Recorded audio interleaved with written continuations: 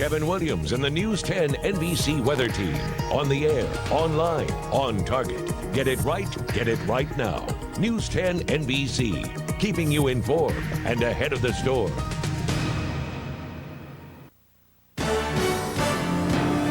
News 10 NBC was the first to break the story. Our exclusive. After some digging, we have found out some new details that it all happened right over there, and let me tell you what we found out. News 10 NBC, working harder to bring you the stories you can't get sitting at a desk. News 10 NBC. Digging for answers, reporting them first. Charlie is doing some heavy damage tonight. We will have the latest from Florida, which is getting hit by the strongest hurricane in more than a decade. And we'll check with local volunteers who will be helping deal with Charlie's aftermath. It's all next. Digging for answers, reporting them first. This is News 10 NBC at 11. Good evening, everyone. I'm Brian Martin. Janet has the night off. Hurricane Charlie is the strongest hurricane to hit Florida in more than 10 years. At least 3 people have been killed, dozens injured, and 500,000 people are without power tonight. People there will be dealing with Charlie well into the night. You're looking at a live picture now of Jacksonville. Charlie is headed that way. People are bracing for the worst. We will get the forecast from Josh Nichols coming up in just a moment. But first, let's get the latest on hurricane damages from Jay Gray in Tampa, Florida. A testimony to its strength.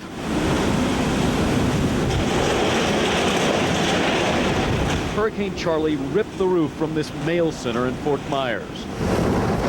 The Category 4 hurricane attacked the southwest Florida shoreline. All right, let's do it again.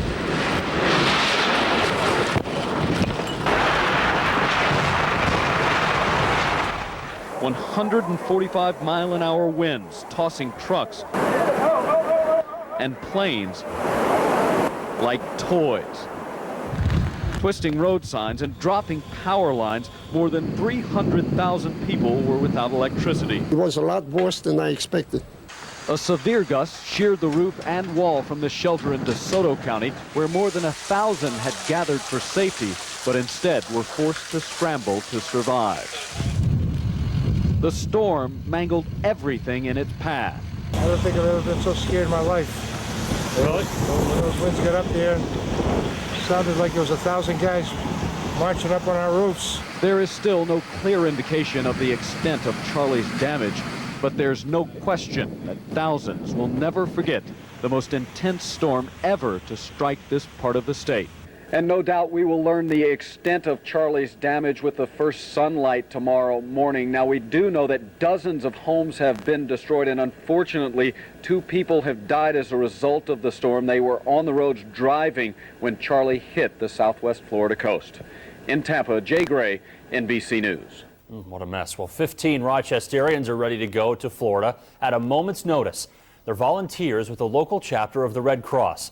So will they go, and who makes that decision? Jessica Weinstein takes a closer look tonight. She joins us live. Jessica? Well, Brian, Florida is in a state of emergency with all the damage we just saw, but the woman who decides if local volunteers will ride to the rescue says she's also concerned about New York. You can see the power of the wind and, of course, how it gets funneled around the building here. Tonight, Becky McCory has her eyes fixed on Charlie. I think North Carolina's in trouble. It's the strongest hurricane Florida has seen in 10 years. Well, this went from a 2 to a 3 to a 4 today. It's a lot. And it's up to McCory to send local Red Cross volunteers straight into its wake. She's New York's Red Cross Director of Emergency Services. Non-stop. Ever since I hit the pavement running, it's been non-stop. 15 volunteers are already on standby, but before she releases them to go to the Sunshine State, she needs to worry about the Empire State. If we get significant amounts of rain, anywhere from 2 to 4 or 5 to 7 inches in various parts of the state, it will go to a flood warning, and then we're going to have serious problems. Jacksonville's there, and then Orlando will be right about there. McCory isn't just tracking Charlie. She knows what it is to be in its path. Her husband is in Jacksonville, her stepson in Orlando, where at 9 tonight, Charlie blew in at a minimum speed of 90 miles an hour. I wanted to call, but I would be breaking my own rules, because the rule really is don't flood the telephone network with phone calls. The Red Cross limit is 1 emergency phone call only, then steer clear to keep phone lines open. Alessin McCory is learning for the first time as she walks the walk she's been talking for years. It'll be a long night for me, I think. And McCory says she will decide sometime over the weekend whether or not to send those volunteers. Charlie is expected to hit New York State late Saturday night or early Sunday morning. Brian? Okay, Jessica, thank you. The Olympic torch is now lit and the games are officially underway. With the games in their birthplace of Greece, the honor of lighting the cauldron was given to a Greek athlete, Nikolaos Kaklamonikis. He won the gold in windsurfing at the Atlanta Games back in 1996 and will compete in Athens starting on Sunday. He's one of the 10,500 athletes who were part of the opening ceremonies tonight at the Olympic Stadium there. They come from a record 202 nations. The U.S. team, led by basketball Olympian Dawn Staley, received a warm welcome despite differences over U.S. foreign policy. The grand ceremony combined ancient imagery with modern technology, complete with, as you see, a fire made of 5 Olympic rings. And of course, stay tuned to News 10 NBC for complete Olympic coverage of the games. You can watch the games also in high definition. News 10 NBC is on Time Warner Cable, channel 1010, and NBC's special high definition Olympic feed on channel 1012, as well as over the air on channel 58. You can find a complete schedule online at news10nbc.com. You know, the summer games are going on, and so are the local summer festivals. The city's 35th annual Puerto Rican Festival began tonight. It runs through Sunday at the Civic Center Plaza. You can get a schedule of events from the festival hotline at the number on your screen, 234-7660. Another summer event is over for the year. The final East End Festival wrapped up around 11 o'clock tonight. That event typically draws thousands to the city's East End. Police shut down East Avenue for a few blocks. Tonight was a little colder than some of the other events, though. People were even wearing long pants and sweatshirts. Now, bringing you Western New York's most accurate forecasting technology. Here's meteorologist Josh Nichols in the News 10 NBC Weather Lab. Good evening, everyone, or should I say, good morning. It's now 6 minutes past midnight, and we're into the weekend. We had a little bit of rain today, not associated with Charlie at all. And the good news is that we are looking forward to at least a fairly dry period coming up over the next couple of days. Our live News 10 NBC Weather Lab Triple Doppler not showing a drop of rain at this time. Skies are mostly cloudy, 62 degrees. But you know, when you think about how cool and how cloudy it's been, you compare it to what's been happening here over the past 2 hours in Florida. Really, we are quite fortunate. I've got the latest advisory here on Charlie. It now appears as though the storm is weakened. We have maximum winds of 85 miles per hour. The storm is moving off to the north-northeast near 25 miles per hour.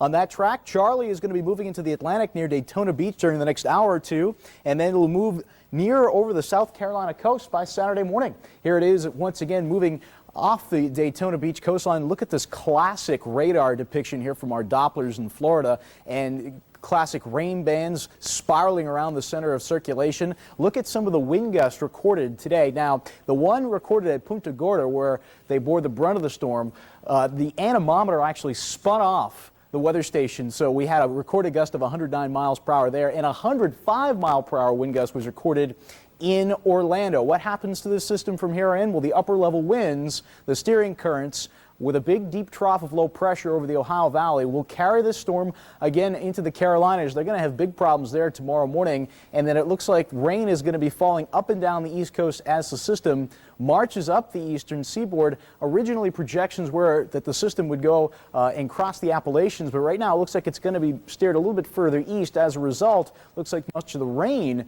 will fall east of Rochester. In fact, I don't expect much more than maybe a spot shower or two from this particular hurricane. And again, once it gets up to these higher latitudes, it's going to be in a very weakened state. But guess what? There's more activity, more trouble in the tropics. This is Tropical Storm Danielle off the Cape Verde Islands, and this is Tropical Depression number 4 moving into the Antilles. So the tropics have heated up, and we're going to be watching these systems marching across the Atlantic. More activity to follow in the next upcoming days. Weather facts for today, not very tropical here. The high temperature 66, the low 60.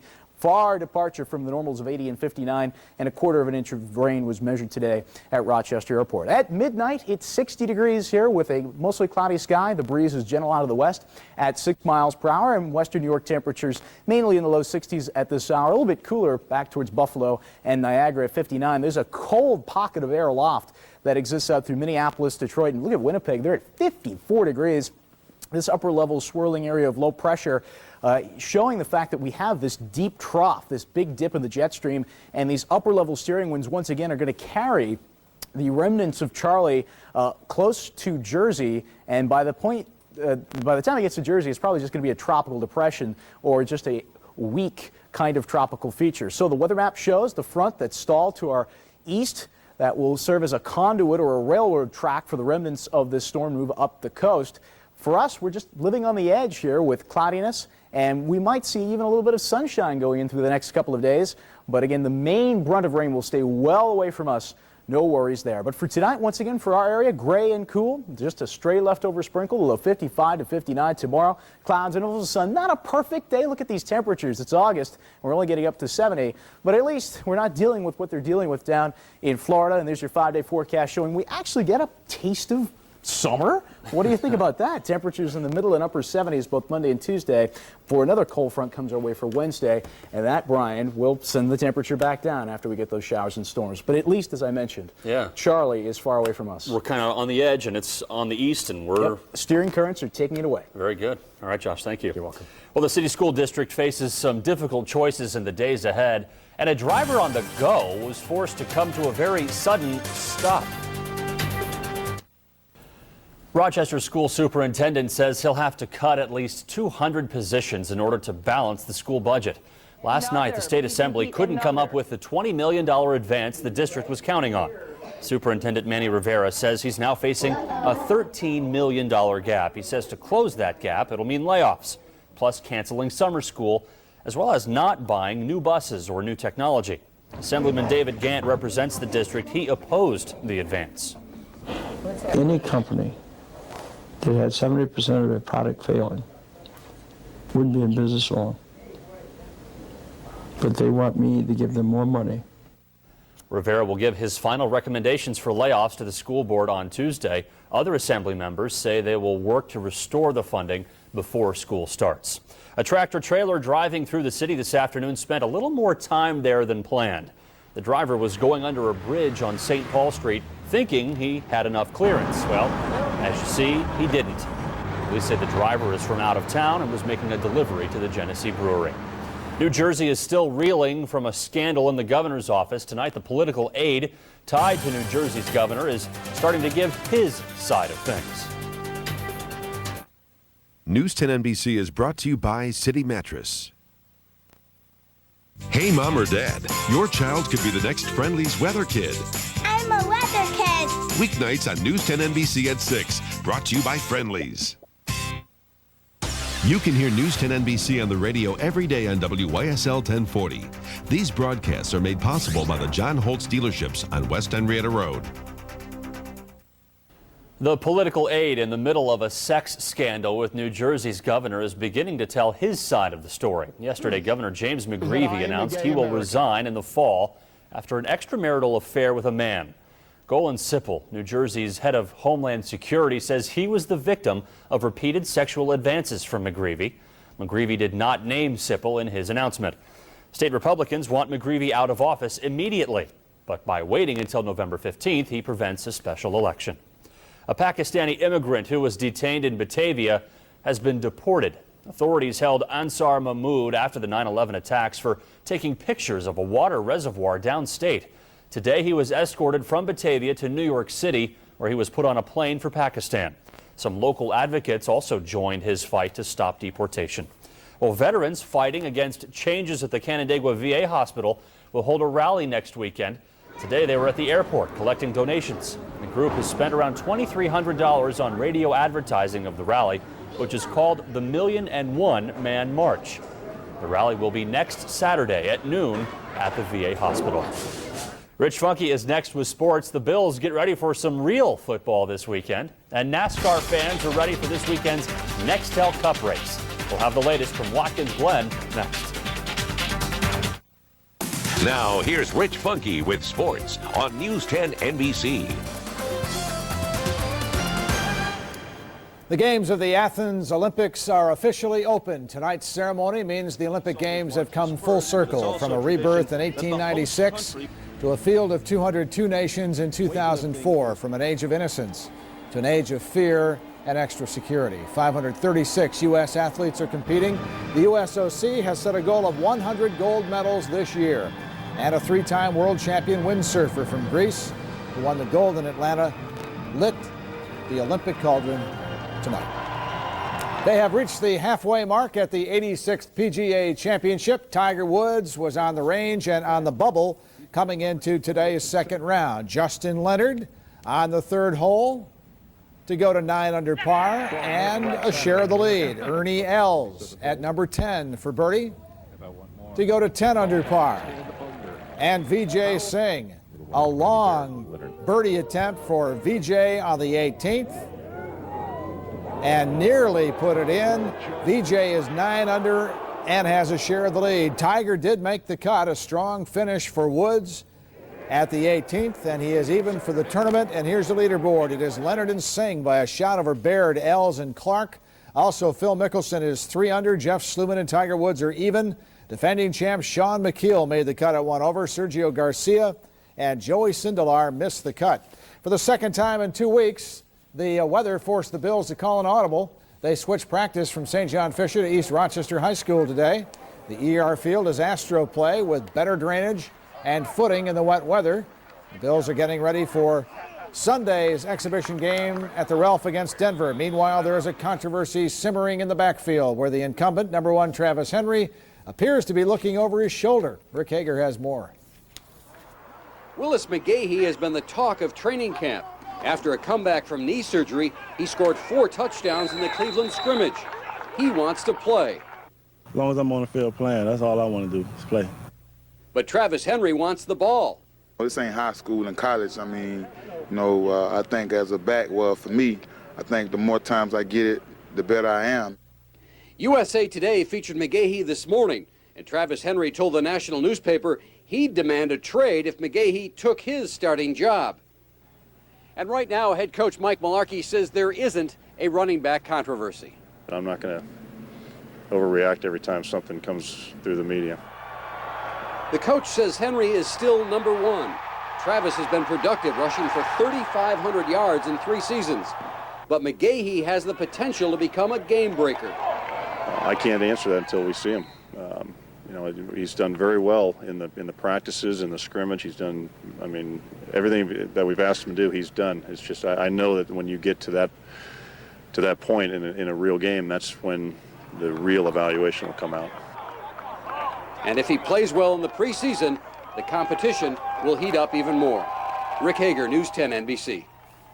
There was preseason football tonight. Waterloo's Tom Coughlin made his debut with the Giants against Kansas City. And how about Ron Dane? He has lost 38 pounds. He took one 29 yards for a touchdown. He took another one 67 yards for a touchdown tonight. Eli Manning in his NFL debut, 7 of 13 for 91 yards. And he led the Giants to a field goal, but it was the Bachelor, Jesse Palmer, who threw the late TD that gave the Giants a 34-24 victory. The Saints beat the Jets 23-13. And J.T. O'Sullivan completed 10 of 13 for the Saints. New England beat the Eagles 24-6. For the third time in NASCAR's history at Watkins Glen, qualifying was rained out for Sunday's Nextel Cup Series at the Glen today. Mark Gruba has more. Wet track conditions rained out qualifying for Sunday's Sirius at the Glen this afternoon. The field was set based on owner points, giving Nextel Cup leader Jimmy Johnson the pole. Teammate Jeff Gordon will start outside row 1.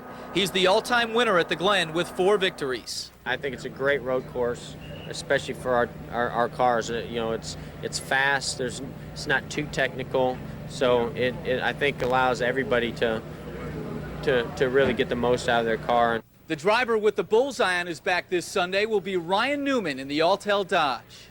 With 5 races to go, Newman holds the 10th and final spot in the new NASCAR playoff system. But 3 drivers are within 55 points of catching him. Right now we have a great opportunity to get into there, and it's definitely exciting. It's it adds a little bit more pressure than than just running the Nextel Cup Series ads every day of the week. I'm not looking behind me, I'm looking ahead of me. So if we can keep running ahead of that arrow or the bullet or whatever it is that's chasing us, then you know, the arrow will be on some, or the bullseye will be on somebody else. Kodak driver Brendan Gaughan is out of the playoff chase in 30th place, but he's hoping to finish well in front of the hometown sponsor. At a road course, everybody says you can't pass, but that's not true. You can. You just got to be smart, be patient, pick your times. Gaughan's teammate Rusty Wallace will also sport the Kodak colors Sunday when the green flag drops at 2 p.m. Mark Rubin, News 10, NBC. And the top 5 for Sunday will be Jimmy Johnson, Jeff Gordon, Dale Earnhardt Jr., Tony Stewart, and Matt Kenseth. Brendan Gaughan will be 30th in the Kodak Dodge. Down the road from the Glen, a benefit tonight for Mercy Flight, put on by Fox Run Vineyards and Constellation Brands. Richard Childress, who operates 5 race cars in NASCAR, attended the event along with one of his drivers, defending champ Robbie Gordon. Mercy Flight transports critically ill patients 24 hours a day. 2/3 of its budget comes through fundraising efforts like this. The Rhinos played the Charleston Battery for the 3rd time in 2 weeks tonight, this time on the road, and it wasn't pretty. Kirk Wilson gave the Rhinos the lead in the 4th minute. Charleston tied it on an own goal, then blew it open with 4 second-half goals. The Rhinos have won just 3 of their last 13, and the Red Wings weren't any better tonight. At home against the Scranton Red Barons, Jason Bartlett and the defense left a lot to be desired. Top of the 4th inning, and the ball is hit to short, and Jason threw it away on the A.J. Hinch infield single. The run scored 3-1. Next batter, Buzz Hanahan. The ground ball, J.D. Durbin threw it into center field. 4-1 Barons. An error by Luis Rodriguez made it 5-1. Then Sean Wooten launched a grand slam to center. Oh, man. 9-1 Scranton. The Red Barons scored 9 of the inning for an 11-1 lead. Michael Restovich hit a 3-run shot in the 8th for the Wings to make it 13-8. But that was the final. Same 2 teams tomorrow at Frontier Field. The Yankees began a series in Seattle tonight, and this is Bernie Williams with 2 on, and see you later. A 3-run shot, and it is 10-2 Yankees now in the 8th inning. The White Sox edge the Red Sox 8-7 on Aaron Rowan's 2 home runs. The Indians moved within 2 of the Twins with an 8-2 victory. The Mets hit 3 home runs en route to a 10-6 win over Arizona. The Dodgers scored 6 runs in the 9th to beat the Cubs, and the Cardinals won the battle of division leaders 4-1. That is it tonight. Team USA against Brazil. Women's soccer, Abby Wambach tomorrow morning on CNBC. It's going, huh? Olympics, here we go. All right. Thank you, Rich. Your lottery numbers are coming up. Stay with us. If you see news happen, let us know about it. Call the News 10 NBC hotline at 232-1010. And here are tonight's winning lottery numbers. Your midday drawing, the daily 313, the win 4, 3246.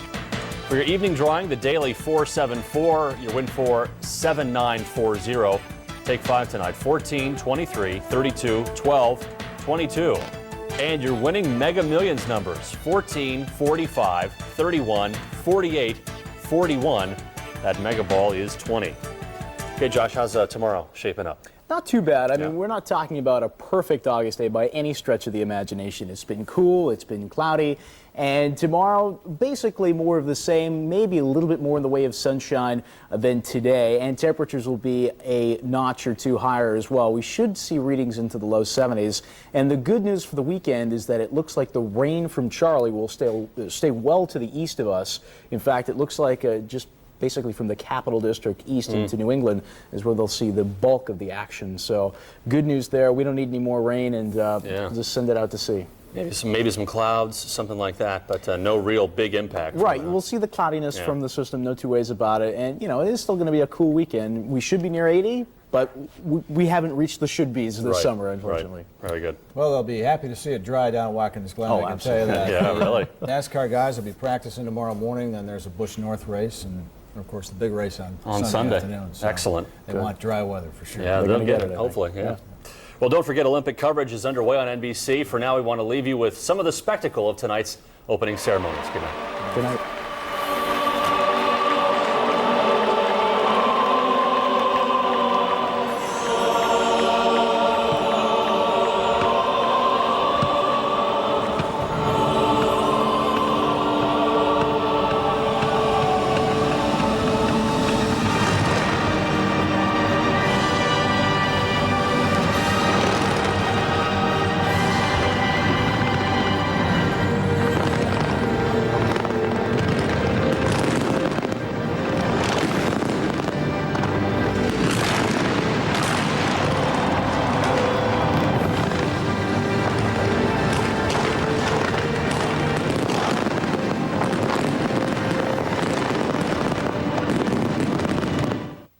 News 10 NBC, digging for answers, reporting them first. Straight ahead on News 10 NBC, Hurricane Charlie is downgraded to a tropical storm, but it's causing major problems here in Rochester. 1 year after the worst blackout in history, we find out what improvements are being made locally. Plus, it was a medal-winning performance for an Olympian from Webster. It's all next. Good evening, everyone. I'm Jennifer Johnson. Hurricane Charlie is now Tropical Storm Charlie, but its devastation continues to mount. A local family is still waiting to hear from loved ones in an area of Florida hardest hit by that storm. But first tonight, we are learning about an accident in Wayne County. 6 people have been taken to the hospital with serious injuries. Jessica Weinstein is live at the scene of the accident in Palmyra. Jessica, what can you tell us? Well, Jennifer, those 6 people are 6 teenagers from Marion, and they do have very serious injuries in this accident tonight. Wayne County Sheriff still on the scene trying to figure out what happened. Here's what we know now. Wayne County Sheriff say about 9:20 tonight, a pickup truck carrying 3 people was leaving Finn's Inn here on Route 21, and it traveled straight into the path of a minivan. The collision sent the van spinning, and it flipped over and caught fire. Wayne County Sheriff say 6 people between the ages of 17 and 19 were taken to the hospital with serious injuries tonight. 2 were taken by Mercy Flight, including a pregnant mother. One of the passengers in the pickup truck was 8 months pregnant, and we have concern on the fetus. And tonight, authorities are checking into the possibility that the driver of that truck was drinking here at the bar. Obviously, that would be underage drinking if that were the case. But no tickets thus far have been issued, and they continue to investigate tonight. Reporting live in Palmyra, Jessica Weinstein, News 10 NBC. In Florida, at least 13 people are dead and thousands are homeless from Charlie, once a hurricane, now a tropical storm. This is a picture we got from Rochester natives Kathy and Jay Milliman. It is of a home in Hardy County, which is about 40 miles from where the eye of the storm hit.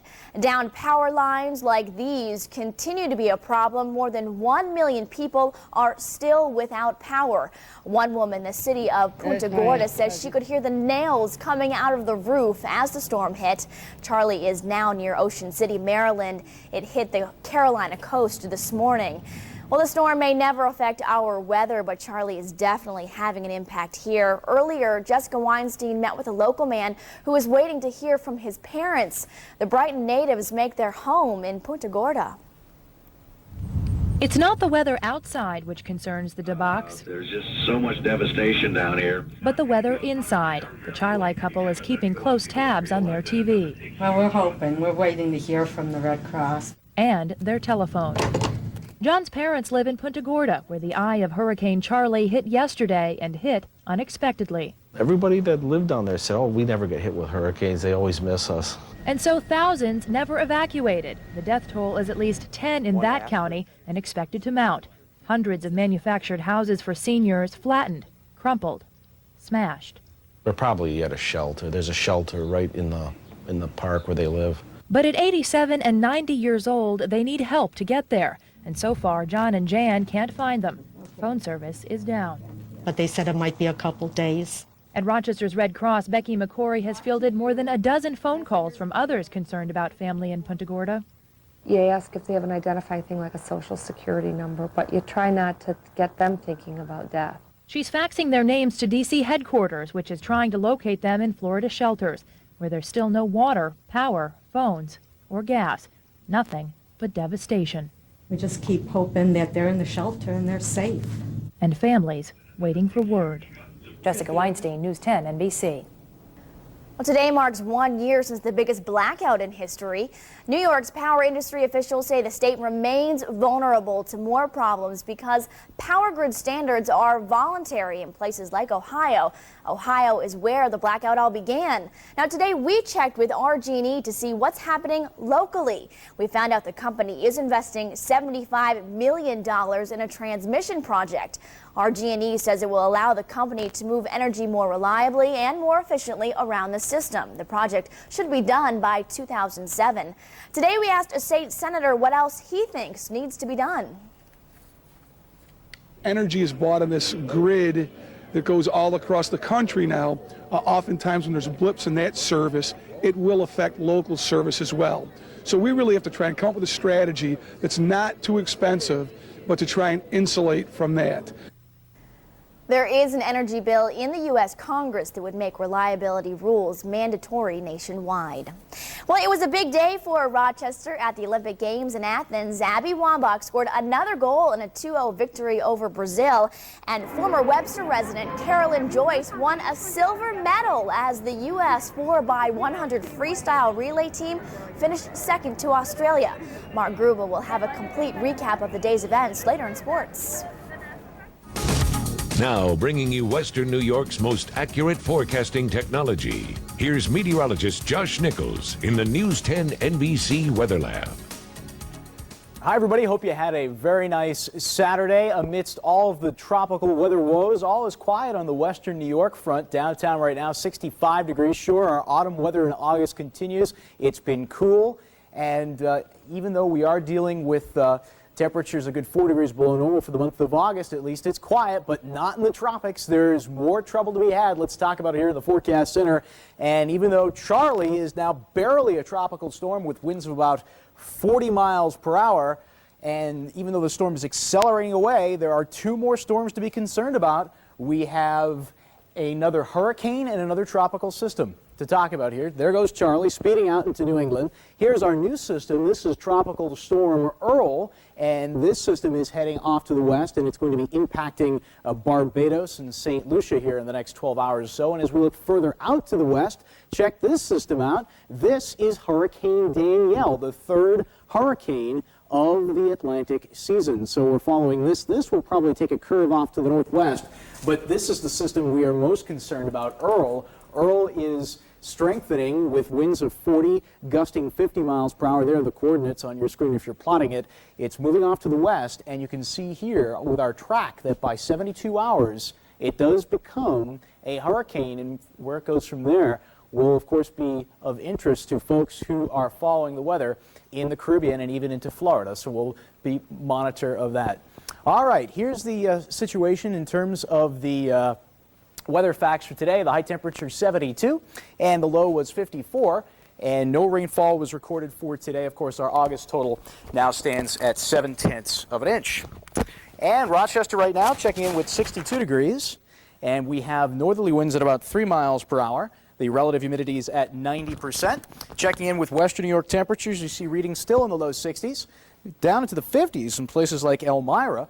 And it's about 61 in Ithaca right now, having some audio problems, but hopefully we've begun to straighten that out. On the national scene, we see a cool pocket of air existing here through the Great Lakes, and this is going to basically make the atmosphere a little bit more unstable as the August sun works to heat the ground. So as a result, there's a chance for some extra clouds and maybe a spot shower. But notice this big slug of moisture moving up the eastern seaboard. That is the remnants of the hurricane. That is now just a weak tropical system becoming extratropical, losing all of its characteristics and taking all the rain into southern New England and basically out to sea. So some winds for the coast, maybe gusting 30, 35 miles an hour with some rain. Otherwise, again, this extratropical feature is moving away. High pressure is going to be trying to build it in from the west, and as a result, our weather looks quiet for tomorrow and into Monday, so that's good news there. The forecast for tonight calls for just some patchy clouds. It'll be cool. The overnight low temperature 55 to 60. Coming up for the day tomorrow, plan on clouds, intervals of sun. It could be a renegade shower or sprinkle, but that's about it. Top temp 70 to 75. And there's your 5-day forecast showing temperatures up close to 80 by Tuesday. Next threat of a shower, thunderstorm, or any significant weather later Tuesday night. Otherwise, it's seasonable and warm as we go through the middle part of the week. Jennifer, back to you. All right, Josh, thanks so much. Well, upstate New York says goodbye to a music legend. Meanwhile, hundreds of music fans abandoned their cars and walked for miles. Coming up, we'll tell you why. Funk music legend Rick James was laid to rest in his hometown of Buffalo today. About 6,000 people waited for the chance to walk past his casket and say goodbye. James died in his sleep a week ago at his home in California. The 56-year-old was best known for his hit song, Super Freak. More than 2,000 people abandoned their cars along a highway in Vermont, all to get to a concert. Fans of the band Fish then walked 12 miles to get to the site of the concert. Just before the band's farewell concert tonight, police put up roadblocks saying the concert site was too muddy. Police say as many as 6,000 people made that long walk. Well, coincidentally, this marks the 35th anniversary of the Woodstock Festival this weekend. The 3-day concert was held at an upstate farm, and as we know, tens of thousands of people attended that 3-day event. Well, the online auction for a popular festival is almost up, and the Blue Cross Arena is filled with patriotism this weekend. Those stories are coming up. You can hear News 10 NBC on the radio every day on WYSL 1040. These broadcasts are made possible by the John Holtz dealerships on West Henrietta Road. Digging for answers, reporting them first. This is News 10 NBC at 11 with Jennifer Johnson, Mark Ruba Sports, and meteorologist Josh Nichols in the News 10 NBC Weather Lab. The music of the Marine Tattoo filled the Blue Cross Arena this evening. What a performance. This weekend's shows are the last stateside performances for the 2nd Marine Division Band. It is being deployed to Iraq. The 10th Mountain Division Band from Fort Drum also performed. The last show is tomorrow at the Blue Cross Arena at 2 p.m. Well, there are less than 24 hours left for the eBay auction of the Sterling Renaissance Festival. The festival and the more than 200 acres of land it sits on has been up for auction for about 2 weeks. It is near Oswego. The current price for the festival is more than $1 million. 53 people have bid on it so far. Bidding ends tomorrow at 12:30. Well, coming up, a look at tomorrow's weather. And straight ahead in sports, Vijay Singh takes the lead at the PGA. Mark has the highlights coming straight at you next. Look at that. Now, here's Mark Gruba with sports on News 10 NBC. Abby Wambach has picked up an equal number of goals and yellow cards through 2 games at the Olympics, resulting in 2 wins for the U.S., but also a 1-game suspension for the Mercy grad. Abby's 2nd yellow card in as many games came early in the second half of a scoreless tie against Brazil. After that, the U.S. finally cranked up the offense. Mia Hamm converted a penalty kick for her 2nd goal of the games, and then Wambach scored in the 77th minute on a tremendous run. Watch this. Wambach down the wing, splits the defense, and fires it home. Abby's 16th goal in her last 17 games. The U.S. wins 2-0. So now 2 Olympic goals for Wambach, but she'll watch Tuesday's game against Australia from the sideline. Former Webster resident Carolyn Joyce won a silver medal at the games today. Joyce, who now makes her home in Ann Arbor, Michigan, swam the first leg of the 4x100 freestyle relay. The team of Joyce, Natalie Coughlin, Amanda Weir, and Jenny Thompson set a new American record in the race, but lost to Australia by 39/100ths of a second when Jenny Thompson was passed on the final lap. Michael Phelps, out to break Mark Spitz's record of 7 gold medals in a single Olympiad, won his first gold today, breaking his own world record in the 400 individual medley. Fellow American Eric Vent took the silver, and Phelps has 4 more individual events and 3 relays remaining. Also today, McQuaid grad Jason Turner was 36th in the 10-meter air pistol competition. The U.S. softball team ran its win streak to 71 games. Jenny Finch pitched 3 scoreless innings. The U.S. women's basketball team beat New Zealand. Swin Cash led the way with 19 points. Glory's Last Shot is rapidly becoming Singh's best song. Through 3 rounds at the PGA, the former champion Vijay Singh is the leader. Whistling Straits once again yielding to the world's best on moving day. Phil Mickelson fired home 5 birdies on the front 9, pulling into contention with a 67. He's 8 under. Ernie Els grabbed the lead on number 8 with this. But the Big Easy would bogey 18, leaving him tied with lefty. Singh on 16 for birdie. Got a chance. Using that short putter again. At 12 under, he had the lead. Justin Leonard answers, tying Singh. But Leonard with bogey 18, and Vijay had this for sole possession. 12 under after a 69 for Singh. He leads Leonard by 1 stroke and 5 players by 4 shots, including Mickelson, Riley, and Ames. Also Clark and Els at 8 under. Tiger is 3 under after a 69. Sean McKeel 1 under, and Jeff Sluman 7 over after a 79 today. We'll get a better sense of how the Bills are coming along tomorrow night in their first preseason game against the Broncos at Wilson Stadium. It's a chance for the newcomers to catch the coach's eye as well. I'm approaching it just like, like a regular game, a regular season game. I'm going to go in there, I'm going to play hard, and I'm going to do what I do and, just try to make the best of my opportunities. Tomorrow's game will not be televised live locally. Also, LaDainian Tomlinson inked the richest contract ever for a running back today. He gets nearly $60 million over 8 years from the Chargers. Preseason action tonight, 49ers and Raiders. And you know it's the preseason when you see this. Arnaz battle for the Niners and a whole bunch of sloppy tackles for the Raiders. Battle stays in the bottle and goes 61 yards for the score. The Raiders won it 33-30.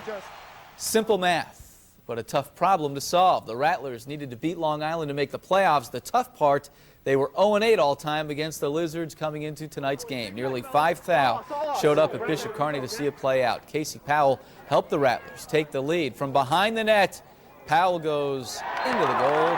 He had 3 of those tonight. Josh Kaufman led the Rattlers with 5, and they get it done, beating Long Island 21-14. The Rattlers win the division to secure the number 2 seed in the playoffs. They'll face Philadelphia Friday at 5 in Boston, followed by Baltimore and the homestanding Boston club. These are the dog days of August for the Red Wings, who dropped another game in the playoff race against Scranton tonight. Only the madcap hijinks of the chicken kept the home fans entertained. Top of the third, Ryan Howard took Dave Gassner deep for a 2-run homer. I mean really deep. Howard hit 37 homers in AA Reading before being promoted to Scranton. He launched another bomb in the 5th. These are tape measure shots. He drove in 6 runs as Scranton won it 8-3. The Wings have now lost 14 of their last 19. They are 5 back in the wild card race with 22 games left in the season. Alex Rodriguez is killing 2 birds with 1 stone. Out with the flu anyway, he dropped his appeal of a 4-game suspension for that brawl in Boston last month today.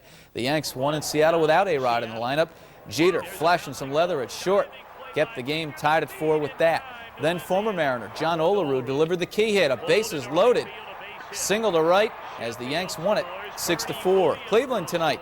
The Indians continue to reel in the Twins. Travis Hafner golfs a 2-run shot off Kyle Loesch in the 1st. Then in the 5th, Victor Martinez stepped up and belted a 3-run blast off Loesch. The Twins have watched their lead in the Central shrink to just 1 game over the Tribe, and Jody Garrett laid out to cap off a 7-1 victory for Cleveland. And tomorrow, of course, is race day at Watkins Glen, with points leader Jimmy Johnson on the pole for the Sirius at the Glen after yesterday's washout in qualifying. The Nextel Cup cars finally got some work in on the road course during happy hour practice this morning. Brendan Gaughan will start 30th in the Kodak Dodge. Today, he was just 31st fastest. The Gordons set the pace. Defending champ Robbie Gordon, the fastest in practice, but he'll start 23rd because of owner points tomorrow. Jeff Gordon, meanwhile, sitting pretty in row 1, and the 4-time champ was 2nd fastest today. Right behind him, 3rd fastest, Jeremy Mayfield, battling for that 10th and final playoff spot in the new NASCAR system. The green flag drops tomorrow at 2 p.m., and we will have team coverage from Watkins Glen tomorrow on the late news as well. We look forward to that. Well, in the Olympic spirit, Mark, I want to tell you that I would like to give the gold medal out to our producer, Jennifer Hickey, because effortlessly today, she used one of our chairs, like we're sitting in right now, to show me how the swimmers make a certain move in the pool. Without a pool, she showed it to me, explained it to me, and I just want to give her the gold medal for that amazing move in our newsroom tonight. So Jennifer Hickey, here is to you. Well, we're going to move on after that. We're going to have your winning lottery numbers. Okay, I'm speechless. I know. Winning lottery numbers. It's 12:30 in the morning. Stay with us. Okay. If you see news happen, let us know about it. Call the News 10 NBC hotline at 232-1010. And here's a look at the winning lottery numbers. In the midday drawing, the daily numbers are 620. The win 43701. And in the evening drawing, the daily numbers are 314. The win 40664. The take 5 34 30 36 1 33. And the lotto numbers are 3 46 19 44 36 55. And that all-important bonus number of 32. Well, Josh is back with us now. And how are we shaping up for Sunday, huh? Things look okay. I mean, considering what's happening to our east and considering what's going on in the tropics, we're very fortunate here. Despite all the cool conditions that we've had, the month has averaged more than 4 degrees below normal per day. Tomorrow, even though it'll still be rather cool, we'll find clouds and intervals of sun. Gentle breezes will blow in from an onshore direction, especially in the afternoon. Temperatures mainly in the low 70s. Slightest chance of a spot sprinkle in the Finger Lakes. Otherwise, the bulk of the day dry. If you have interest on the lake, maybe you want to do a little sailing, play a little golf, what have you, it looks okay. All the rain from Charlie is out to the east. We're still watching the tropics for a couple of systems, but of course we'll just keep you posted on that tomorrow. Or perhaps see a Bills game, huh? What time does that go down tomorrow? The Bills play tomorrow night at 7:05, and looks like the starters for the Bills will probably play about a total of 12 plays, maybe about the first half of the first quarter, and then we'll see how the backups do. Great. All right. Thanks so much. Well, thanks for joining us, staying up late. We will see you tomorrow. Good night, everyone. Good night. Good night.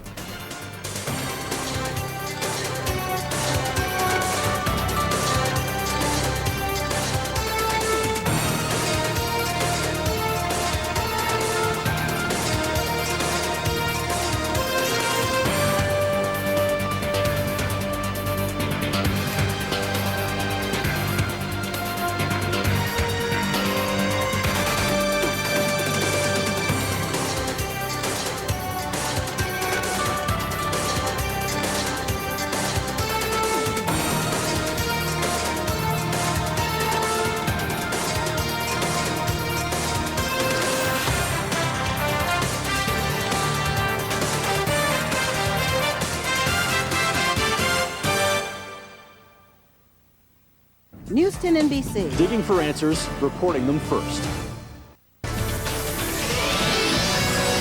Digging for answers, reporting them first. This is News 10 NBC at 6. Good evening. I'm Jennifer Johnson. In Wayne County, killed a 19-year-old pregnant woman and her unborn child. 5 other people were taken to the hospital. Berkeley Breen spent the day at the scene piecing together what happened last night. Live in the newsroom, Berkeley. Jennifer, Erin Lucas was due to deliver that baby in September, and she had just graduated from Marion High School. We're told the father of the baby was the person driving the truck that she was in, and it was where that truck was coming from that has some people concerned. Erin Lucas was just 19 years old. She was inside this truck when it crashed on Route 21 in Palmyra. Lucas was flown to Strong by Mercy Flight. She died at the hospital. The driver was 17-year-old Adam Whalen. 20-year-old Ian Voorhees was also inside.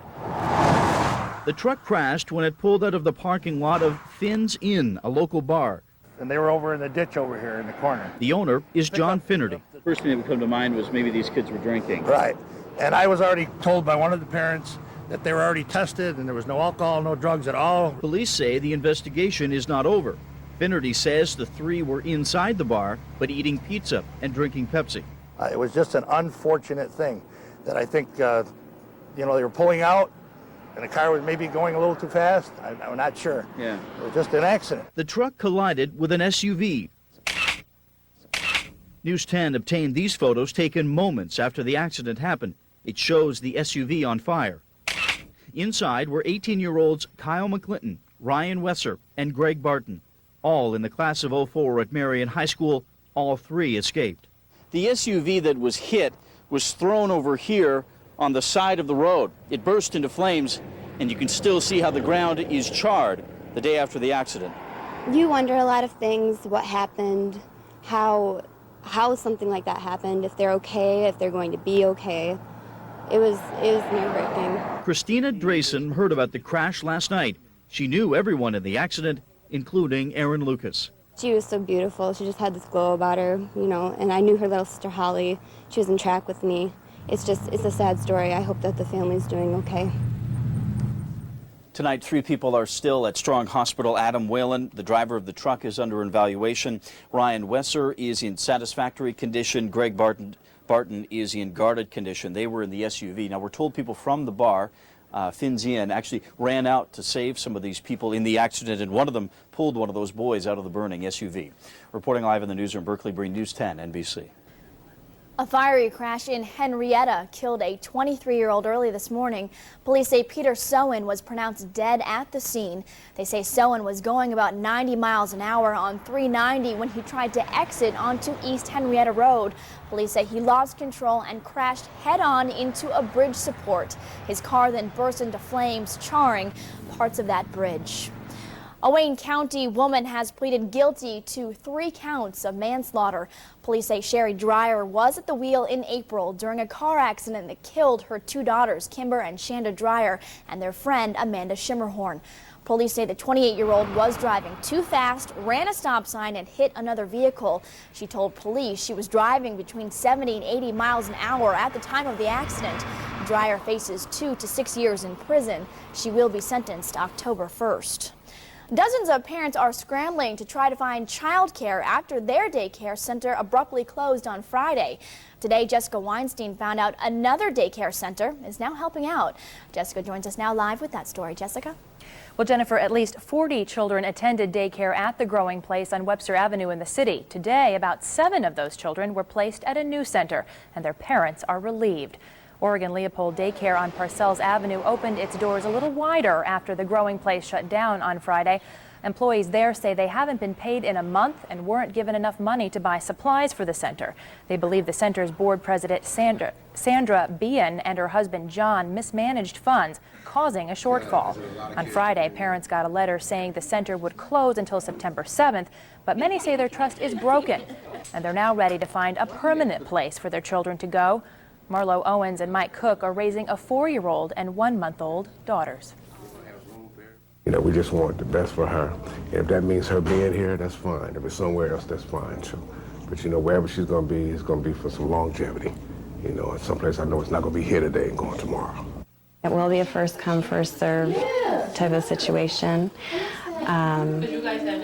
All of these people also came prepared and will be able to start this week.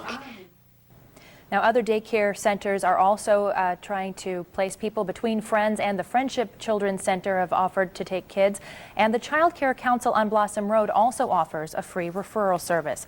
We should also note that in December 2002, John Bean pleaded guilty to conspiracy for his role in the Amico scheme to defraud mortgage lenders of nearly $60 million. John Bean was handling the Growing Place's finances. Parents and former employees now say they've asked the state attorney general's office to investigate. Sandy Bean, meantime, did not return our calls for comment. Jennifer? The aftermath of Hurricane Charlie is being felt in Florida. 16 people are dead, thousands are still without power, and the damage estimate is in the billions. American Red Cross workers are heading to Florida to help with the relief. Now, if you would like to make a donation to the American Red Cross Disaster Relief Fund, you can call 1-800-HELP-NOW or send your money donation to our local Red Cross chapter. All of the Red Cross disaster assistance is free and made possible through donations. Now, we should learn tomorrow if any volunteers from our area will go to Florida to help out with the hurricane relief effort. Now, bringing you Western New York's most accurate forecasting technology. Here's meteorologist Josh Nichols in the News 10 NBC Weather Lab. And a good early evening to everyone. It wasn't the brightest of Sundays, but nonetheless, the bulk of the day, with just a few minor exceptions, was dry, and for that we should be thankful. Our live News 10 NBC Weather Lab Triple Doppler right now showing nothing locally here in Rochester, but there are a couple of showers in the Naples area and a few more in southern Wyoming County. Those will tend to dissipate once the sun sets. It is cool, though, no question about that. 69 degrees downtown right now. We have a battle of the seasons coming up as we go through the week. Let's talk about it here. There's a big circumpolar vortex up in central Canada, and we've been dealing with that for much of the summer. But there is a strengthening Bermuda high in our computer charts, and it looks like it's going to try to make further inroads west. And as a result, these two are going to try to duke it out. The jet stream is going to be right over western New York. So at times we're going to get little invasions of cooler air, and at other times it's going to be trying to warm up as we go through the week. Now, one place that's definitely warming up is the tropics. Things are heating up big time here. We have a Category 2 hurricane on the map. This is Hurricane Danielle. It's moving west of the Cape Verde Islands right now, and this is yet another tropical storm. This one is the one we're really going to have to keep our eyes on. This is Tropical Storm Earl. It's speeding off to the west here at 23 miles per hour. They're the coordinates here on your screen. Top winds of 45 miles per hour with gusts to 60. And this indicates the positioning here that's being projected by the National Hurricane Center. It is expected to become a hurricane in the next couple of days, moving through the Caribbean, and where it goes from there, well, it's going to be a watcher. We'll have to keep our eyes on it. And our eyes right now, though, are on the weather facts. For today, the high temperature still well below normal for this time of year, 72.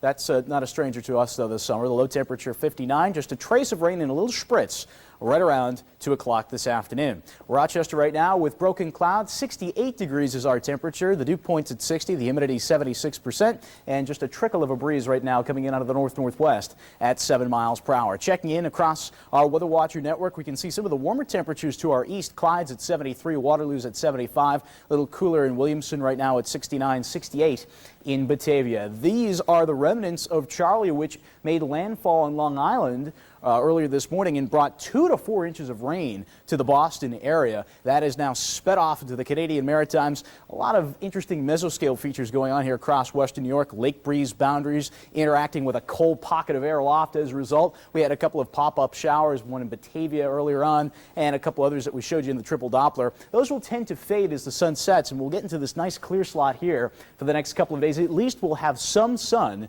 coming up for tomorrow and Tuesday, and then after that we're going to be watching this front moving through the upper plains. That will serve to bring our next threat of showers probably early Wednesday. So the forecast map shows another wave of low pressure actually riding up the coast to bring Boston more rain. Little trough speeds through tomorrow morning, gives us some clouds, maybe a spritz, but then during the afternoon the sun should come out, and the sun should also be here as we go into Tuesday. So not a bad start to the work week upcoming. But for tonight, once again, talking about just that spotty evening shower in 1 or 2 spots, the bulk of the area dry. Otherwise, we'll find broken clouds, a little patchy fog too. The low temperature 54 to 59 tomorrow. Some morning clouds, maybe a sprinkle, then some sun coming out in the afternoon, just a feeble lake breeze. The high temperature still a little bit below normal, 72 to 76. 5-day forecast shows a nice warm up for Tuesday, near 80.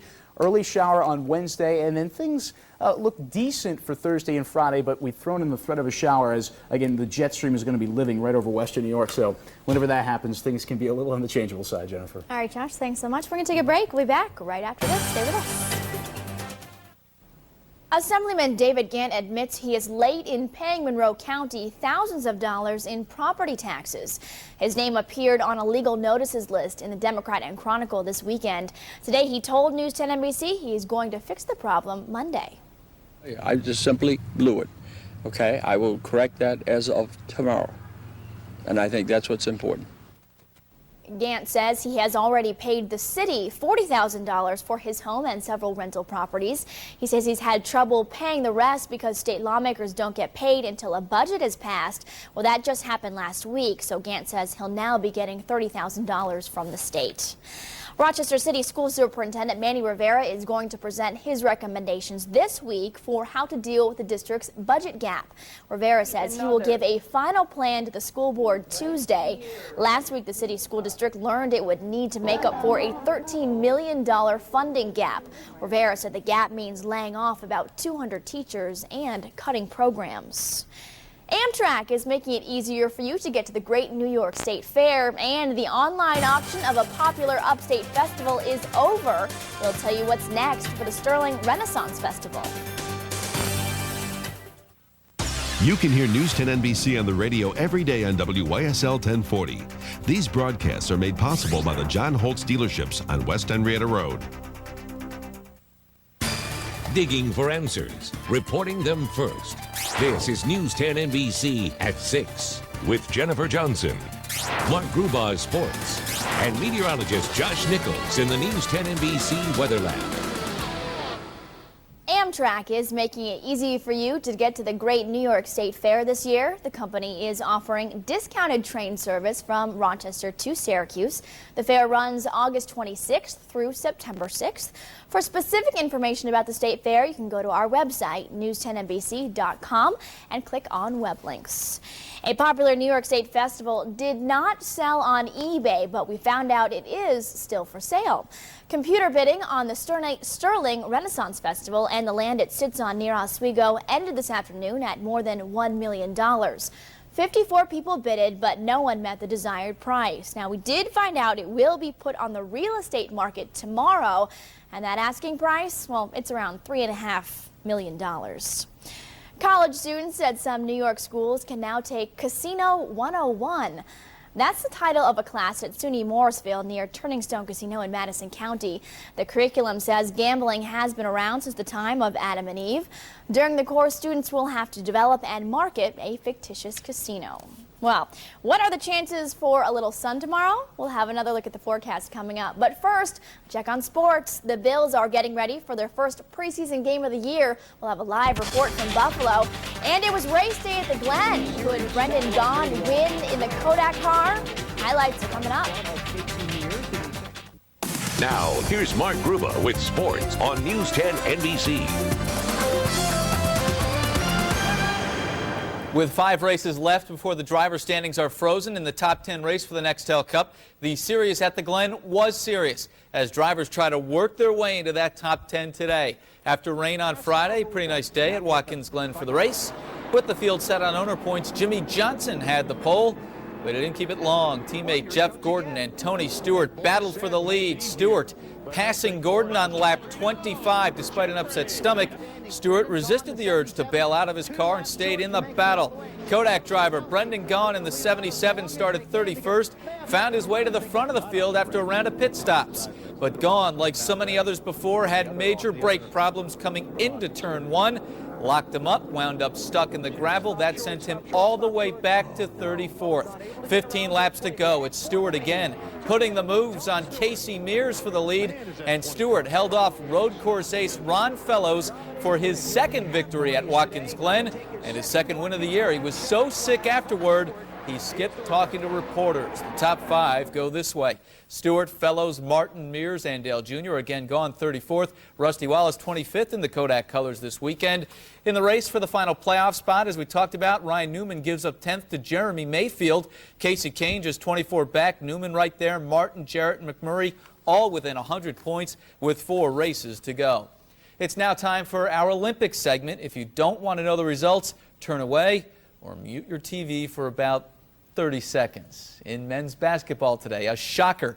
Puerto Rico dumps Team USA 92-73. The Dream Team a nightmare. The first Olympic loss since NBA players joined the games back in '92. Other results from Athens.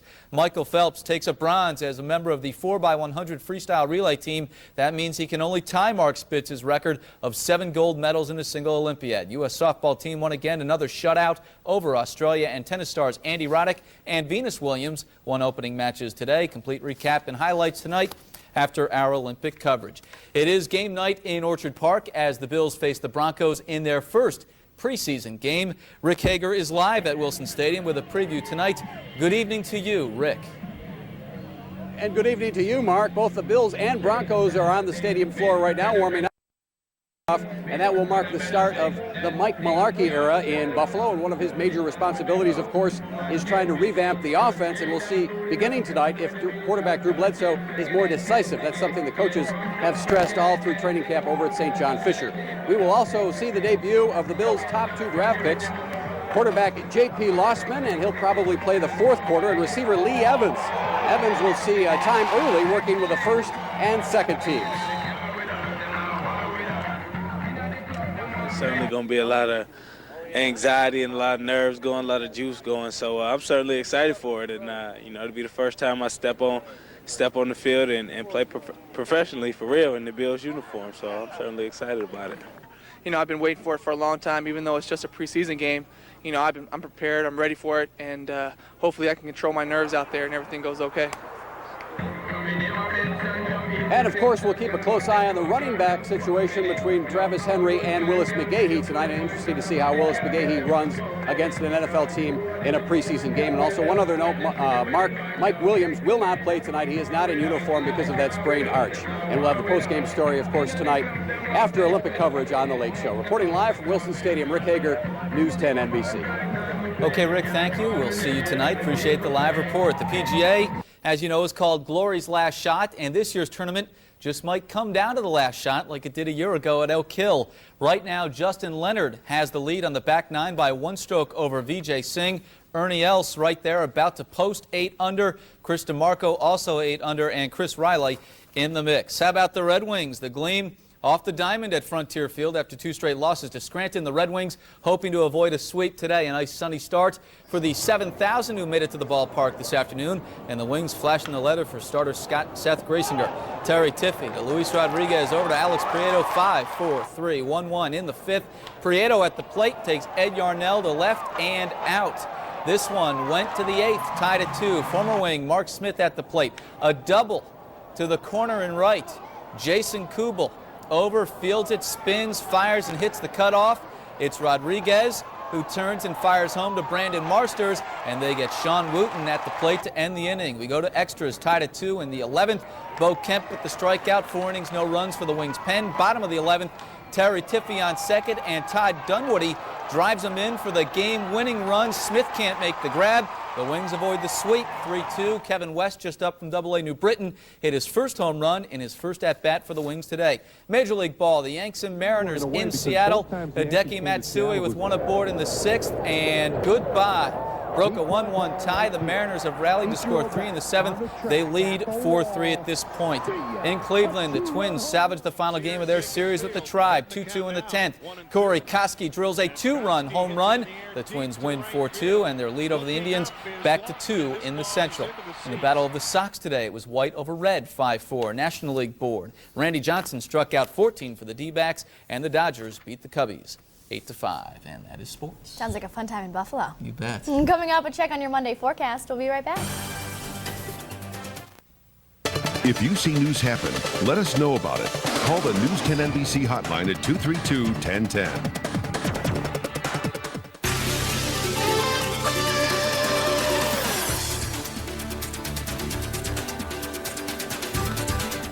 And Josh is back with us now. How are we doing for Monday, huh? Looks pretty good, not too bad. In the morning, we could start out with a sprinkle, Jennifer, so you might want to have the umbrella just before you get out to work. But you might want to have the sunglasses for the afternoon because we are forecasting some sun for later on in the day. Just a feeble lake breeze keeping temperatures locally cooler lakeside, highs in the low 70s. All right, well, thank you so much. We have a whole bunch of Olympic coverage coming straight at you right after this. And, of course, we will see you after that, probably around midnight. We will see you then. Take care, everyone. Good night. Good night. Good night.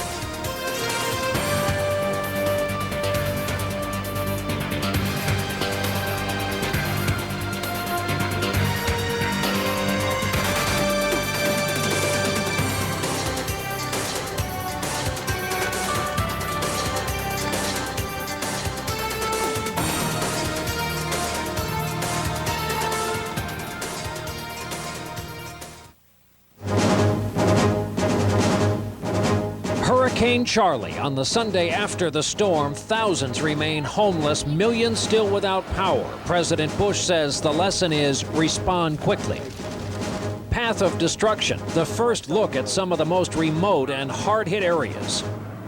Game day for the U.S. Olympic basketball and swim teams. Are surprises in store, while an American adds punch to the Iraqi team. And watch the birdie, as in Olympic badminton at 200 miles an hour, not your backyard variety. This is NBC Nightly News with Brian Williams in Athens and John Siegenthaler in Punta Gorda, Florida. Good evening from Athens, where the flame burns above the Olympic Stadium. In a fiery car crash, we'll tell you what happened just before the accident. A daycare, thousands of dollars in debt, shuts down. Is it fraud? We talk with the former executive director, and we'll have the latest highlights from the Olympic Games in Athens, Greece. It's all next. Chase Pitkin is proud to support News 10 NBC's local broadcast of the Olympics. And Dutch Boy is helping us celebrate with a $4 rebate on Dutch Boy paint in twist and pour gallons. Interior, exterior, ceiling paint, and more. Plus, get everything else you need. All the right tools, brushes, rollers, drop cloths. A $4 rebate on Dutch Boy gives you the best savings on the best paint. Always right at home at Chase Pitkin.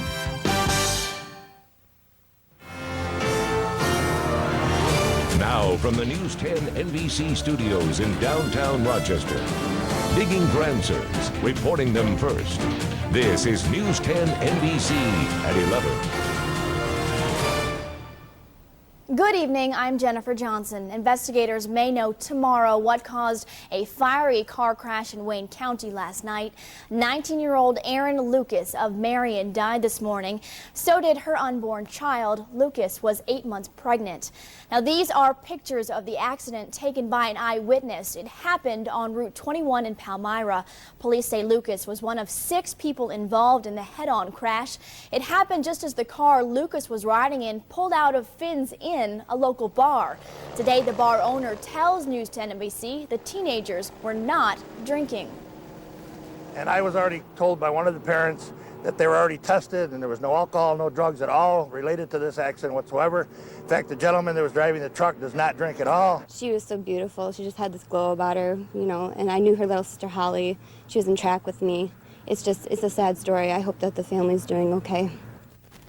One person involved in the crash is in guarded condition tonight.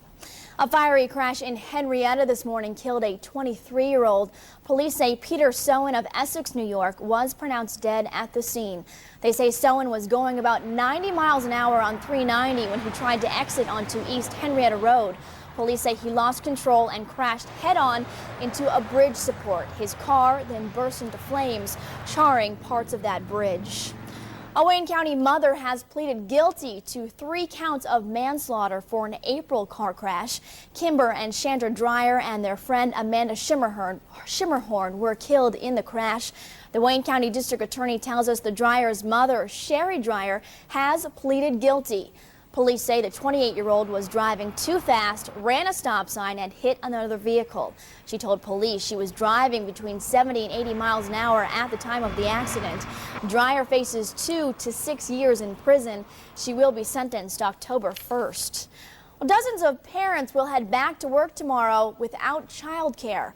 Friday, the Growing Place in Rochester suddenly closed after allegations of financial problems. Today, some of those parents signed up their kids at another daycare, the Oregon Leopold Daycare Center. The center's director held an open house after learning about Friday's abrupt closure. Parents say they'll be much more critical from now on. To put it in one word, it was shocking because they didn't give us any warning. The people who've come so far today, we do have space for. It will be a first come, first serve. News 10 NBC is learning more about the financial problems at the Growing Place. Tonight, Jessica Weinstein spoke with the center's former executive director in an interview you will only see on News 10 NBC. Jessica?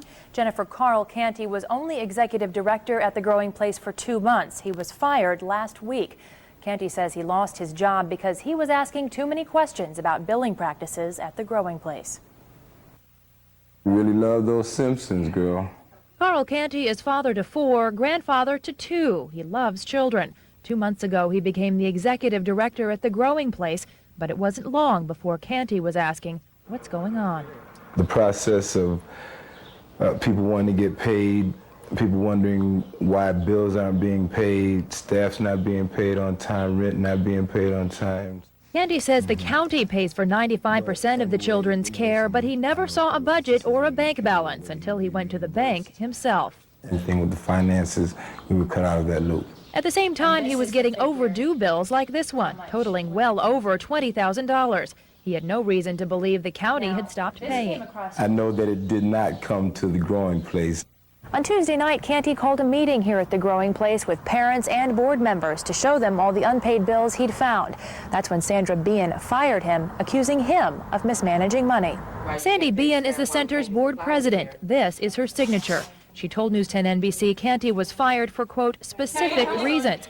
Canty, who has awards for his care, says he used the general fund to buy needed supplies and give $50 loans to 4 unpaid employees. I have no reason to feel bad, on my part about anything that happened.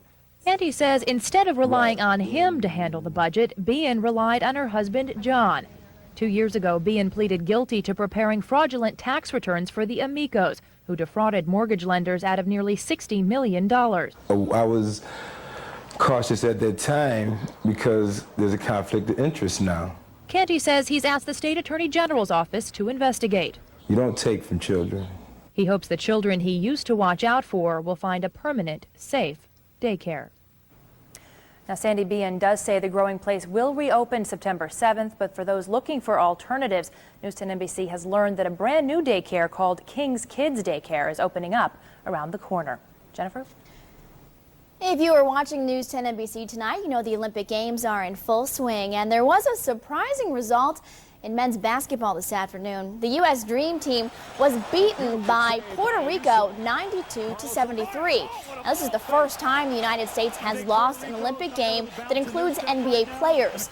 Coming up in sports, Mark Grubo will recap the rest of the day's competition. The death toll in Florida from Hurricane Charlie now stands at 16. Thousands are still without power, and the damage estimate is in the billions. We do have an update for you on the Chilai couple who was trying to contact their loved ones in Florida yesterday. Jan DeBach tells us her in-laws, Don and Grace DeBach, are safe. They used to live in Brighton. Now their home in the Florida city of Punta Gorda is a total loss. We should learn tomorrow if our local Red Cross chapter will send volunteers to Florida. If you would like to help the American Red Cross Disaster Relief Fund, you can call 1-800-HELP-NOW or send a donation to the local Red Cross chapter. President Bush got a first-hand look at the damage in Florida today. He promised the government would provide help and said supplies like water and ice are on the way. From his helicopter tour, the president saw the damage done to a hospital, a school, and the debris from trailer park homes scattered across fields. Democratic presidential hopeful John Kerry took his campaign to Idaho today. Kerry was asked if he thought the president's trip to Florida was disruptive. Kerry says he thinks it was appropriate for the president to visit and says it is what the people there needed. Now bringing you Western New York's most accurate forecasting technology. Here's meteorologist Josh Nichols in the News 10 NBC Weather Lab. And good evening, everyone. Thanks so much for joining us. We had a relatively decent day today. Not perfect, to be sure, but at least we had a good deal of dry time. There are a couple of showers out there, though, right now live. On our News 10 NBC Weather Lab Triple Doppler, you can see some moisture pooling in some of the valleys to our south, South Bristol, Canondice. Be on the lookout for a couple of showers as we go through the overnight, but those should begin to dissipate. And otherwise, we're dealing with a mainly clear sky locally here in Rochester. Downtown, temperature stands at 65 degrees. Let's talk about the week ahead and set the stage here for you with some weather headlines. And we have a taste of summer coming up tomorrow. Even more improvement over today. And as we look at Tuesday, it looks terrific from our vantage point right now. Probably the pick of the week, maybe the day to get a round of golf in or a long lunch. But by the time we get to Tuesday night, we get our next shower threatened. Even though it'll be seasonably warm as we see it right now through Friday, it will have some opportunity still for a couple of showers, and the reason why is we have a battle of the seasons going on here. We still have this big circumpolar vortex up here in eastern Canada, but at the same time there's a ridge of high pressure that's trying to build in from the Atlantic. This is the Bermuda high that's been displaced. So as a result, as these two battle it out, the jet stream is going to be right overhead, and that will provide a couple of opportunities for some showers to work their way into the picture. Now, the tropics, as we all know, have been a big topic of discussion. This here is Hurricane Danielle, a Category 2 hurricane. This should pass to the northwest and then eventually recurve to the northeast. Not a problem to us, but this is Tropical Storm Earl, and for a little political science, if you will, they've denied, the government of Venezuela denied a Hurricane Hunter airplane from flying into this system. So they aren't quite sure what's going on exactly with the system, but they do know, just by looking at the satellite here, and you can see it too, that the system's kind of falling apart. The clouds kind of look disorganized here. But the computer models are still indicating that this storm, now located at these coordinates with top winds of 45 miles per hour, will continue to move off to the west, and it could become a hurricane in the Caribbean in 72 hours. For today, though, our weather facts show a high temperature of 72 and a low of 58, just a trace of rain and a spot spritz this afternoon. Rochester right now at midnight, 59 degrees with just a few high scattered clouds, a lot of starlight out there. The dew point at 58, so the air mass has a relative humidity of 96%, so there could be some pockets of fog when you start the morning out tomorrow. Checking in with western New York temperatures, a little bit milder to the south and east where the clouds are heavier. Elmira at 64, Rochester in the clear at 59, Buffalo at 63. On the national scene, we see a little cool pocket of air here, and that is also coinciding with a little disturbance. You can see this little circulation in the clouds over the Ohio Valley. This little disturbance has to come through in the morning. That could provide a shower to us, and then we're going to have to watch this system out in the upper Great Lakes for another opportunity for showers come later Tuesday night and Wednesday. Rain is the story for the coast as a wave of low pressure travels that way tomorrow morning. High pressure comes in for us tomorrow afternoon, and that will begin to bring some sunshine to our skies. And that's also going to be the case on Tuesday. We'll have to wait till probably Wednesday again to see another rain threat. So for tonight, just some partial clearing and that spotty shower south of town. Little fog in the valleys, the low 54 to 59 tomorrow. AM clouds, afternoon sun, high temperature 72 to 76. Here's our new feature, our 7-day forecast, taking you right through the end of the week, calling for, again, that unsettled picture straight through about, Friday. And then it looks at this early vantage point that the end of next weekend, Jennifer, could cool down some. But the good news is that we're relatively seasonable through much of this week. I like that 7-day forecast. Thank you very much. Thank you very much. We like it too. Thanks, Josh. Extra police forces are out tonight, but crowds are fighting back. We'll tell you what's happening on the streets of Rochester right now. And a local leader tells us his plan to pay his backed taxes. News 10 NBC is brought to you by Excellus Blue Cross Blue Shield of the Rochester area. Hey, Mom or Dad, your child could be the next Friendly's weather kid. I'm a weather kid. Weeknights on News 10 NBC at 6, brought to you by Friendly's. 325-4444. The News 10 NBC Weather Lab is at your fingertips 24 hours a day. 325-4444. Brought to you by Isaac Heating and Air Conditioning. Within the last hour, Rochester police say bottles and rocks are being thrown at officers in the northeast part of the city. This just hours after the 35th annual Puerto Rican Festival was over. Police have been able to keep the corner of Clinton Avenue and Upper Falls Boulevard under control.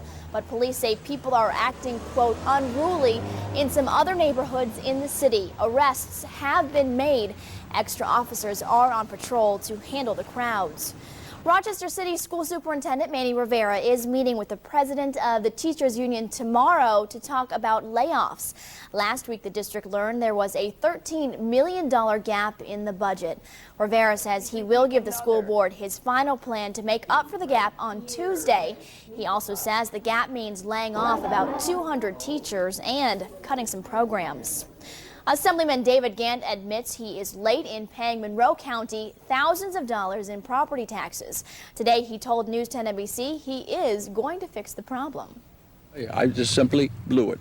Okay, I will correct that as of tomorrow. And I think that's what's important. Gant says he has already paid the city $40,000 for his home and several rental properties. He says that part of the problem is state lawmakers don't get paid until a budget is passed. As we know, that just happened last week. So Gant says he'll now be getting $30,000 from the state, and so he will be able to pay those back taxes. Well, the Great New York State Fair opens in just over a week. We'll tell you about a new way to get there. And the Sterling Renaissance Festival did not sell on eBay today, so we find out what is next for the festival. That's coming up. Healthy Heart Update with Dr. Tim Matthew. Here in Rochester, 750 patients die with heart attack per year, even before they reach the hospital. The cardiac risk factors are the writings on the wall. Are you at a high risk? Reduce your chance of a heart attack. Go to news10nbc.com and click on Health Connections for more from Heart Associates of Rochester. Don't get surprised. Get yourself checked out by a cardiologist.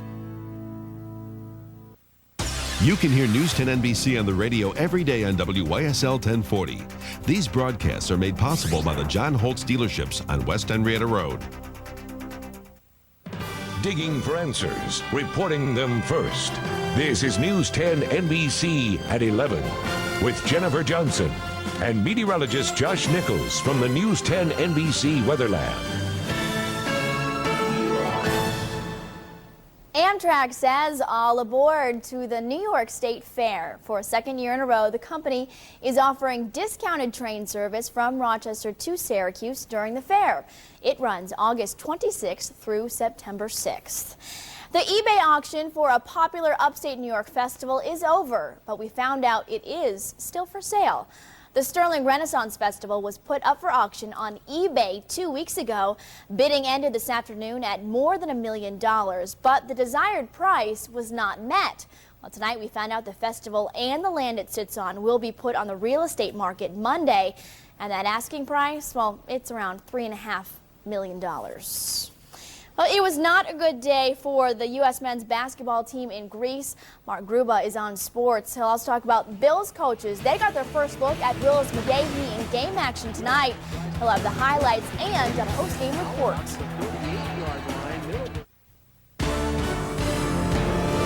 Now, here's Mark Gruba with sports on News 10 NBC.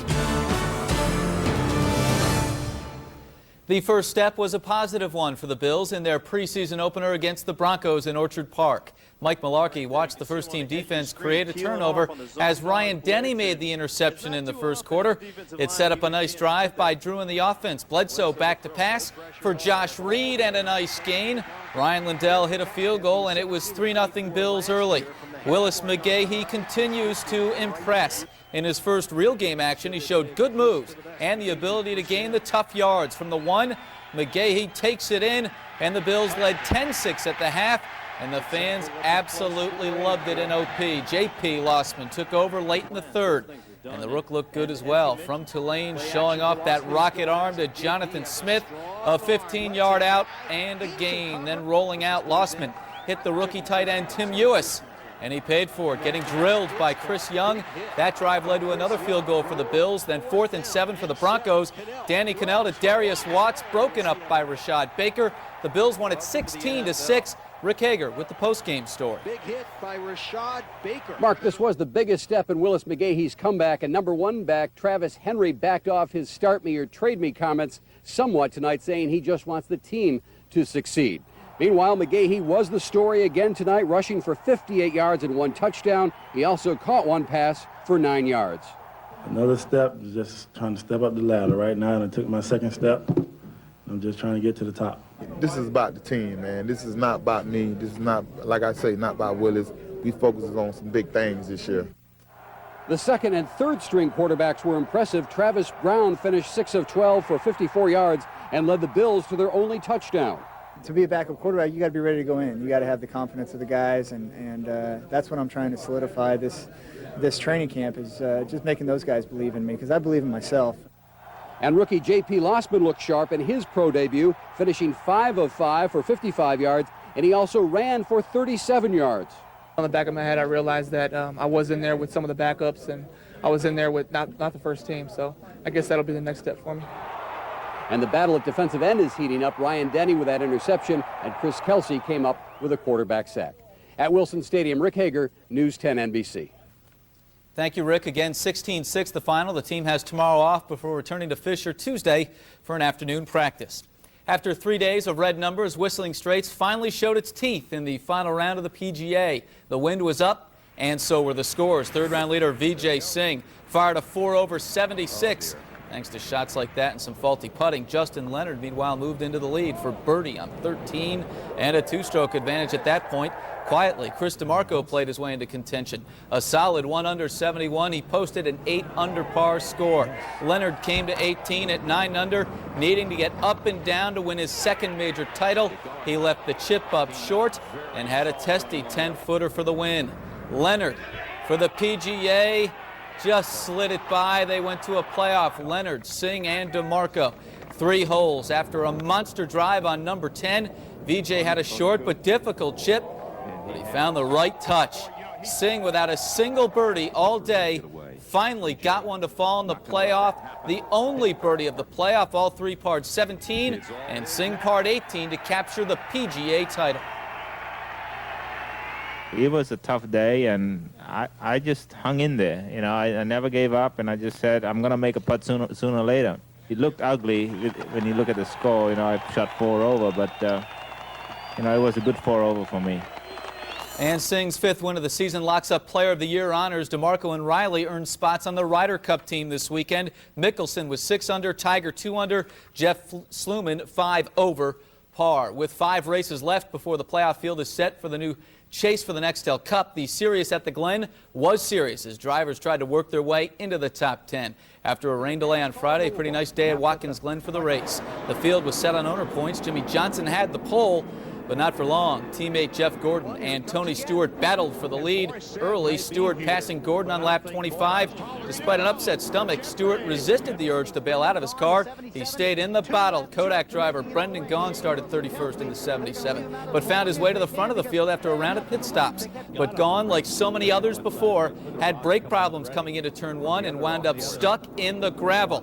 He then blew an engine on the restart and finished 34th. 15 laps to go now. It's Stewart again, putting the moves on Casey Mears for the lead. And Stewart would hold off road course ace Ron Fellows for his 2nd career victory at Watkins Glen. A gut check worth the reward. Physically, I felt good in the car as far as strength-wise. Just was going through the stomach cramps, and then they'd get bad for a while, and then they'd subside for a while. And the good thing is the last 20 laps were where I needed to be focused. That's the one part of the race where they kind of went down a little bit. When is the win going to come? I thought today. we had, like you say, I have no complaints. The guys at DEI it was an excellent car. I guess we'll be back next year. Worked hard. We didn't really get it on the racetrack. We got it on pit road. We had a great pit strategy, and Tony Jr. did some great calls and got me out there. And just tried to dig and keep what we could keep and do what we could do, and we gained some ground on the guys in front of us in the points. So it's a good day. Not a setback at all, because we know that we were trying some new things. It's a road course. There are no road courses in those last 10 races. We came here to win, and that's about it. Stewart right on his bumper here as they come down to the line. Quickly gets by the slower car, Brendan Gaughan. We gave it a gamble to get back on the lead lap, and when I put 2nd on the restart, there was nothing there, and I had basically blown the gear out of it and didn't know. So my own fault, but to the Kodak folks that came, thank you. Hope we gave them a good show. And Stewart, Fellows, Martin, Mears, and Dale Jr. round out the top 5 in the race for the final playoff spot. Jeremy Mayfield takes over the 10th spot. 5 drivers still within 100 points with 4 races to go. At the Olympic Games, a shocking result in men's basketball today. Team USA was upset by Puerto Rico. The Dream Team has become Larry Brown's nightmare. Carlos Arroyo to Daniel Santiago as Puerto Rico built a 20-point halftime lead. The U.S. rallied, but Arroyo drilled a key jumper as Puerto Rico won easily, 92-73. The first loss for an NBA-loaded U.S. basketball team in Olympic play. The U.S. gymnastics team is in 2nd place after today's competition in Athens. Carly Patterson scored a 9.725 on the beam, placing her in 1st place in the qualifying for the all-around title. The finals are set for this coming Tuesday. Other results from Athens. Swimming sensation Michael Phelps took a bronze in the 4x100 freestyle relay. The U.S. softball team beat Australia, and tennis stars Andy Roddick and Venus Williams won opening round matches. The problems continue for the Rhinos. Another loss tonight in Atlanta. The Silverbacks win 2-1 on a goal in the 87th minute. The Rhinos still own the final playoff spot, 1 point ahead of Atlanta, but the Silverbacks have a game in hand. And the Red Wings, also struggling to keep their playoff hopes alive, avoided a sweep today by Scranton. A nice sunny start for the 7,000 on hand at Frontier Field, and we'll pick it up tied at 1 in the 5th inning. Alex Prieto at the plate, Ed Yarnell on the mound, and goodbye. A solo home run for Prieto. It went to extras, tied at 2. Bo Kemp with the strikeout to end the top of the 11th. The Wings' pen was great today. 4 innings, no runs. Bottom of the frame, Terry Tiffey on 2nd. Todd Dunwoody drives him in for the game-winning run. The Wings win it by a final of 3-2. Kevin West, just up from AA New Britain, hit his first home run in his first at-bat for the Red Wings today. And in the majors, the Yankees out in Seattle. The Mariners with a 6-run 7th inning beat New York. Edgar Martinez with the go-ahead RBI, and 7-3 the final. Also, the Twins beat the Indians. They're up 2 games in the Central race. All right, thank you so much. Well, we are already into Monday, but we're going to get a check on the rest of the day's forecast when we come back. If you see news happen, let us know about it. Call the News 10 NBC hotline at 232-1010.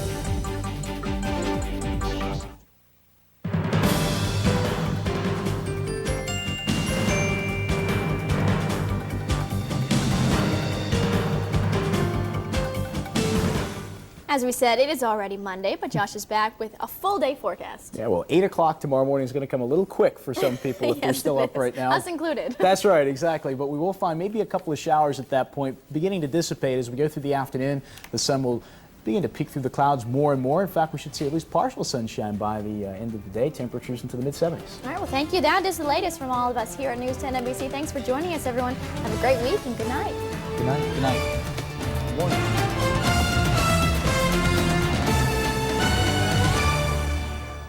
Investigating, uncovering, bringing you the stories behind the stories. News 10 NBC. Digging for answers, reporting them first. Now from the News 10 NBC studios in downtown Rochester. Digging for answers, reporting them first. This is News 10 NBC Today. Good morning, I'm Gabe Dowell. I'm Rebecca LeClaire. And I am Rich Cornelia. Hopefully you had a nice weekend, all in all, considering what other parts of the country had. I mean, that hurricane that hit Friday, we were talking about it all at the end of last week, just devastating down that away. And then all that moisture came up the East Coast, just missed us. So we wound up with a couple of pretty good days. Yeah, it was a little cloudy, a little cool, but at least most of it was rain-free. And this morning, starting off the same way, just a quick shower or two overnight, especially east out towards the Finger Lakes and Wayne County. That is fizzling out right now. Maybe just a sprinkle, so does eastward right now. And there was a little shower just south of Penn Yan towards the southern tier. So those folks may see a few raindrops early today. Otherwise, partly cloudy for the rest of us. Should be a pleasant afternoon. Temperatures low to mid-70s. Again, we may see a pop-up shower or rumble of thunder this afternoon, but most of us stay dry. But of course, if one of those showers pop where you are, you're going to get wet. So we're just going to throw that in the forecast so that you know about it through this afternoon. But all in all, decent weather Monday in store. Yeah, it was perfect yesterday in my eyes. It wasn't too hot, and I saw a lot of sun. We were up by the lake, so it was just gorgeous up there. Excellent. All right, thanks a lot, Rich. In the news this morning, Rochester police are investigating 2 homicides. Right now, police are at the scene at 800 J Street, where a body has been found. We have a crew there waiting for more details from police at this point. And around 1:45 a.m., police responded to several reports of someone shot at the corner of Barron Street and Weigel Alley. When officers arrived, they found a woman lying on the ground. Police are still waiting for an official cause of death from the medical examiner's office, but it appears that the woman, who is said to be 40 years of age, was shot to death. Police have not released the victim's name, and they've made no arrests at this point. If you have any information, please call 911. It was a busy night for city police, who had to make a number of arrests just hours after the 35th annual Puerto Rican festival ended. It was such a dangerous situation that police wouldn't allow our crews into the areas where police were reportedly throwing bottles and rocks at officers. They were able to contain problems at the corner of Clinton Avenue and Upper Falls Boulevard, but officers say people were acting, quote, unruly in some other northeast neighborhoods in the city. We're still waiting for police to give us a final number of people arrested. Rochester police are looking for the person who shot a man on the city's west side overnight. Officers say the man was shot while walking down Frost Avenue around 1 a.m. The victim was taken to Strong Hospital with non-life-threatening injuries. Authorities in Wayne County are investigating a deadly crash that killed a pregnant woman and her unborn child. Erin Lucas of Marion died yesterday morning. She was 19 and she was 8 months pregnant. Here are pictures of the accident taken by an eyewitness. Police say that Lucas was riding in a truck with 2 other people. They were hit by an SUV as they were pulling out of the parking lot of Finn's Inn, a Palmyra bar. This happened Saturday night on Route 21. The bar owner tells News 10 NBC that the teenagers were not drinking. And I was already told by one of the parents that they were already tested and there was no alcohol, no drugs at all related to this accident whatsoever. In fact, the gentleman that was driving the truck does not drink at all. She was so beautiful. She just had this glow about her, you know, and I knew her little sister Holly. She was in track with me. It's a sad story. I hope that the family's doing okay. One person in the SUV was hurt pretty badly. Greg Barton is in guarded condition this morning. A 23-year-old man was killed in a fiery crash in Henrietta early yesterday morning. Police say Peter Sowen of Essex, New York, was going about 90 miles an hour on 390 when he lost control and crashed into a bridge support. His car burst into flames, charring part of the bridge as well.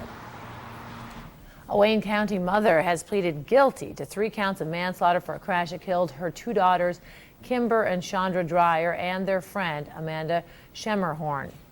Police say Sherry Dreyer was driving too fast. She ran a stop sign and hit another vehicle. Dreyer told police that she was driving between 70 and 80 miles an hour at the time of the crash. Dreyer faces 2 to 6 years in prison. She will be sentenced October 1st. Dozens of local parents will head back to work today without child care. Last Friday, the Growing Place in Rochester suddenly closed after allegations of financial problems. Yesterday, some parents signed up their kids at another daycare, the Oregon Leopold Daycare Center. The center's director held an open house after learning of Friday's abrupt closure.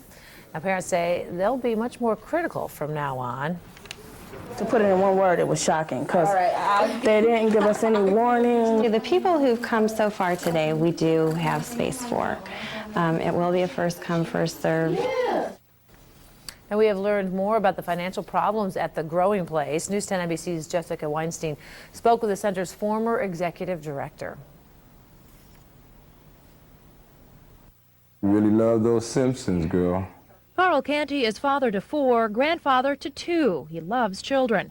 2 months ago, he became the executive director at the Growing Place, but it wasn't long before Canty was asking, what's going on? The process of people wanting to get paid, people wondering why bills aren't being paid, staff's not being paid on time, rent not being paid on time. Canty says the county pays for 95% of the children's care, but he never saw a budget or a bank balance until he went to the bank himself. Anything with the finances, we were cut out of that loop. At the same time, he was getting overdue bills like this one, totaling well over $20,000. He had no reason to believe the county had stopped paying. I know that it did not come to the Growing Place. On Tuesday night, Canty called a meeting here at the Growing Place with parents and board members to show them all the unpaid bills he'd found. That's when Sandra Bean fired him, accusing him of mismanaging money. Sandy Bean is the center's board president. This is her signature. She told News 10 NBC Canty was fired for, quote, specific reasons. Canty, who has awards for his care, says he used the general fund to buy needed supplies and give $50 loans to 4 unpaid employees. I have no reason to feel bad, on my part about anything that happened. Canty says instead of relying on him to handle the budget, Bean relied on her husband, John. 2 years ago, Bean pleaded guilty to preparing fraudulent tax returns for the Amicos, who defrauded mortgage lenders out of nearly $60 million. I was cautious at that time because there's a conflict of interest now. Canty says he's asked the state attorney general's office to investigate. You don't take from children. He hopes the children he used to watch out for will find a permanent, safe daycare. Jessica Weinstein, News 10 NBC. Sandy Bean says the Growing Place will reopen September 7th, but for those looking for alternatives for daycare, we learned that today a brand new daycare called King's Kids Daycare is opening up around the corner. President Bush will be in Cincinnati, Ohio today to speak at the Convention of Veterans of Foreign Wars, VFW. He is expected to announce that thousands of U.S. troops will be coming home soon. Now, this affects those serving in Europe and Asia, not those in Iraq and Afghanistan. Meanwhile, in Iraq, 2 American soldiers were killed during fighting in Najaf yesterday. The U.S. military says that the soldiers were attacked by militiamen loyal to that radical Shiite cleric. Close to 1 million people in Florida are still without power today following Hurricane Charlie. The Category 4 storm killed at least 16 people and has caused an estimated $11 billion in damage. NBC's Bob Keeling has the latest. A FEMA disaster response medical team has taken over the task of patching up a wounded community. We were going to Tampa. That's where we were going. And then last minute, we ended up here because this is where they need us. Keep in mind that some people may still be making their way back into the county here. Officers here to help out are casting a tattered dragnet for those who might try to take advantage. These men were stopped for being in the wrong place during the dusk to dawn curfew. These people would be doing everything they want, and they tell 10 friends who would tell 10 friends that there's no law enforcement presence, and you'd have total anarchy. But mostly it's about repairing the safety net Scores of generators have already been brought in for temporary power. Insurance companies have set up shop in parking lots. In Lake Wales, relief workers cooked up the first hot meals these people had seen since Charlie came crashing through town. I think it's great. It's wonderful, you know, that we have people like this who are willing to come out and do what they can to help. In Arcadia, wet pews didn't dampen worshipers' devotion. Although Charlie took a heavy toll in this historic small town, no one here died, and that's well worth a moment of thanks. Among the injuries that doctors and nurses have treated in this tent behind me, a woman with a bullet-sized shard of glass sticking out of her chest. They've seen 140 patients so far and counting. In Punta Gorda, Florida, I'm Bob Keeling for NBC News. And we should learn later on today whether or not the local Red Cross will be sending volunteers to Florida. If you'd like to help the American Red Cross Disaster Relief Fund, you can call this number, 1-800-HELP-NOW, or you can just simply send a donation to our local Red Cross chapter. You know what's scary is that this is just the start of the hurricane season, right? That is right, Rebecca, and that was really an amazing storm. Most of Friday morning, just 120-mile-an-hour winds, and then at the last, really just couple of hours, it strengthened into a Category 4 huge storm with winds at 145 miles an hour. Then it made that beeline just north of Fort Myers. In fact, in Orlando, had winds over 100 miles an hour, and on the other side of the state in Daytona Beach, they even had winds at 95 miles an hour. So Florida, they're cleaning up today. For us, though, it was a quiet weekend, a nice weekend overall. At 5:40, live News 10 NBC Weather Lab Triple Doppler. Not much happening. A few sprinkles. Eastern Wayne County are moving out of the area, and a pleasantly cool start. 61 degrees. Winds relatively light out of the southwest, 5-10 miles an hour here on East Avenue. That's live data.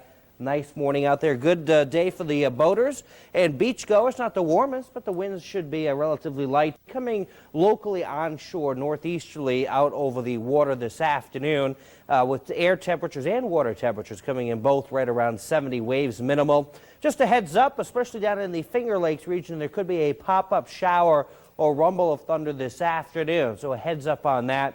Otherwise, things looking pretty good out and about across the area. Up, it's a Monday again. Hopefully you had a good weekend. It should be partly cloudy, a little cool this morning, but there will be that bit of sunshine here and there right through the afternoon. The sunrise coming up at 6:17. The sunset at 8:12. Right now at the airport is 58 degrees. We got partly to mostly cloudy skies. Humidity at 100%. Winds are light out of the west-southwest at about 5 miles an hour. So all in all, a nice morning. Temperatures everywhere, middle, upper 50s to near 60 degrees. And again, any scattered shower activity from yesterday afternoon overnight is dying out. Still some lingering clouds, especially Genesee Valley eastward, but those should clear out. And all in all, should be a good amount of sunshine today. Just some fair weather clouds through the afternoon, but still the atmosphere just a touch unstable. Could lead to a pop-up shower storm, so heads up on that for this afternoon. But most of us will stay dry. High 70 to 75 tonight. Back into the 50s. Could be a little valley fog. And here's something new for you. If you're just joining us this morning, we have a 7-day forecast now. See if we can get all those numbers out there. It's going to be 80 tomorrow. Actually, Tuesday looks like a nice day, real nice day Tuesday. Then maybe just a scattered shower or two Wednesday through Friday. Temperatures in the 70s to near 80. Right now, at least the start of the weekend looks good. Saturday, 80. Sunday, a little cooler. Back into the lower 70s. Wow, that's a lot of numbers. Gabe and Rebecca. 1, 2, 3, 7 days. We're all set. Ready to go. That's right. We don't have to worry about Mondays anymore. We just look right ahead to next Saturday and Sunday. All right. Hey, we have an Olympic roundup of yesterday's events. Also ahead, we will tell you what Michael Jackson was doing at Sunday school the day before his child molestation case goes back to court. All right. It's 5:41, 61 degrees outside.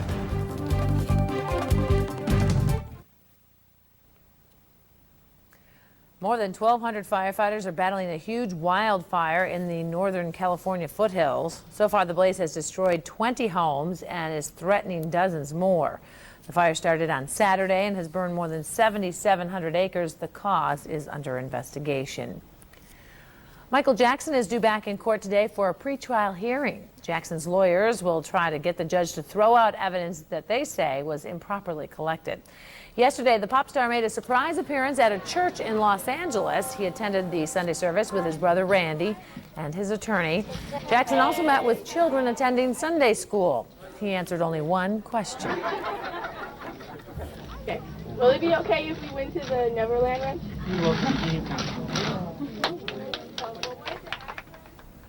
He said that she was welcome at the Neverland Ranch anytime. Now, several of Jackson's family members are expected to attend today's court hearings.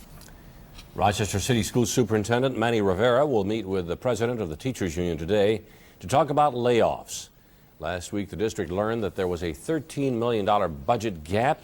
Rivera says that tomorrow he will give the school boards his final plan to make up that gap. He also says the gap means that laying off 200 teachers and cutting programs. The eBay auction for a popular upstate New York festival is over, but we found out that it is still for sale. The Sterling Renaissance Festival was up for auction on eBay about 2 weeks ago.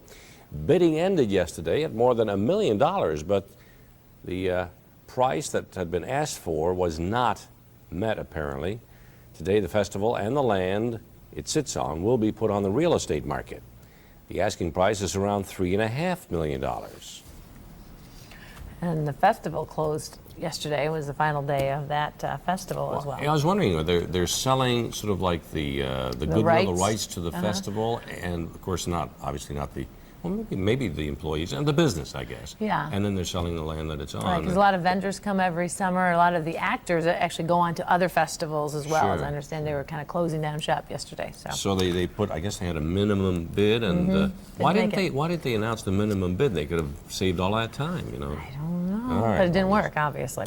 Well, the Olympic Games are in full swing, as you know, and there was a surprising result in men's basketball yesterday. Mark Gruba has that and much more about the competition. Thanks and good morning. Yesterday at the Olympics, a shocking result in men's basketball. Team USA was upset by Puerto Rico. The Dream Team has become Larry Brown's nightmare. Carlos Arroyo to Daniel Santiago as Puerto Rico built a 20-point halftime lead. The U.S. would rally, but Arroyo drilled a key jumper, and Puerto Rico wins easily, 92-73, the first loss for an NBA-loaded U.S. basketball team in Olympic play. The U.S. gymnastics team is in second place after yesterday's competition in Athens. Carly Patterson scored a 9.725 on the beam, placing her in first place in qualifying for the all-around title. Teammate Courtney Cupits is fourth overall. The finals are set for tomorrow in Athens. Other results from the Olympics: swimming sensation Michael Phelps took a bronze in the 4x100 freestyle relay. The U.S. softball team beat Australia, and tennis stars Andy Roddick and Venus Williams won opening matches as well. Olympic coverage continues on 10 NBC today from 12:30 to 4 in the afternoon, and again tonight from 8 until midnight. And that's a look at the Olympics. Have a great day. It was tough to go to sleep last night, wasn't it? Oh, my daughter and I. Staying up. I know, she's like, Mom, you have to watch the next one. You know, I'm like, I have to go to bed, but it's so fun. And of course, they keep the good stuff to the very latest part of the show. And we actually have some highlights of the Bills against the Broncos coming up. We have another sports report. There you go. But first, your winning lottery numbers as you check them out. The daily numbers 874, win for combination 2439. Evening drawing, daily numbers 190, win for 6624. Take 5, 14, 29, 31, 34, 20.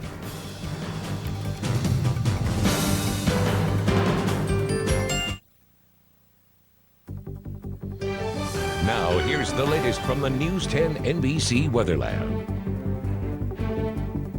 Hey, and a very good Monday morning. Hopefully you had a nice weekend out there. 5:53 is the current time, and let's check out those current conditions right now at the airport. Nice morning, pleasantly cool. We have 58 degrees out there, partly cloudy sky. Humidity is at 100%.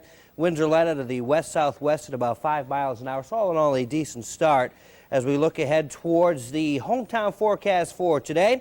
Again, it should be partly cloudy this morning, really partly cloudy right through the afternoon. Temperatures in East Rochester around 74, Mendon 74 degrees, Phelps 75. Soda should come in about 73 degrees. The expected afternoon conditions with a little bit of a lake breeze developing later today. Waterloo 75, Milo 75, Naples 74. The other end of Canandaigua Lake up near Hopewell about 74 degrees.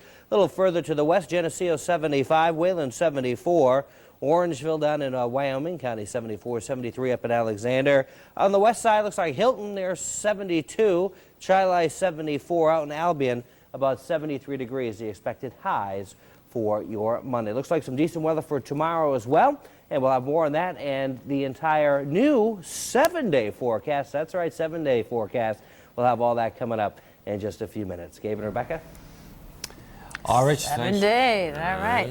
Hey, it's 5:55 right now. The Bills look pretty good in their preseason opener. And Tony Stewart wins at Watkins Glen. Let's go to Mark Gruber for more on that in sports in a minute. Thanks and good morning. The Buffalo Bills won their first preseason game last night over the Denver Broncos in Orchard Park. Willis McGahee was the story for the Bills. Rushing for 58 yards, he showed speed and strength, and he also scored the game's only touchdown as the Bills took a 10-6 lead at the half. Rookie quarterback J.P. Lostman was also in control, completing all 5 of his passes for 55 yards. He also rushed for 40 more yards as the Bills won 16-6. They're off today and return to practice tomorrow at 2:45. At the PGA, Vijay Singh, Justin Leonard, and Chris DeMarco battled in a 3-hole playoff, all at 8 under par. Singh birdied the first hole, number 10, and parred the next 2, 17 and 18, to win his 3rd career major title and his 5th tournament of the season. At Watkins Glen, Tony Stewart overcame an upset stomach to win the series at the Glen for the 2nd time. He beat Ron Fellows, who was 2nd. Brendan Gaughan was 34th in the Kodak Dodge. The Rhinos lost 2-1 in Atlanta last night. They still own the final playoff spot by 1 point over the Silverbacks, but Atlanta has a game at hand. And the Red Wings avoided a sweep by Scranton yesterday, beating the Barons 3-2 in 11 innings. Todd Dunwoody had the game-winning run batted in. Also, the Yankees lost at Seattle. The Twins beat the Indians. And that's a look at sports. Have a great day. All right, Mark, thank you. 5:56 right now. City police have been very busy overnight. 2 homicide investigations. And crowd control after the Puerto Rican festival broke up. Officers arrested several people. We'll have details coming up. Right now it's 61 degrees as you wake up to your Monday morning. You can hear News 10 NBC on the radio every day on WYSL 1040. These broadcasts are made possible by LASIK MD.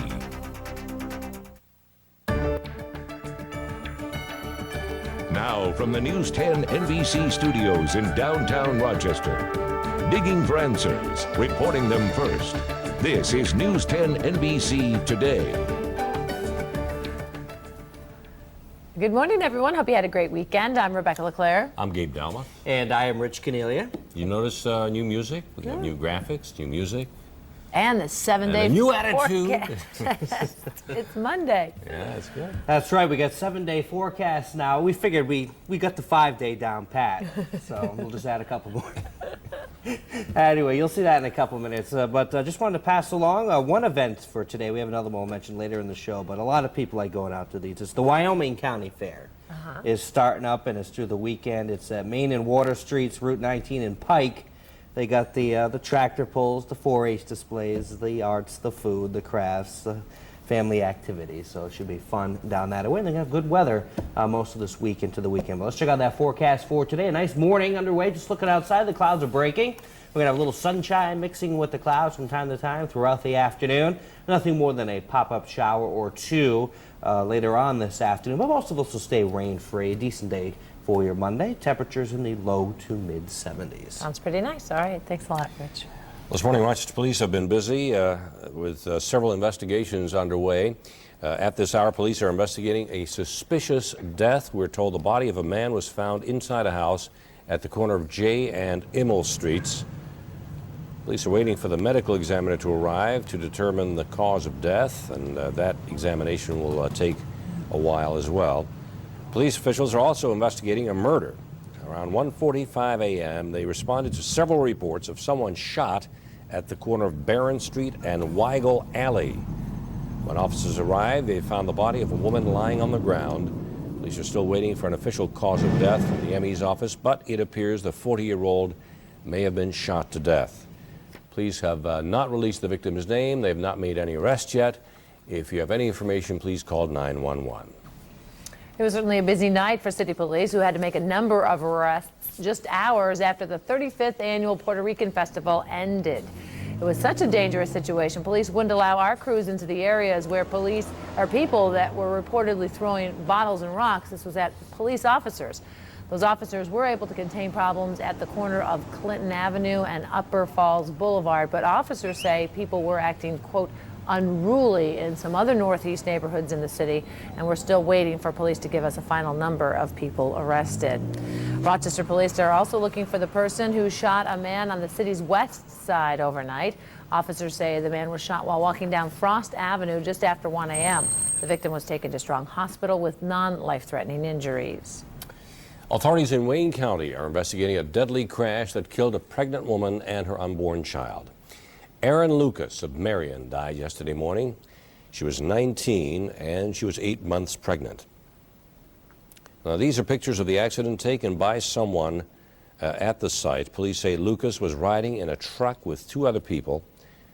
They were hit by an SUV as they were pulling out of the parking lot of Finn's Inn, a Palmyra bar. This happened Saturday night on Route 21. The bar owner tells us that the teenagers were not drinking. And I was already told by one of the parents that they were already tested and there was no alcohol, no drugs at all related to this accident whatsoever. In fact, the gentleman that was driving the truck does not drink at all. She was so beautiful. She just had this glow about her, you know, and I knew her little sister Holly. She was in track with me. It's a sad story. I hope that the family's doing okay. One person in the SUV was hurt pretty badly. Greg Barton is in guarded condition this morning. A 23-year-old man was killed in a fiery crash in Henrietta early yesterday morning. Police say Peter Sowen of Essex, New York, was going about 90 miles an hour on Route 390 when he lost control and crashed into a bridge support. His car burst into flames, charring parts of the bridge as well. Dozens of local parents will head back to work today after making different arrangements for childcare. Last Friday, the Growing Place in Rochester suddenly closed amidst allegations of financial problems. Yesterday, some parents signed up their kids at another daycare, the Oregon Leopold Daycare Center. The center's director there held an open house after learning of Friday's abrupt closure. Parents say they'll be much more critical from now on. To put it in one word, it was shocking because they didn't give us any warning. The people who've come so far today, we do have space for. It will be a first come, first serve. Between Friends and the Friendship Children's Center have also offered to take children, and the Child Care Council on Blossom Road is offering a free referral service for parents.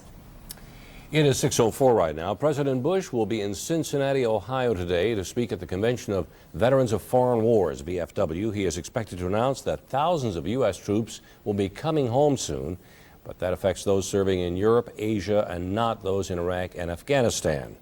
Meanwhile, in Iraq, 2 American soldiers were killed during fighting in Najaf yesterday. U.S. military officials say the soldiers were attacked by militiamen loyal to a radical Shiite cleric.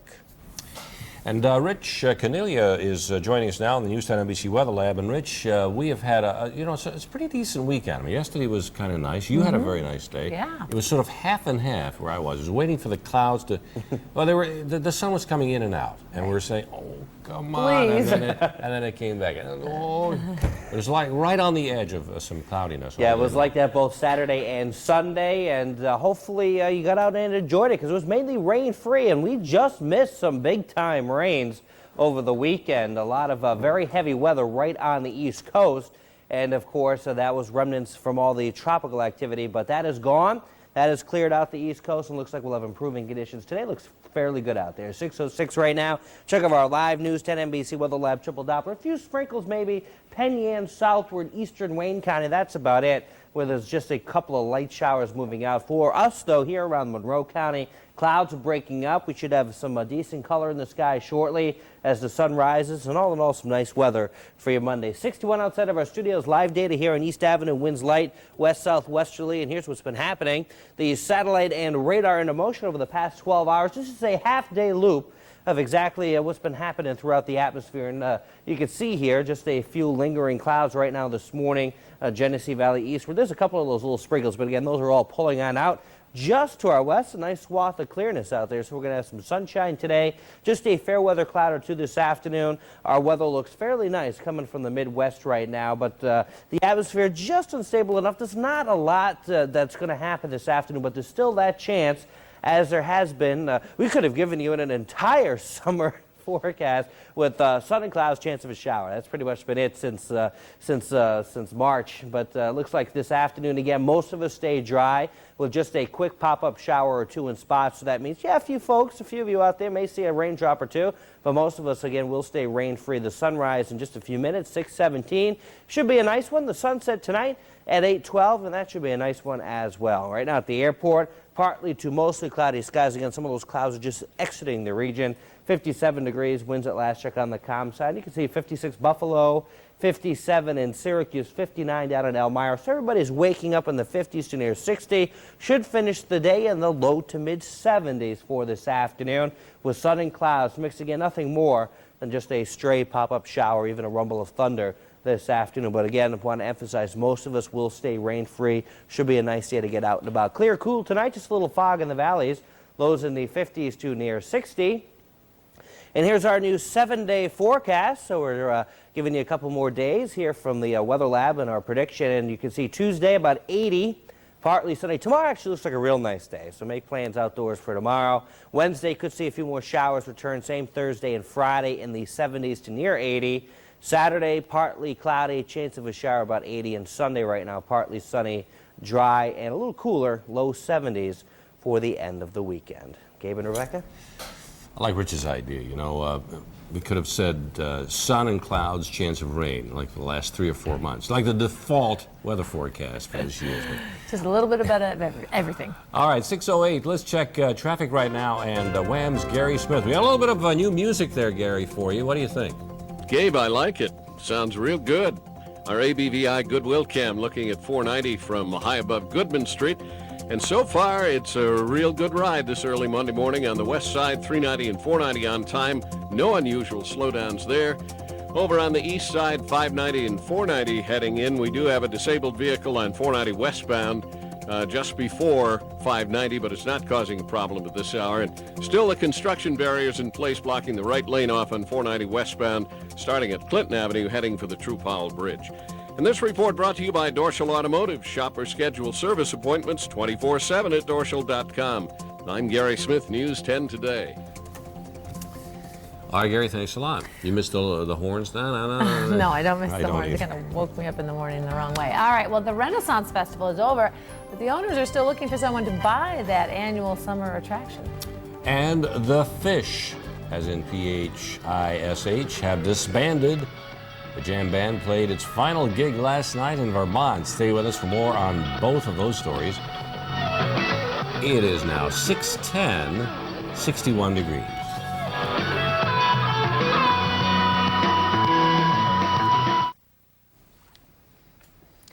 More than 1,200 firefighters are battling a huge wildfire in the northern California foothills. So far, the blaze has destroyed 20 homes and is threatening dozens more. The fire started on Saturday and has burned more than 7,700 acres. The cause is under investigation. Michael Jackson is due back in court today for a pretrial hearing. Jackson's lawyers will try to get the judge to throw out evidence that they say was improperly collected. Yesterday, the pop star made a surprise appearance at a church in Los Angeles. He attended the Sunday service with his brother Randy and his attorney. Jackson also met with children attending Sunday school, and he answered only one question. Okay. Will it be okay if we went to the Neverland Ranch?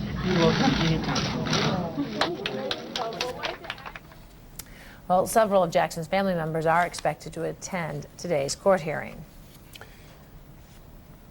The eBay auction for a popular upstate New York festival is over, but we found out that the place is still for sale. The Sterling Renaissance Festival was put up for auction on eBay about 2 weeks ago. Bidding ended yesterday at more than $1 million, but the owners wanted more. Today, the festival and the land it sits on will be put on the real estate market. The asking price is around $3.5 million. In Vermont, the Big Fish Farewell Festival ended last night. It was the jam band's last appearance. Members decided back in May they would break up after this concert. festival started on Thursday, and it's estimated that some 70,000 fans were on hand last night for that final fish performance. Wow, how many days did that thing go on? 1, 2, 3, 4. Well, anyway. Were you a fish fan? Have you? No, the only thing I like about fish is the Ben & Jerry's flavor. Oh. The fish food. Okay. That's good. Anyway, it's 6:15. I never got into it. I mean, it was a big group I know when I was in college, but oh well, they're gone. Anyway, let's check out those current conditions right now at the airport. It's a nice morning for most of us out there. It's 57 degrees. We have partly cloudy skies. Some of the overcast is just breaking and leaving the region. Humidity is at 100%. Kind of a cool morning. Maybe a touch of fog for some, a little haze in the sky early, but all in all, should have some mixed skies today. Winds at last check were on the calm side. And by this afternoon, we're expecting a mixture of sun and clouds. Temperatures low to mid 70s. East Rochester about 74. Same in Mendon. Should be a nice day down by Mendon Ponds Park there if you want to head out, take a walk in the woods. 75 in Feld, 73 up by the Bay and Sodus. If you're going down towards the Finger Lakes region, again, should be a fine afternoon. Now, most of us stay rain-free, but just have to, just in case there is a shower or two this afternoon, you need to throw it in the forecast. But again, most of us will stay rain-free, just a pop-up shower threat later this afternoon. No big deal, though. 74 in Naples and Wayland, 75 in Geneseo, 73 in Alexander, a little further to the north in Albion, 73, 72, Hilton, 74 in Chili this afternoon. So all in all, decent forecast shaping up across all of western New York. Hey, we got a 7-day forecast now. We'll have all that coming up in the full forecast in just a little bit. Gabe? I have no excuses for not planning ahead, huh? All right, thanks, Rich. It's 6:16 right now. Crude oil prices hit another all-time high, and the FDA sends out a warning about a cancer drug. CNBC's Nanette Hansen has details in business news. And topping the business headlines, another record high for oil, with prices breaking through $46 a barrel.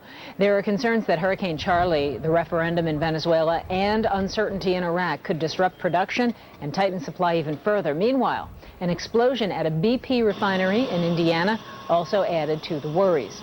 And the Food and Drug Administration warns Genentech's colon cancer drug Avastin can increase the risk of deadly blood clots. Avastin is Genentech's breakthrough cancer drug that attacks tumors by choking off blood supply.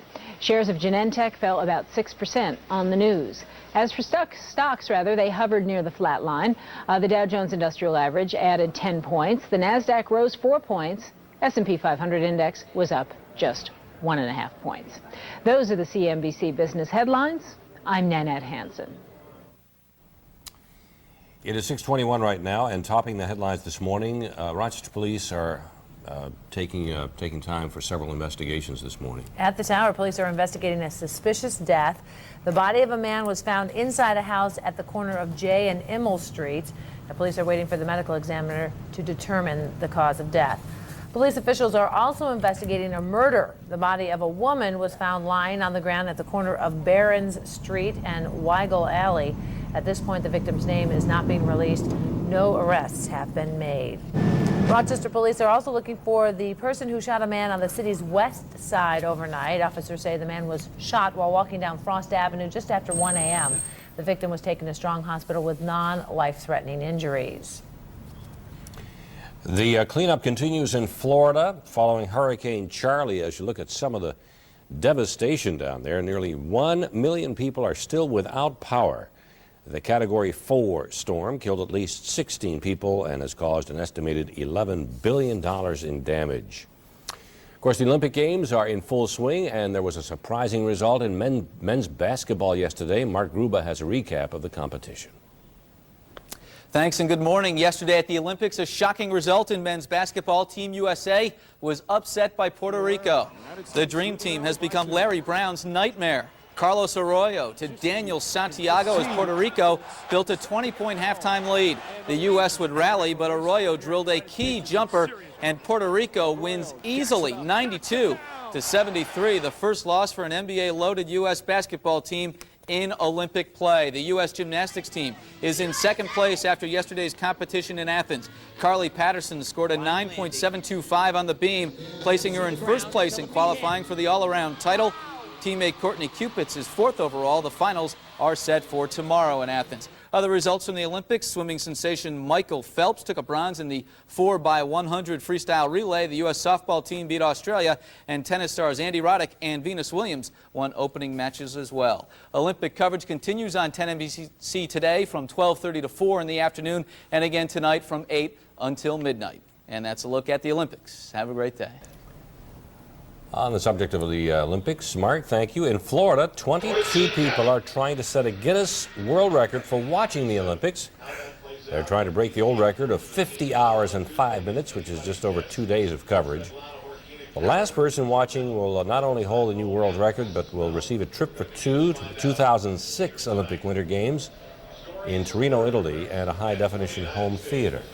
So I guess the idea is to just keep your eyes open, and you almost made it last night. You almost had 50 hours of watching. It seemed like it, because there's just so many great events to watch, and gymnastics is so exciting. But that was in Orlando, Florida. I guess they could care less that, you know, all these things were happening to people around that state. It's just a lot of people talking about it all weekend and what's going on in Florida, because so many people have interests in Florida. A lot of snowbirds around here. Yeah, and we were talking about it on Friday, that the area to watch out from was the Fort Myers, Naples area up to Tampa.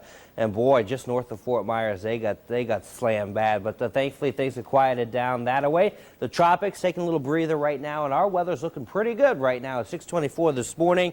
Live News 10 NBC Weather Live Triple Doppler. Just about everybody experiencing some decent weather.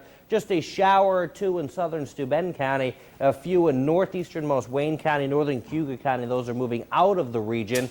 It looks like any clouds that we may have lingering, those will be breaking as well. We should see some sunshine before the morning is through. 61 outside of our studios now. Live data here on East Avenue, Windsor, light out of the southwest at about 5 to 10 miles an hour. And checking our beach and boat going forecast for today as I spring into the screen. That's my little Olympics.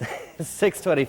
That's the extent of it there. 6:25. You can see a little speedboat coming on by. Should be some nice conditions for you if you're going to be up on the water with partly sunny skies. Just a quick shower or two. We should set a record for the amount of days in a row with a forecast with a shower. Anyway, water temperature about 70, air temperature about 70 today, and winds will be light out of the northeast. Starting southwest this morning, but becoming onshore this afternoon. Northeasterly 5 to 10. Again, waves minimal 0 to 1 feet. 1 foot it should be. Anyway, weather headlines today. It's a Monday, and there's a song like that too, I think. Partly cloudy and cool this morning, and there will be some breaks of sun and clouds through this afternoon. Nothing more than a pop-up shower or two today. No big deal. Sunrise was at 6:17 just a few minutes ago. The sunset tonight coming up at 8:12. Right now at the airport, 57 degrees. We got partly cloudy skies. Winds at last check, at least at the airport, we're on the calm side. Here goes any of that weather activity from yesterday. You can see a few of the clouds lingering, especially Genesee Valley eastward. There's a couple of those quick showers, too, we pointed out on the live radar. Again, that'll all be moving on out. Then we should be having some decent sky conditions through today, but the persistent weather pattern that started last fall, was with us last winter, was with us this spring, has been with us in the summer right now, will continue for the next couple of weeks. We have a trough here in the East Coast. It just will not go away. And you can see another disturbance lined up over the upper Great Lakes, and that'll be swinging in by midweek. So again, it looks like we'll have kind of off and on showers in the 5 and 7 day forecast now as we head into the weekend. But at least today, not bad. Partly cloudy, just a shower or two through this afternoon. 70 to 75. Most of us do miss those. Most of us will have a rain-free, decent day. Back into the 50s tonight, clear, cool valley fog. And here it comes. 7 day forecast here on News 10 today. Tuesday, tomorrow, looks like a nice day. Tomorrow, make plans outside, about 80. Little sun and clouds mixed, but the showers come back in Wednesday, 81. Maybe a shower Thursday, 76. Maybe a shower Friday, 77. Maybe a shower Saturday, about 80 degrees. Should clear out Sunday and 73. I was going to say, you think our 5 day forecast used to sound like a broken record. Now we've added 2 more days, so it's going to be a 7 day forecast with just about the same weather into the weekend. Rebecca, Gabe? Your leap into the weather map earlier. The judges say, oh, you can't read it. 9.8.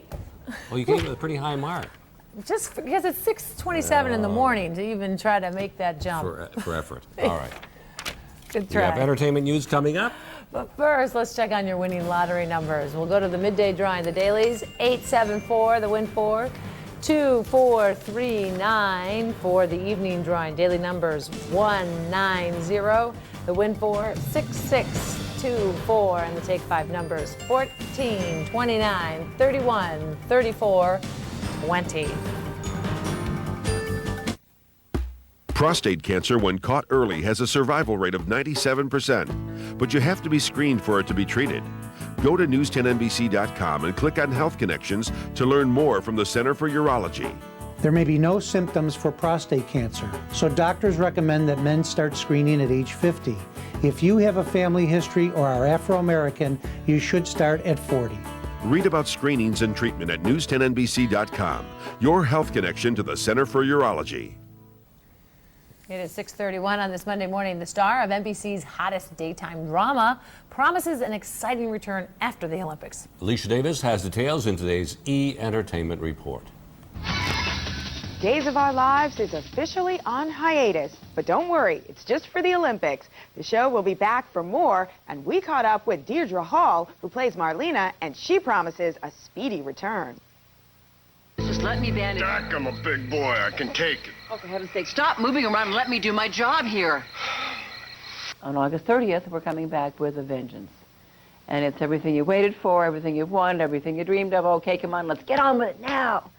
They would want us to be happy. Days left off on Friday with a couple of cliffhangers between its key characters. Special Agent Scott? Yes. We were waiting for you at the station. Angelina Jolie stars in Taking Lives. It debuts on video and DVD this week. Jolie plays an FBI profiler whose unusual work habits often force her to go it alone on a case. Never, ever touch my day planner. Okay, you need to chill on the nerd book, okay? You have issues. Mary-Kate and Ashley Olsen once again play, what else? Twins in New York Minute. It's also new to DVD and video this week.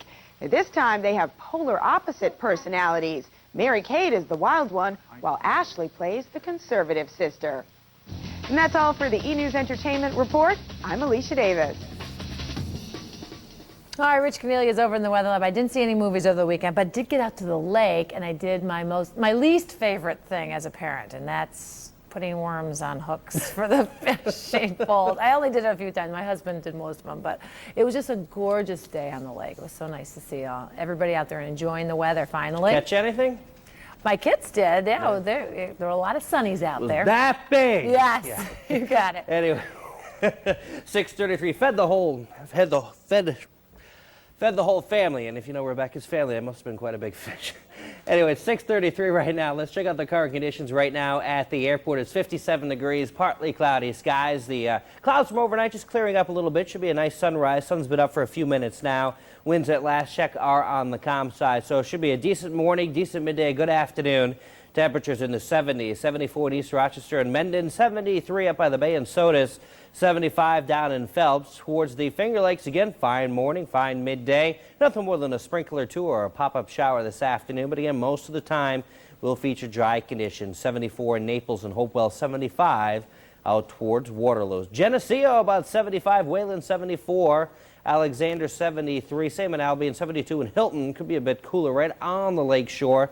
Little northeast wind developing this afternoon, 74 in Chile, the expected high. So all in all, nice day for your Monday, decent for your Tuesday, and we have a new 7-day forecast. That's right, can't do it with one hand anymore. 7-day forecast coming up just a little later in the show. Rebecca? You are so talented. Thanks a lot, Rich. It's 6:34 now. Let's check on traffic. Get you ready for your Monday commute with Wham's Gary Smith. Well, Rebecca, things still looking real good on the expressways this morning. That's our ABVI Goodwill cam looking at 490 near downtown. It's actually high above Goodman Street. We have no slowdown so far on the west side as you're heading in on 390 and 490. Everything's still on time. And on the east side, 590 and 490 also doing very well. We do have a disabled vehicle on 490 westbound before 590, but it's off to the side and not causing any slowdowns. And this report brought to you by Dorschel Automotive. Shop or schedule service appointments 24/7 at dorschel.com. I'm Gary Smith, News 10 Today. All right, Gary, thanks a lot. Now, when we come back, we're going to update all the police activity that's been going on overnight in our city. And we will have an Olympic update from Mark Gruba on the downfall of the Dream Team in yesterday's matchup with Puerto Rico. That was quite a stunner. 6:35 is our time, 60 degrees outside. Get the News 10 NBC 5-day forecast 24 hours a day at 10NBC.com. Courtesy of MycoFord.com for the lowest prices on Fords. Investigating, uncovering, bringing you the stories behind the stories. News 10 NBC. Digging for answers, reporting them first. Now from the News 10 NBC studios in downtown Rochester. Digging for answers, reporting them first. This is News 10 NBC Today. Good morning, everyone. I'm Rebecca LeClaire. I'm Gabe Delmas. And I am Rich Cornelian. You know, there's a lot of bad news stories out there, but this is a good one. This morning, I want to say hi to all our friends down at the Valley Manor, just down the road here on East Avenue. They're going to head out, and anybody can go to the Seneca Park Zoo today. They're going to release the butterflies from their butterfly exhibit. They're going to get released, and they're going to start fluttering on down to Mexico, where they go for the winter. They're smart, those butterflies, smarter than a lot of us. And they'll be down in Mexico for the winter, so they're going to do that today. They're going to do it at the Valley Manor, I think. Oh, they're bringing it over there? They're bringing they're taking the butterflies? Oh, you must Two? have read this a lot I closer did. than I did. So you have to go to the Valley Manor for that. They're taking the butterflies from the zoo there, and then they're going to release them. Then they're going to let people actually kids and adults can actually hold the butterflies Why for as long did as you they'll hand this to me, Rebecca? Apparently, you should have done this story. Sorry. Well, it interests me because I'm like, hey, I want to get my kids to touch these butterflies. I actually saw a bunch of geese flying south just the other night, and that was kind of depressing. I think they're all going south. Have you noticed the leaves on some of the trees? Yeah, they're changing. Mm-hmm. And what day is it? August 16th? Yeah. Strange summer. Anyway, let's see the forecast for today. Really not going to be that bad weather-wise. Actually, clouds are breaking up. We're going to have some sunshine at times through the afternoon. Just some fair weather clouds for the most part. Low to mid-70s for the temperatures today. Nothing more than a pop-up shower or two this afternoon, but most of us will miss that. Just a few folks going to get wet a little later today. All right. Thanks a lot, Rich. In the news this morning, there are several investigations underway right now. At this hour, police are investigating a suspicious death. We're told the body of a man was found inside a house at the corner of J and Immel Streets. Police are waiting for the medical examiner to arrive. And of course, there'll be examinations about the cause of death. Police officials are also investigating a murder. Around 1:45 a.m., police responded to several reports of someone shot at the corner of Barron Street and Weigel Alley. When officers arrived, they found the body of a woman lying on the ground. Police are still waiting for an official cause of death there, but it appears that the 40-year-old may have been shot to death. Police have not released the victim's name, and they've made no arrests. If you have any information, please call 911. It was a busy night for city police, who had to make a number of arrests just hours after the 35th annual Puerto Rican festival ended. It was such a dangerous situation that police wouldn't allow our crews into the areas where people were reportedly throwing bottles and rocks at officers. They were able to contain problems at the corner of North Clinton Avenue and Upper Falls Boulevard, but officers say people were acting, quote, unruly in some other northeast neighborhoods. And we're still waiting for police to give us a final number of the people they arrested. Rochester police are looking for the person who shot a man on the city's west side overnight. Officers say the man was shot while walking down Frost Avenue just after 1 a.m. The victim was taken to Strong Hospital with non-life-threatening injuries. Authorities in Wayne County are investigating a deadly crash that killed a pregnant woman and her unborn child.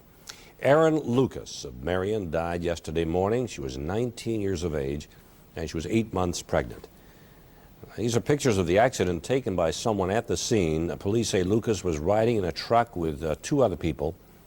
They were hit by an SUV as they were pulling out of the parking lot of Finn's Inn, a Palmyra bar. This happened Saturday night on Route 21. The bar owner tells News 10 NBC that the teenagers were not drinking. Told by one of the parents that they were already tested and there was no alcohol, no drugs at all related to this accident whatsoever. In fact, the gentleman that was driving the truck does not drink at all. She was so beautiful. She just had this glow about her, you know, and I knew her little sister Holly. She was in track with me. It's a sad story. I hope that the family's doing okay. One person in the SUV was hurt pretty badly. Greg Barton is in guarded condition this morning. A 23-year-old man was killed in a fiery crash in Henrietta early yesterday morning. Police say Peter Sowan of Essex, New York, was going about 90 miles an hour on Route 390 when he lost control and crashed into a bridge support. His car burst into flames, and those flames charred parts of the bridge as well. Dozens of local parents will head back to work today after having made arrangements for new child care. Last Friday, the Growing Place in Rochester suddenly closed amidst allegations of financial problems. Yesterday, some parents signed up their kids at another daycare, the Oregon Leopold Daycare Center. That center's director held an open house after learning of Friday's abrupt closure. Parents say they'll be much more critical from now on. To put it in one word, it was shocking because they didn't give us any warning. The people who've come so far today, we do have space for. It will be a first come, first serve. We've also learned more about the financial problems at the Growing Place. News 10 NBC's Jessica Weinstein spoke with the center's former executive director. Really love those Simpsons, girl. Carl Canty is father to 4, grandfather to 2. He loves children. 2 months ago, he became the executive director at the Growing Place, but it wasn't long before Canty was asking, what's going on? The process of people wanting to get paid, people wondering why bills aren't being paid, staff's not being paid on time, rent not being paid on time. Canty says the county pays for 95% of the children's care, but he never saw a budget or a bank balance until he went to the bank himself. Anything with the finances, we were cut out of that loop. At the same time, he was getting overdue bills like this one, totaling well over $20,000. He had no reason to believe the county had stopped paying. I know that it did not come to the Growing Place. On Tuesday night, Canty called a meeting here at the Growing Place with parents and board members to show them all the unpaid bills he'd found. That's when Sandra Bean fired him, accusing him of mismanaging money. Sandy Bean is the center's board president. This is her signature. She told News 10 NBC Canty was fired for, quote, specific reasons.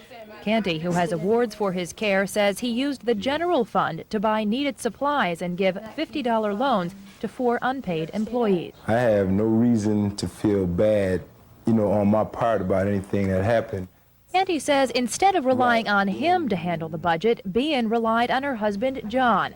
2 years ago, Bean pleaded guilty to preparing fraudulent tax returns for the Amicos, who defrauded mortgage lenders out of nearly $60 million. I was cautious at that time because there's a conflict of interest now. Canty says he's asked the state attorney general's office to investigate. You don't take from children. He hopes the children he used to watch out for will find a permanent, safe daycare. Jessica Weinstein, News 10 NBC. Sandy Bean says the Growing Place will reopen September 7th, but for those looking for child care alternatives, we learned that today a brand new daycare called King's Kids Daycare is opening up around the corner. It is 6:46. President Bush will be in Cincinnati, Ohio today to speak at the Veterans of Foreign Wars Convention. He is expected to announce that thousands of U.S. troops will be coming home soon, but that plan affects those serving in Europe and Asia, not those in Iraq and Afghanistan. Meanwhile, in Iraq, 2 American soldiers were killed during fighting in Najaf yesterday. U.S. military officials say the soldiers were attacked by militiamen loyal to that radical Shiite cleric. Close to 1 million people in Florida are still without power today following Hurricane Charlie. The Category 4 storm killed at least 16 people and has caused an estimated $11 billion in damage. NBC's Bob Keeling has the latest. A FEMA disaster response medical team has taken over the task of patching up a wounded community. We were going to Tampa. That's where we were going. And then last minute, we ended up here because this is where they need us. Keep in mind that some people may still be making their way back into the county here. Officers here to help out are casting a tattered dragnet for those who might try to take advantage. These men were stopped for being in the wrong place during the dusk to dawn curfew. These people would be doing everything they want, and they tell 10 friends who would tell 10 friends that there's no law enforcement presence, and you'd have total anarchy. But mostly it's about repairing the safety net. Scores of generators have already been brought in for temporary power. Insurance companies have set up shop in parking lots. In Lake Wales, relief workers cooked up the first hot meals these people had seen since Charlie came crashing through town. I think it's great. It's wonderful, that we have people like this who are willing to come out and do what they can to help. In In Arcadia, wet pews didn't dampen worshipers' devotion. Although Charlie took a heavy toll in this historic small town, no one here died, and that's well worth a moment of thanks. Among the injuries that doctors and nurses have treated in this tent behind me, a woman with a bullet-sized shard of glass sticking out of her chest. They've seen 140 patients so far and counting. In Punta Gorda, Florida, I'm Bob Keeling for NBC News. So much devastation down awful there. to see that. I used to vacation down there, right near Punta Gorda and South Fort Myers, and it's really awful to see that. It's terrible. I hope they'll be able to recover quickly. Now, most kids don't go for vegetables, but it turns out that fruit is not always a favorite either. So, Jill Cortez has found a refreshing way to serve up a fruit treat that's hard to resist. The aroma and sweetness of fresh fruits seems so hard to resist, but for some kids, they prefer to find their sweets elsewhere. So let me show you how to whip up a great beverage that's full of fresh fruit that'll be hard for any child to pass up. Start with ½ cup of softened vanilla ice cream in a blender, and then add 3 cups of milk. Now here's the secret for extra flavor. Take a packet of strawberry flavored Jell-O and add it in. Now use a flavor that is similar to the fruit you'll be adding. We have all kinds of suggestions on our website. So for us, I'm gonna pour in a cup of chopped fresh strawberries and blend on high speed for about 30 seconds.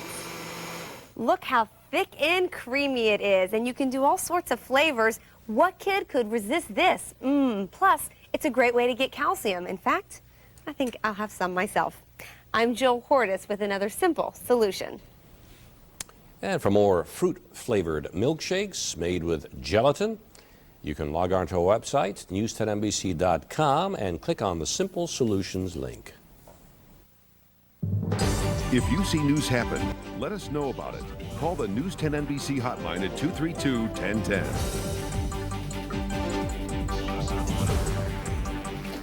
It is now 6:53. The Olympic Games are in full swing, and there was a surprising result in men's basketball yesterday. Mark Gruba has a recap of the competition. Thanks and good morning. Yesterday at the Olympics, a shocking result in men's basketball. Team USA was upset by Puerto Rico. The Dream Team has become Larry Brown's nightmare. Carlos Arroyo to Daniel Santiago as Puerto Rico built a 20-point halftime lead.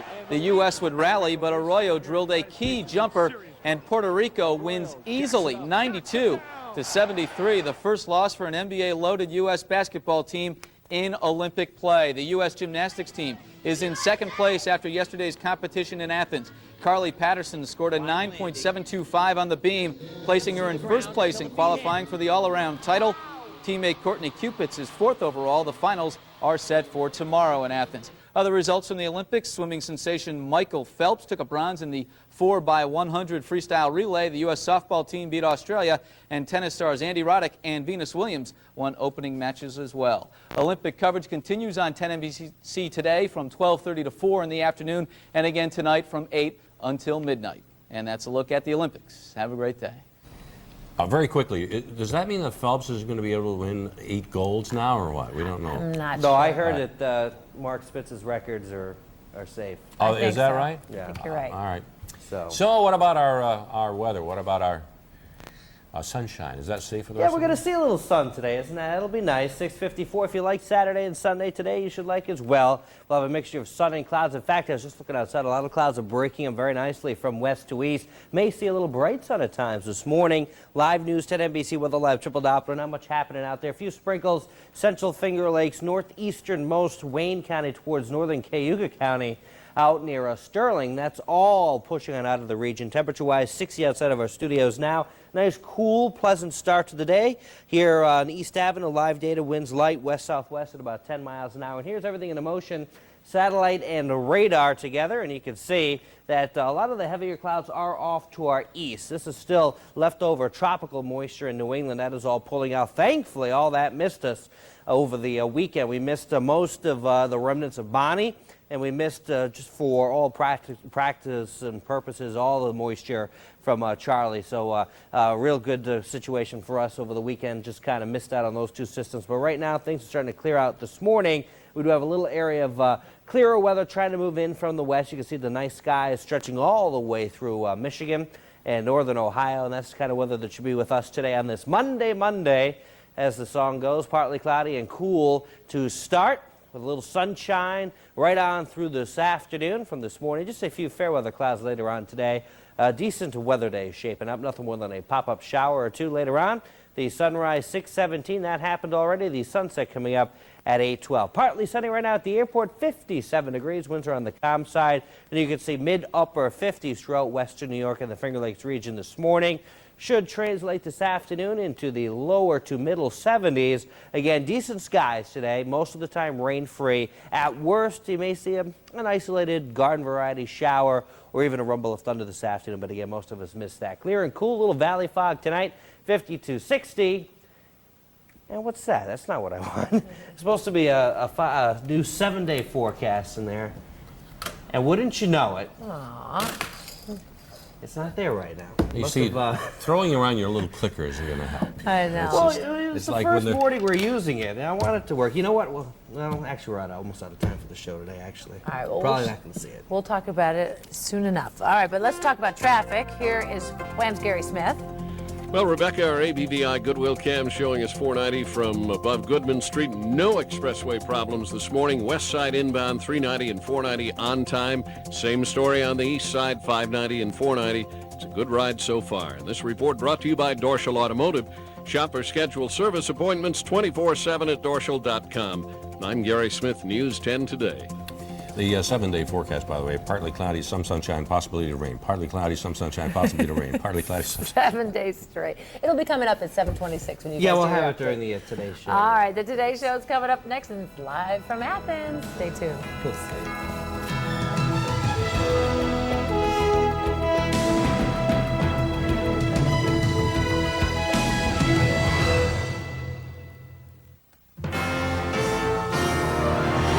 Now, from the News 10 NBC studios in downtown Rochester, digging for answers, reporting them first.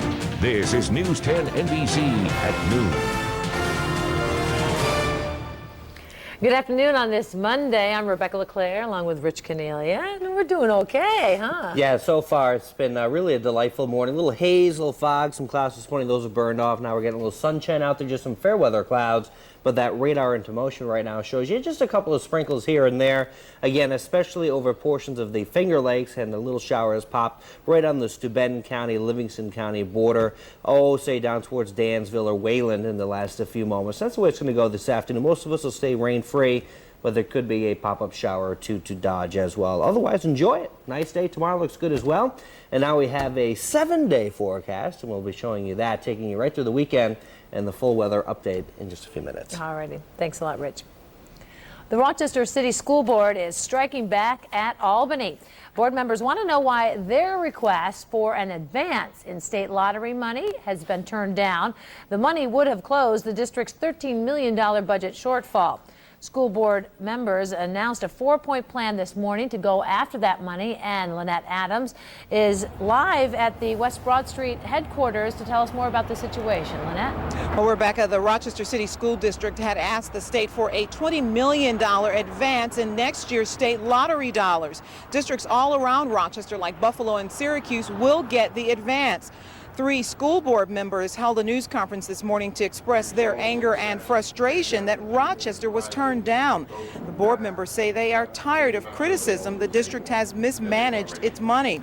The criticism has come most recently from Assemblyman David Gant, who says he rejected Rochester's request for an advancement because the district has already wasted $50 million. The board members announced a 4-point plan this morning to go after the money. They are asking for a meeting with Assembly Speaker Sheldon Silver, and they will ask the Speaker to endorse an audit by the State Comptroller, a separate study by a blue ribbon panel, and they will ask him to commit to a public vote on the lottery advance.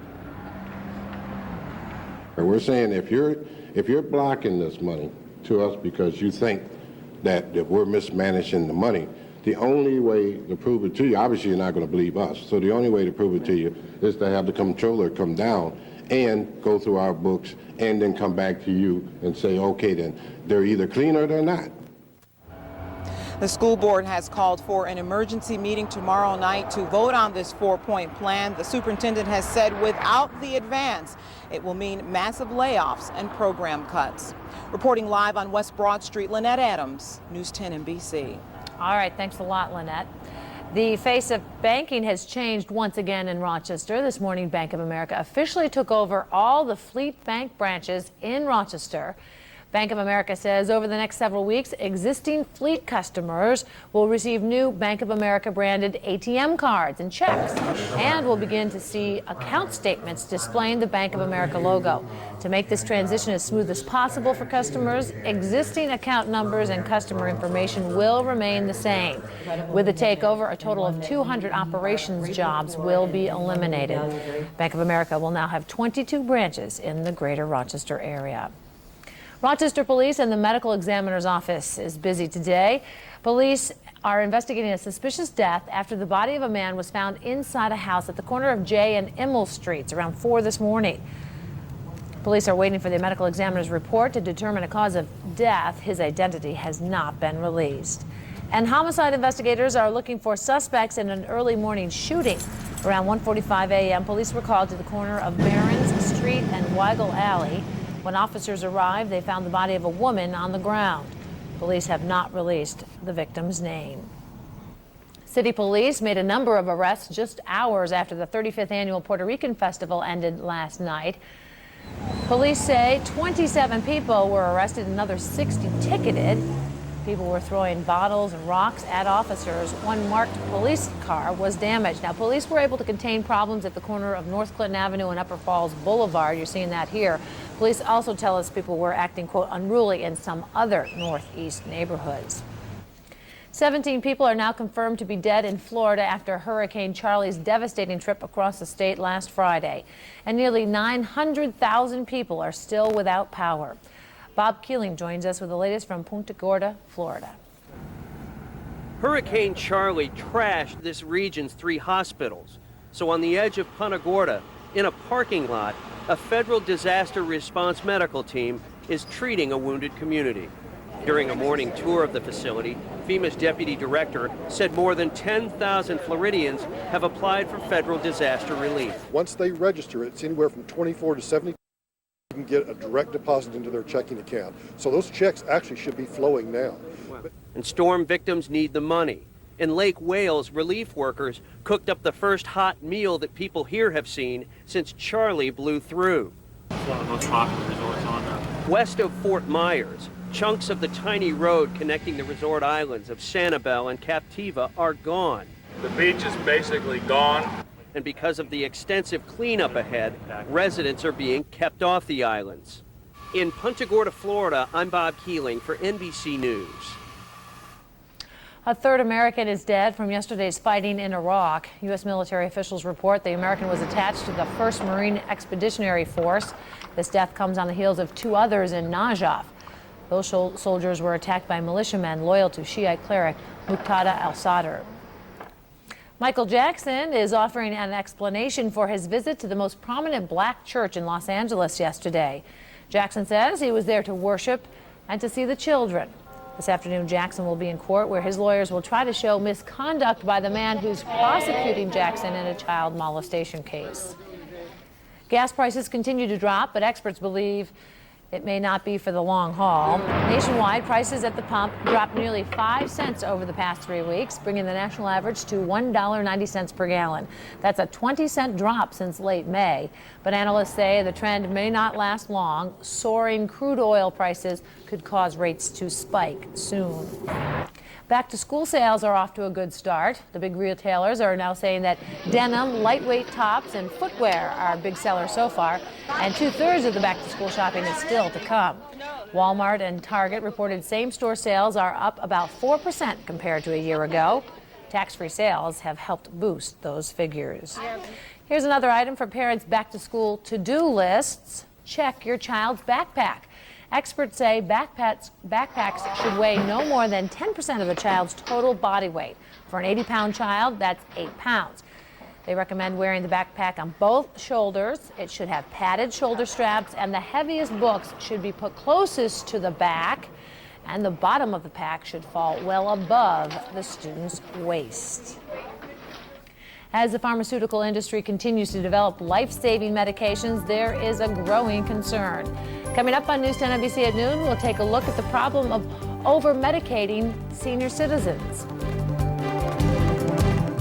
10 people will vie for the opportunity to work in baseball, but only one will be deemed worthy as the Red Wings Jenny Light Apprentice. Task 4 was all about t-shirts. At first, Team Distillery did great. Come game day, it was all Team Dorsal, but in the end, both teams ended up losing. Melanie and Sean are out. You're out! Find out who will be the next to go. Task 5 is Friday, August 20th. The Red Wings Apprentice, brought to you by Jenny Light, the Dorsal Automotive Group, and the Distillery. You're out! You can hear News 10 NBC on the radio every day on WYSL 1040. These broadcasts are made possible by LASIK MD. The drug industry is churning out new medicines at a rapid pace. They target medical conditions, but they also may be causing medical problems. As Kimberly Kane reports, over-medication is hurting older Americans the most. There's a brightness about Luann Nafziger that's energized her through most of her life. I did everything I could. I lived it up. But Luann's life took a dramatic turn a few years ago. She had a stroke, she developed cancer, and a number of other medical conditions. Arthritis, duodenal ulcer, seizure disorder. Dr. Vicky says doctors prescribed medication after medication, up to 8 different drugs for her conditions, some taken more than once a day. Her mom became forgetful, was diagnosed with dementia, and gradually declined into a comatose state. Someone said if this is the time, it would be indicated for the last rites. That's when the medical college's Dr. Mary Cohan got involved. She's a geriatrician. She took Luann off all the drugs, and her condition improved. Stories like Luann's are not unique. Millions of elderly Americans are over-medicated and suffering the consequences. In 2002, one group, Medco Systems, identified 2.2 million cases where seniors were taking more than the recommended dose of a drug. A separate study found 20% of all hospital emergency room visits are seniors suffering drug-related side effects or interactions. So what's going on? Well, one problem is if they're coming from different doctors. Different doctors, says Cohan, who may prescribe drugs without knowing what else a senior's taking. Also, the issue of availability. Lots of drugs on the market to treat lots of conditions. The more medications they take, the more likely they are to have side effects. It took months of therapy to get Luann back on her feet. She has 2 prescriptions now, along with a few over-the-counter medications, and she's fine. Her family says they've learned how important it is to ask questions, and you should have excellent communication between doctor and patient and family. In fact, doctors say it's a good idea for seniors to have advocates like family members who can help coordinate medical care and, of course, ask questions. Now, despite the continued violence in Iraq, there is a reason to celebrate there today. And coming up on News 10 NBC at noon, we'll look at Iraqi soccer players who have emerged as the underdog heroes in Athens after winning again. Big excitement. That's nice to see. Maybe our basketball team can get that kind of excitement going. Dream team's not doing so well. Anyway, weather-wise around here, hey, it hasn't been too bad. We got a so-so weekend. It turned out pretty good. Now today we're having a decent day. Tomorrow may have another good one. Before the rains return, we'll have more on that. Full forecast after the break. Healthy Heart Update with Dr. Tim Matthew. Here in Rochester, 750 patients die with heart attack per year even before they reach the hospital. The cardiac risk factors are the writings on the wall. Are you at a high risk? Reduce your chance of a heart attack. Go to news10nbc.com and click on Health Connections for more from Heart Associates of Rochester. Don't get surprised. Get yourself checked out by a cardiologist. A southern favorite has gone mainstream. It's catfish, and it's become a coast-to-coast popular. Digging for answers, reporting them first. This is News 10 NBC at noon with Rebecca LeClaire and meteorologist Rich Cornelia from the News 10 NBC Weather Lab. You know, we're kind of desperate when we say, oh, 2 days in a row, nice weather. Ooh. Yeah, but it could have been so much worse this weekend, and obviously people have seen what happened down in Florida with the big hurricane, but the moisture from that missed us as well, so we had a decent couple of days. Today's shaping up pretty good. Tomorrow as well. We'll have more on that in the whole forecast. News 10 NBC Weather Lab. Now, here's the latest from the News 10 NBC Weather Lab. And a very good Monday afternoon. 12:14 is the current time, and so far so good. Checking out our live News 10 NBC Weather Lab triple Doppler. No showers have popped locally. There was a little shower trying to get going earlier between, again, around Wayland, Cohocton, out towards Dansville. That seems to have settled down. Otherwise, most of the day, most of us will have rain-free conditions, but still have to have that in the forecast because the atmosphere is still just a little bit unstable, that there could yet be a shower or two before this day is through. Temperature-wise, nice, pleasant afternoon, 72, trying to go up to 73 here on East Avenue in downtown Windsor. Light so far out of the east-southeast direction, around 5 miles an hour. And here's that radar in motion, 3 hours worth of data. And you can see just a couple of blips of green here and there on your TV screen at home. A couple of light showers around the Finger Lakes region especially. Just a couple of sprinkles, say east of Canandaigua out towards Seneca Falls and Auburn, down both Seneca and Cayuga Lakes towards Naples and down towards Watkins Glen and down towards Ithaca. Those are the towns I'm trying to come up with. You can see, though, the vast majority of our region is in pretty good shape. The visible satellite shows you most of the cloudiness are with those showers off to our east. Decent amount of sunshine. Orleans, Genesee, and Wyoming County, western Livingston County. Just a few fair weather cumulus clouds around the city and most of Monroe County. Right out at the airport, we got partly sunny skies. A little muggy out there, 72 degrees. Winds have shifted at the airport, north-northwest at 8. There's going to be a lake breeze trying to develop this afternoon. So there's going to be a little southerly flow coming up from the south, then a little bit of a lake breeze trying to get going. It's just that little bit of an air mass collision there, as I'm trying to talk about, that could be just enough to generate that shower or two this afternoon. Otherwise, temperatures are in the lower 70s, should head up into the mid-70s before the day is through. You can see most of the activity is to our east, so we're experiencing some decent weather, and that'll be with us again through this afternoon. And then look off to our west, not much happening in Michigan. Out in Ohio, Indiana, Illinois, things are looking pretty good, so that means some good weather tonight. Should be some decent weather for your Tuesday as well. In fact, tomorrow should be a nice day, especially if you're a fan of summer, because we're going to get the thermometer up just a little bit more. Should top out near 80 before we have to start to watch this system here. You can see these thunderstorms just leaving Minneapolis, headed towards Green Bay and Milwaukee in Wisconsin. This is not moving too fast. It's going to take a little while to get here, but some of those showers and some thunderstorms could arrive by Wednesday and towards the end of the week as well. So again, for the rest of this afternoon, we'll go partly cloudy, a little hazy sunshine, some fair weather clouds. A few of us will also have to dodge a raindrop or two, maybe a pop-up thunderstorm in spots, but again, those will be scattered, not long lasting, and many of us will escape that and have just a completely dry day. Temperatures 70 to 75 this afternoon. For tonight, clear and pleasantly cool out there, back down into the 50s again. Could be some more fog, a little haze tomorrow morning, especially in the southern tier valleys. And for Tuesday, once that burns off, it looks like a nice afternoon, partly sunny and 80 degrees. There's those showers for Wednesday, 81. Chance of a shower Thursday, 76. Maybe a shower Friday, 77. Guess what? Maybe a shower Saturday, near 80. And right now, the second half of the weekend, partly sunny, about 73 degrees. That, of course, our new 7-day forecast. So a little more challenging for us to get the 6th and 7th day right. But hopefully you at home will be able to use that information, and it'll prove accurate all the way through. Long-term planning. All right, thanks a lot, Rich. You know, today we're going to break from the norm of burgers and fries and head to the sea for a taste of catfish, grilled catfish with Mr. Food. We're seeing more and more catfish on our market fish counters and in our restaurants.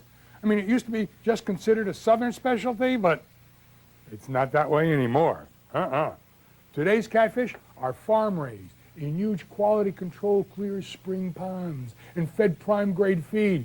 That gives them a mild flavor. And with them being so reasonable and available coast to coast, that's why they're gaining so much popularity. And with their creamy white texture, they're perfect for baking or broiling, sauteing, whatever. One of my summer favorites is to grill them, and that's outdoors or indoors. Well, watch. What we do is rub some oil over both sides of forked catfish fillets, you know, like putting on suntan lotion. Now, in a small bowl, you combine a tablespoon of chopped fresh basil, a teaspoon each of crushed red pepper and garlic powder, and a half teaspoon each of salt and pepper. Then you rub that mixture over both sides of the fish. Onto our backyard grill, it goes for about 7, 8, 9 minutes, or indoors, 4 or 5 minutes on a sprayed grill pan. Hey, you know, turn them over once during the cooking, and when they're firm to the touch, they're done. And they'll pair with any of our favorite go-alongs, like our summer salads or veggies, and yes, pasta, yes, rice, yes, potatoes. Sure, if you'd like the recipe, you just send a self-addressed stamped envelope marked grilled catfish to me, Mr. Food, right here at the station, or look for it online for an anytime, anywhere, easy, today's style popularity. And if you give them a try, such a simple, ooh, it's so good. All right, let's go to Wall Street and see how things are going so far for the trading week. The Dow is up 115 points. NASDAQ and S&P 500 have also advanced. Bausch & Lomb is up 85 cents. Constellation is down 12. Corning and Delphi are up. Eastman Chemical, EDS, Gannett, and Harris have all advanced so far today. ITT, Kodak, Paychex, and Pactiv are up as well. RG&E, Time Warner, Tops, and Xerox are on the plus side. We'll be right back. Well, the Iraqi people haven't had reason to smile for a long time, but that all changed yesterday. Here's NBC's Richard Engel. Another victory for the Iraqi soccer team, emerging as the underdog heroes of these Olympic Games. And they did it in style. 2-0 against once favored Costa Rica, guaranteeing Iraq a slot in the Olympic quarterfinals for the first time since 1980. An accomplishment, especially after what they've overcome. Saddam Hussein's late son Uday beat and imprisoned players, including some still on the squad, when they performed badly. Then the team was disbanded by war. This backdrop is one of the reasons Iraqi fans are the most impassioned at these games. They stormed the field after each goal against Costa Rica, hugging and kissing players. Several were detained by Greek police. We've been getting a lot of support from the Iraqi community, goal scorer Mohammed Hawar told us. And in Iraq, the success is restoring people's confidence in their players and themselves. We need results like this, says this man, to help build a new Iraqi society. There is a buzz at these games about the Iraqi soccer team. People here really do seem to want them to go far. But it's still early days, and soccer powerhouse Argentina has also been blowing away its rivals. For today, Richard Engel, NBC News, Athens. We, of course, want you to stay tuned to News 10 NBC for Olympic coverage. From Athens this afternoon, the schedule features swimming, diving, men's beach volleyball, and rowing. If you see news happen, let us know about it. Call the News 10 NBC hotline at 232-1010.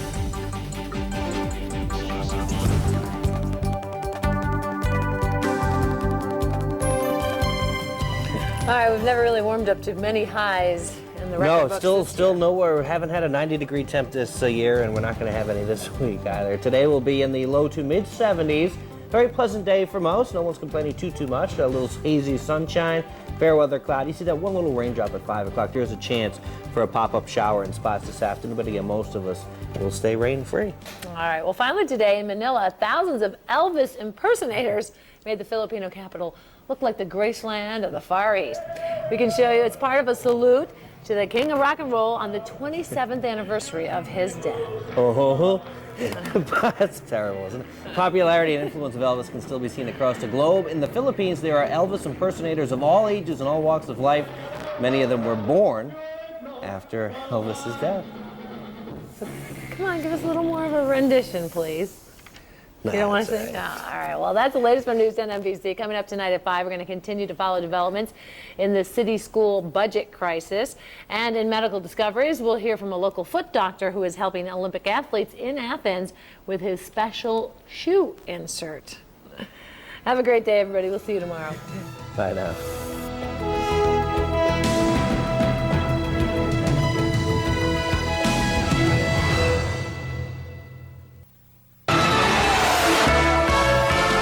Good afternoon, I'm Brian Martin. Coming up on News 10 NBC, the Rochester City School Board strikes back at Albany. Why was the district's request for an advance in state lottery money turned down, even though that money would have closed the district's $13 million budget shortfall?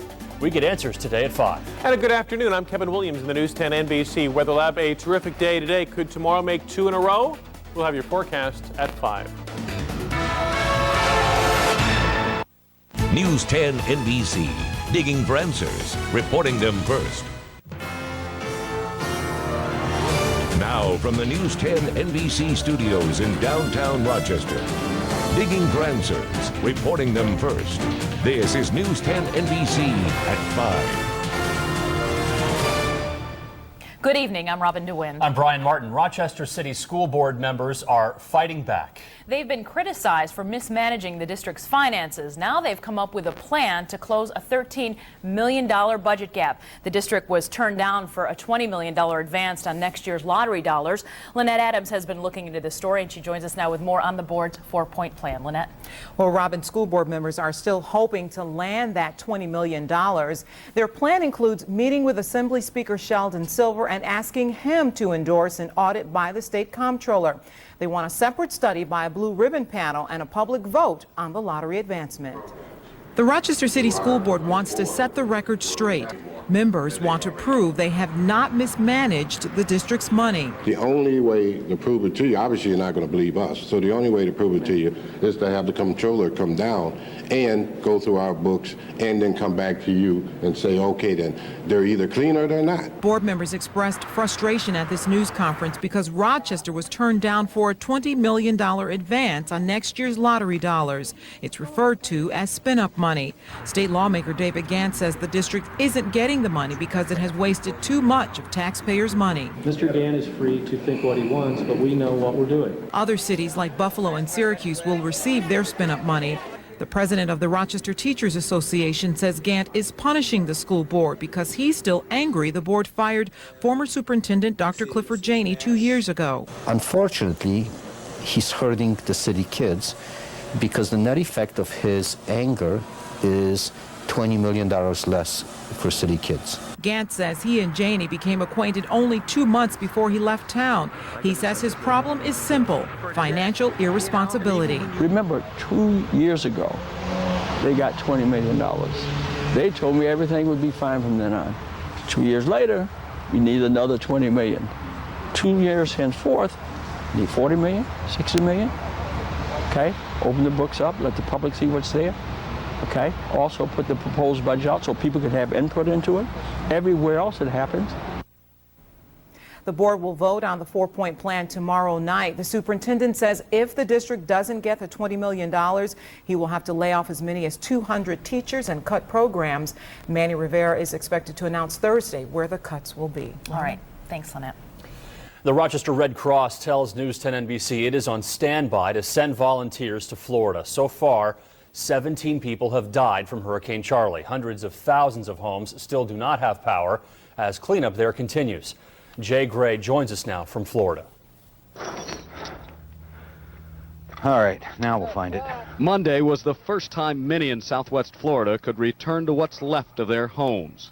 Roads still have power lines down, roads have debris on it, so getting in neighborhood to neighborhood is sometimes difficult just because Charlie comes through and just rips everything up. Getting from neighborhood to neighborhood is what Sharon Winesett does best. Just kind of hug and cry a little bit and kind of get through this. Punta Gorda's post office was destroyed, but Sharon is pushing on with her job. At least, you know, if you can get out and communicate with people, it sure helps with the healing process. This is ice cold. Drink this now, okay? She is delivering something much more important than the mail to these survivors. She carries compassion. Oh, that really tastes good. Limb by limb, board by board, Southwest Florida is picking up the pieces. We can't leave it the way it is. We have to do something. Clean up and get on with life. Oh, man. But it's hard when there are so many pieces to pick up. Charlie delivered a devastating punch to this coastal community. It looks like it was under construction, right? Yeah, but it wasn't. Punta Gorda may be battered and bruised, but despite appearances, it is not broken. As sure as the sun's going to come up tomorrow morning, we're going to make it through here. And so they will pull together, working to get things back to normal. Though most here agree, nothing will ever really be the same. In Punta Gorda, Florida, Jay Gray, NBC News. What a mess. Well, if you would like to help the hurricane victims in Florida, the Red Cross is asking that you make financial donations by calling the Red Cross at 241-4420. Homicide investigators are looking for suspects in an early morning shooting. Around 1:45 this morning, police were called to the corner of Barron Street and Weigel Alley. When officers arrived, they found the body of a woman on the ground. Police have not released the victim's name. Police are investigating a suspicious death after the body of a man was found inside a house on J Street around 4 o'clock this morning. Police are waiting for the medical examiner's report to determine a cause of death. His identity has not been released. A Rochester man who fired at city police officers last year is going to prison for a while. A judge sentenced 19-year-old Ricardo Torres to 45 years behind bars. He fired a .357 caliber revolver at RPD officers on Clifford Avenue in November of last year, but a state law limits his sentence, meaning Torres will only serve 20 years in prison. Will Rochester finally get another state-run downtown motor vehicles office? Don't take any bets just yet. The state legislature reauthorized money to reopen a downtown DMV office, but Governor Pataki never spent the money that was approved last year because he vetoed it. Democratic County Clerk candidate Bob Kirk is urging the governor not to veto this year's appropriation. Meanwhile, Mayor Johnson says he doubts the office will ever reopen. I find it amazing as well as appalling that the state has had this money for a year and has not allocated it. I have no sense that anything is going to change. Ray Lovato is digging deeper and will have the latest on the money for the DMV in a live report later in this newscast. Fleet customers in Rochester now have a new bank, the Bank of America, but the merger is adding to Rochester's unemployment line. Today was day one of the merger. Bank of America promises to bring higher standards to Rochester and a personal feel for customers. But News 10 NBC has learned that the merger means about 200 local people will lose their jobs. Workers in the former Fleet Investment Banking section will get pink slips next April.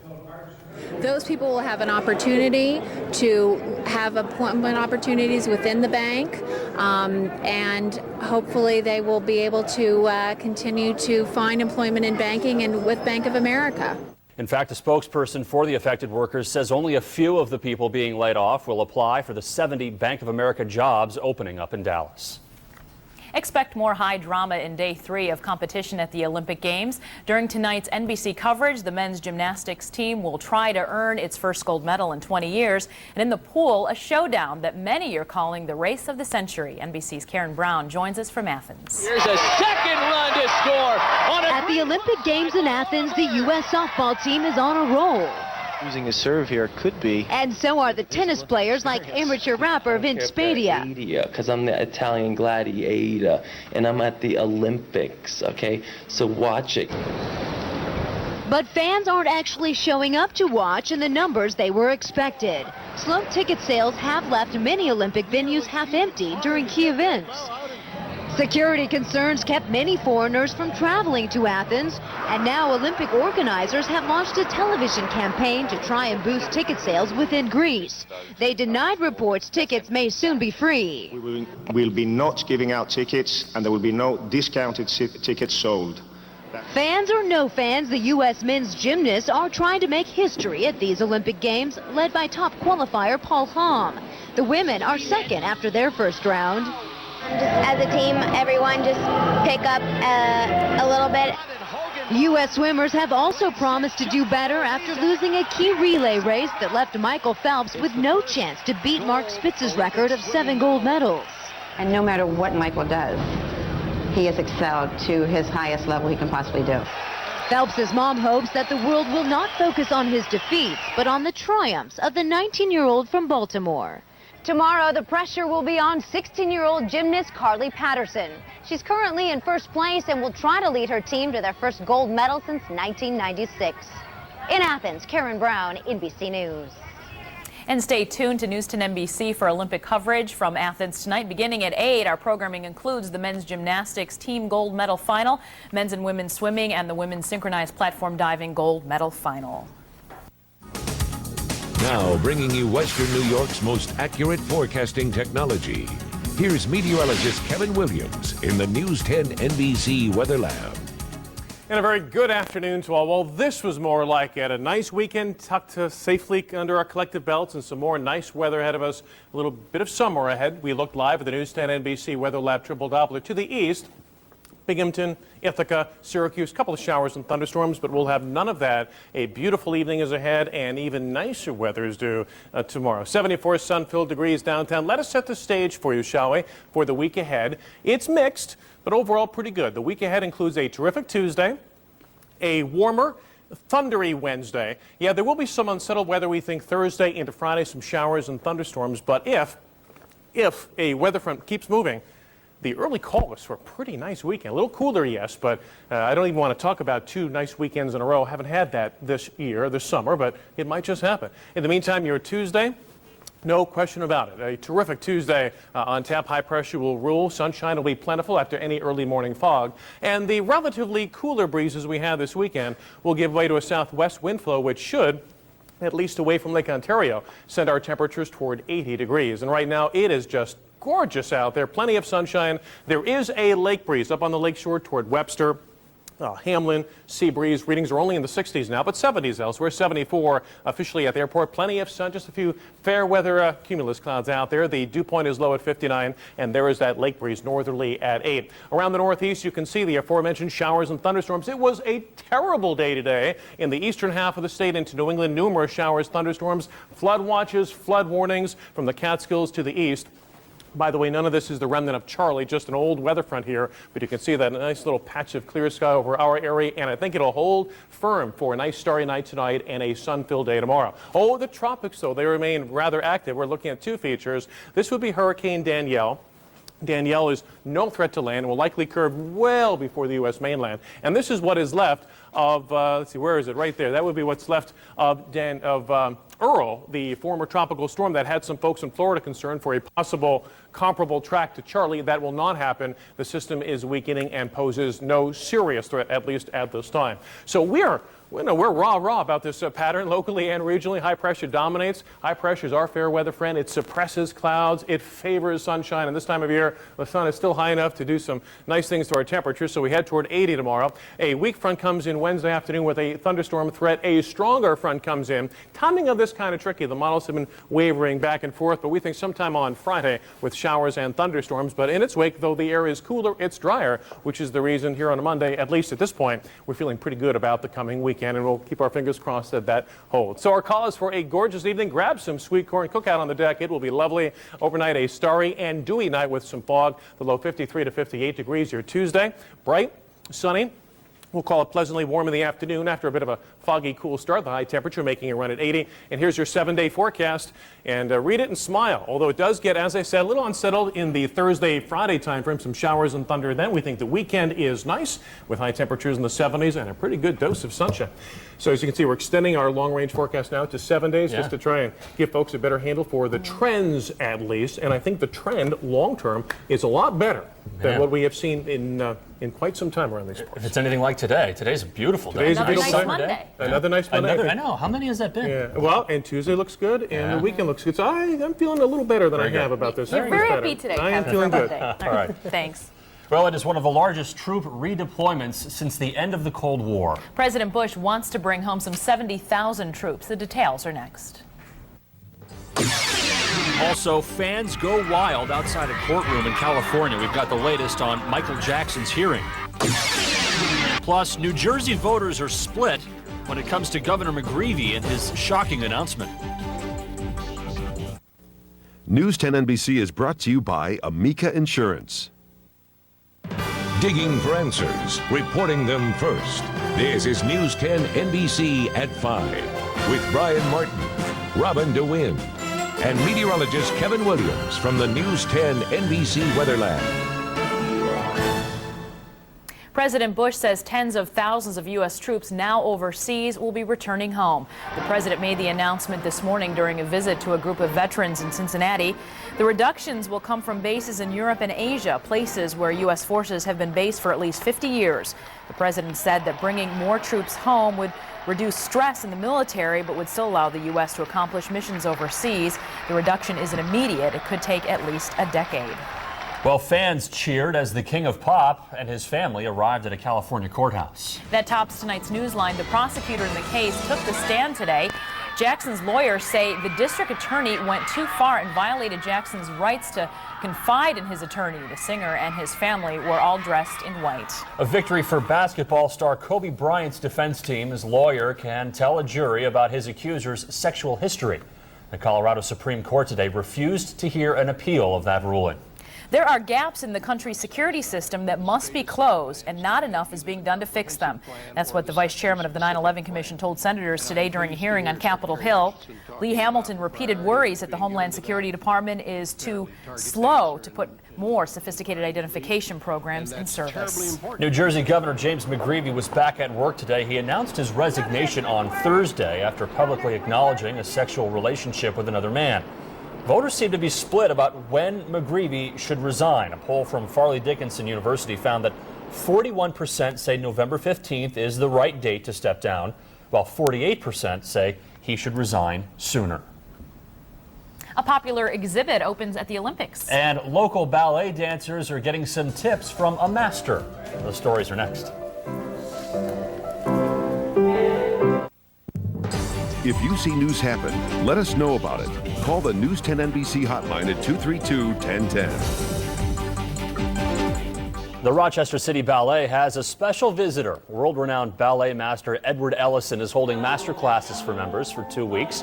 Every year, guest teachers from all around the world visit and teach as part of the formal training for the dancers. School leaders tell us Ellison is quite a catch for the school. He's formerly a principal with San Francisco Ballet. He teaches all over the country, primarily in New York City, but he's a wonderful instructor, and we're very lucky to have him here with us. This year, the Rochester City Ballet has created at least 20 new ballets, including Firebird and the annual Nutcracker. Olympic stamps and memorabilia went on display today in Athens. The exhibit first opened in the 1984 Olympics in LA, and since then it's been a popular attraction at the Games. As well as stamps, the exhibit also has every past Olympic torch and coins and medals dating back to the history of the modern games. And I'm sure people like to collect the pins. Aren't those popular? Yeah, the pins. Be able to say you've been to all these different places. Very nice. Yeah. A local doctor is helping out in Athens. Coming up in Medical Discoveries, we'll show you how he is helping athletes get off on the right foot. How many times would you say that you and Mom... Oh, somebody kill me. On the next Everybody Loves Radio. Tonight at 7, only on News 10 NBC. In tonight's Medical Discoveries, an important addition to the Summer Olympics in Athens. Along with the athletes, there are hundreds of volunteer trainers, massage therapists, and doctors. And this year, there are also feet experts. Tonight, we meet a local man who will help keep the athletes a step ahead of their competition. Starts out with a basic cast here. You could call Dave Cardillo a pharmacist for the feet.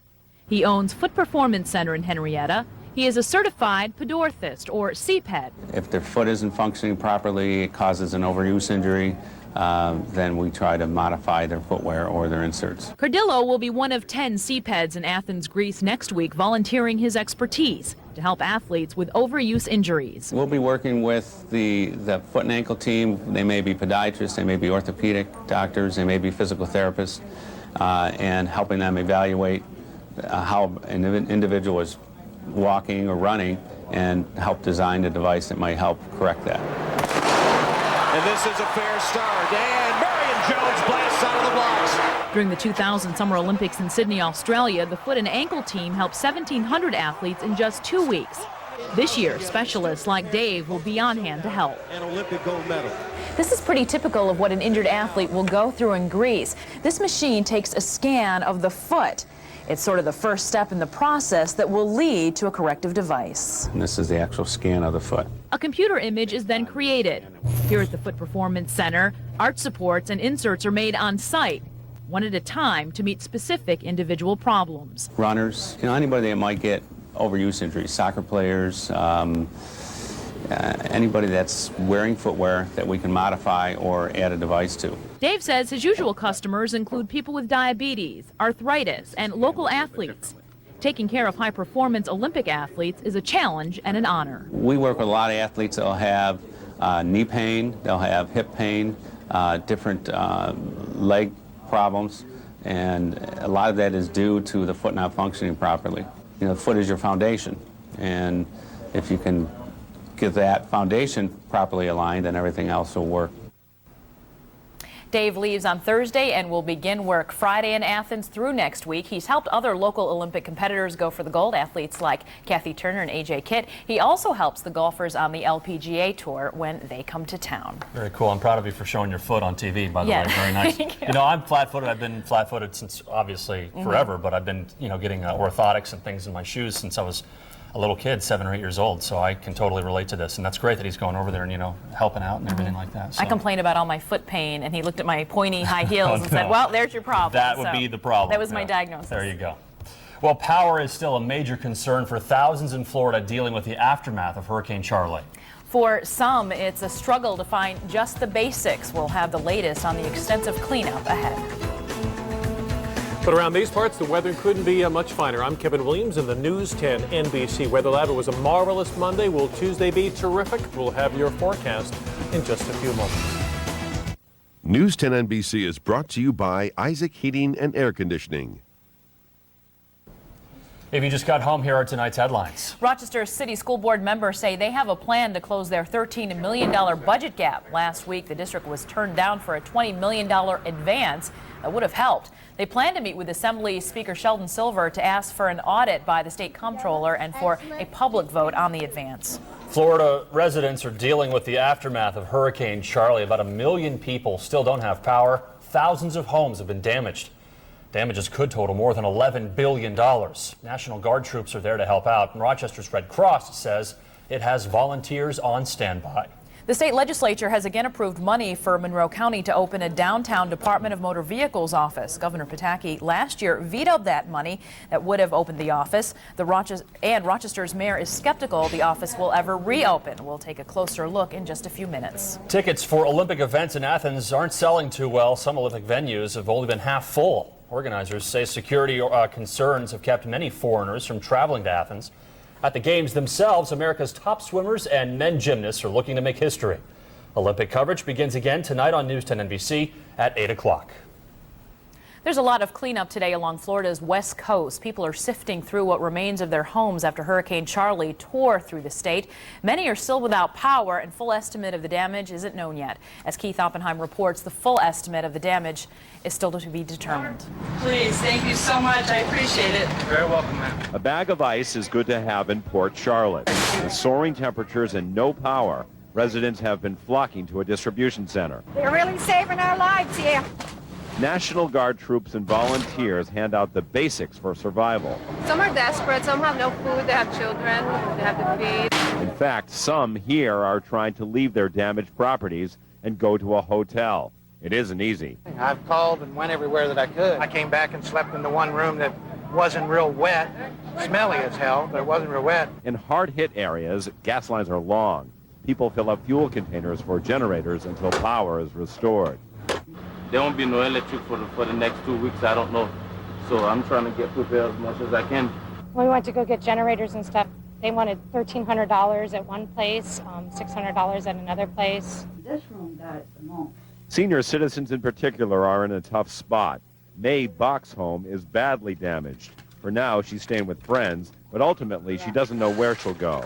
I don't know if we ever can come back here. Hurricane Charlie is gone now, but it could take some time for people to recover. The death toll in Florida is now at 16, and search teams are looking for more victims. Reporting in Port Charlotte, Florida, I'm Keith Oppenheim. Now back to you. Now bringing you Western New York's most accurate forecasting technology. Here's meteorologist Kevin Williams in the News 10 NBC Weather Lab. And a very good afternoon to all. We obviously have to take the serious matters in Florida, but around these parts, we can certainly enjoy and smile about what was a pretty nice weekend. It wasn't perfect, but it was pretty nice, and prospects for some more nice weather early this week. All is quiet on the weather front. The chickadees, they were singing today, and I suspect we'll hear a chorus of crickets chirping tonight with a beautiful, serene evening ahead. 74 sun-filled degrees downtown right now, and we have more sunshine ahead of us. Let's go, though. Look at the big view first, the global perspective. Yeah, you do see this big blob of clouds here, right, way down down off the coast of South America. That was Danielle, a tropical storm that had folks in Florida worried about a possible track toward Florida, but it's weakening. Nothing to worry about at this point in time. We're going to zoom right into western New York, and we find that the rain, the thunder of late last week lingering now across eastern New York and New England, but high pressure dominates our weather scene.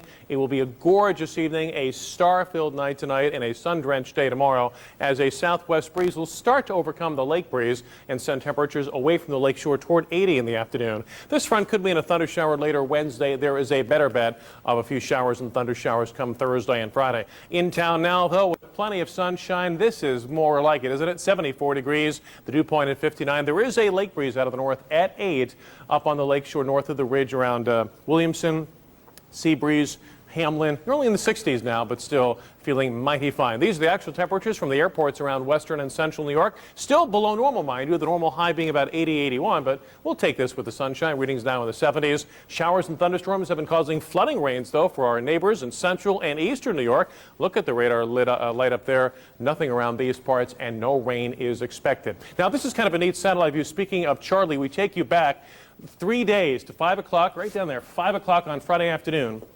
And way down there, that would be the center of Charlie, just as it came ashore in the area just northwest of Fort Myers. As we put this 3-day loop into motion, notice though what happens to hurricanes as they move inland.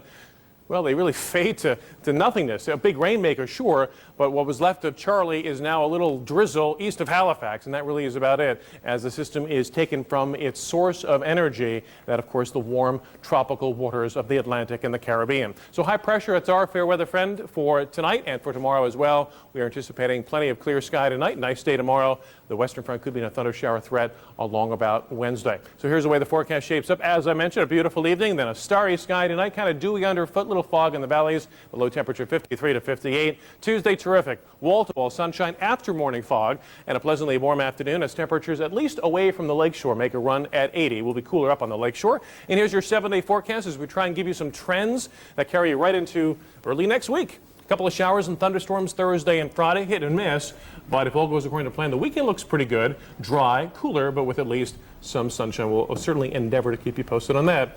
There are only about 3 weekends left of the unofficial summer vacation season. Unofficial, yeah. So we'll watch it close. All right, thanks, Kevin. Thank you.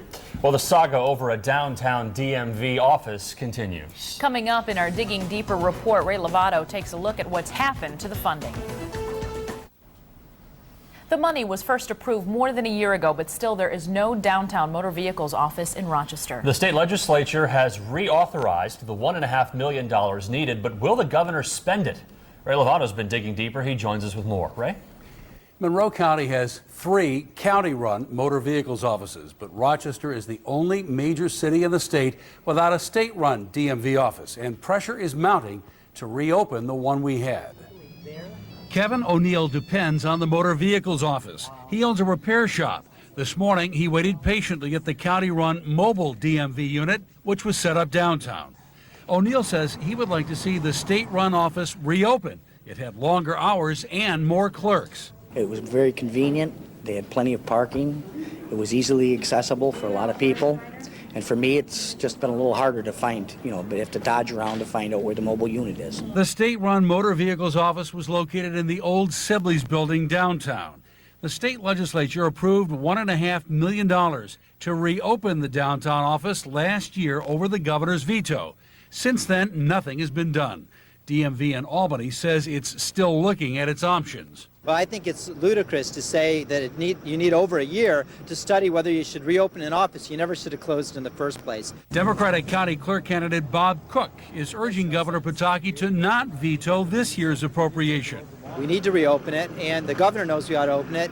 The interim county clerk knows we ought to open it. Let's spend the money. Let's get it open. Mayor Johnson says he doubts the downtown DMV office will ever reopen. I still get complaints from people who feel that they are unduly inconvenienced, have to travel so far when they're working downtown during the day, or they live close to downtown, and that the mobile service doesn't really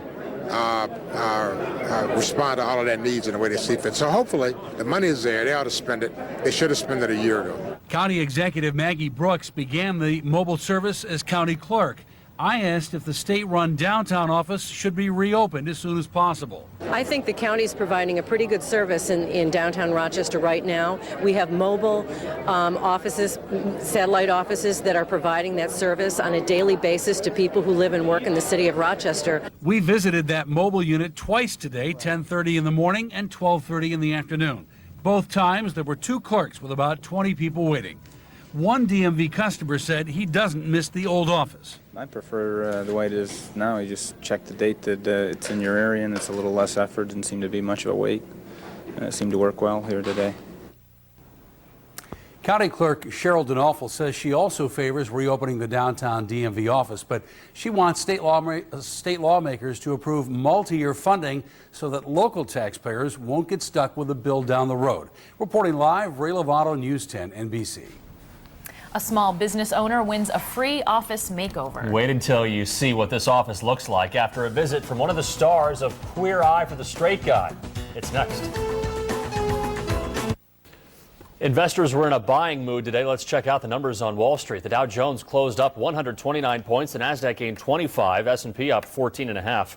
Local stocks are running at the bottom of the screen. You know, speaking of money, we're all probably enjoying this small break anyway from the extreme prices at the gas pump. But don't expect that to last. A nationwide survey shows the price of a gallon of gas fell almost 5 cents over the past 3 weeks. That's a 20% drop since the high prices in May. But experts warn increasing crude oil prices could soon push prices up once again. There's a small business owner in Scottsdale, Arizona, who is much happier when he goes into the office these days. He won an office makeover courtesy of the design doctor from the hit show Queer Eye for the Straight Guy. This is what Jim Hamlet's workspace looked like just a few weeks ago. Hamlet owns a company called Mad Science, which provides educational programs to teachers. He had antiquated office equipment and non-functional furniture. I guess so. But all of that has changed thanks to Tom Felicia's flair and some new Xerox equipment. We came in and Xerox gave them a total technology makeover. Came in and assessed the way that they were working, color printers to help them produce more interesting and more effective documents. The WorkCenter Pro 55 multifunction system that's just incredible. Actually, this is a piece that's manufactured right in Rochester for the most part. I developed a new working environment for them, new spaces within the existing space, tore up the carpet, built new walls. We did wallpaper. I mean, they just got a total makeover. And actually was a lot of fun. All the furniture all the office furniture is from Han. All of the new technology is from Xerox, and I did this sort of interior makeover. There's some Pier 1 elements in here, some seating and some lamps on the desks. You can see the conference room has great storage. This is a new area for data entry that they can grow into when they need that. This is the reception area, which is comfortable and inviting. It's a really, really sort of well thought out functional space for them. This is absolutely beautiful now, and it's so functional. It's going to make our work so much easier, so much more effective, and not only more cost effective by using the Xerox equipment. We'll be able to print everything here because we do a lot of printing for the children's education. So we love our space. It's excellent. I can see why. The contest was sponsored by Xerox and Entrepreneur Magazine. And by the way, Tom and his Queer Eye co-hosts are shooting new shows for the upcoming season. No word yet on if they will air on News 10 NBC.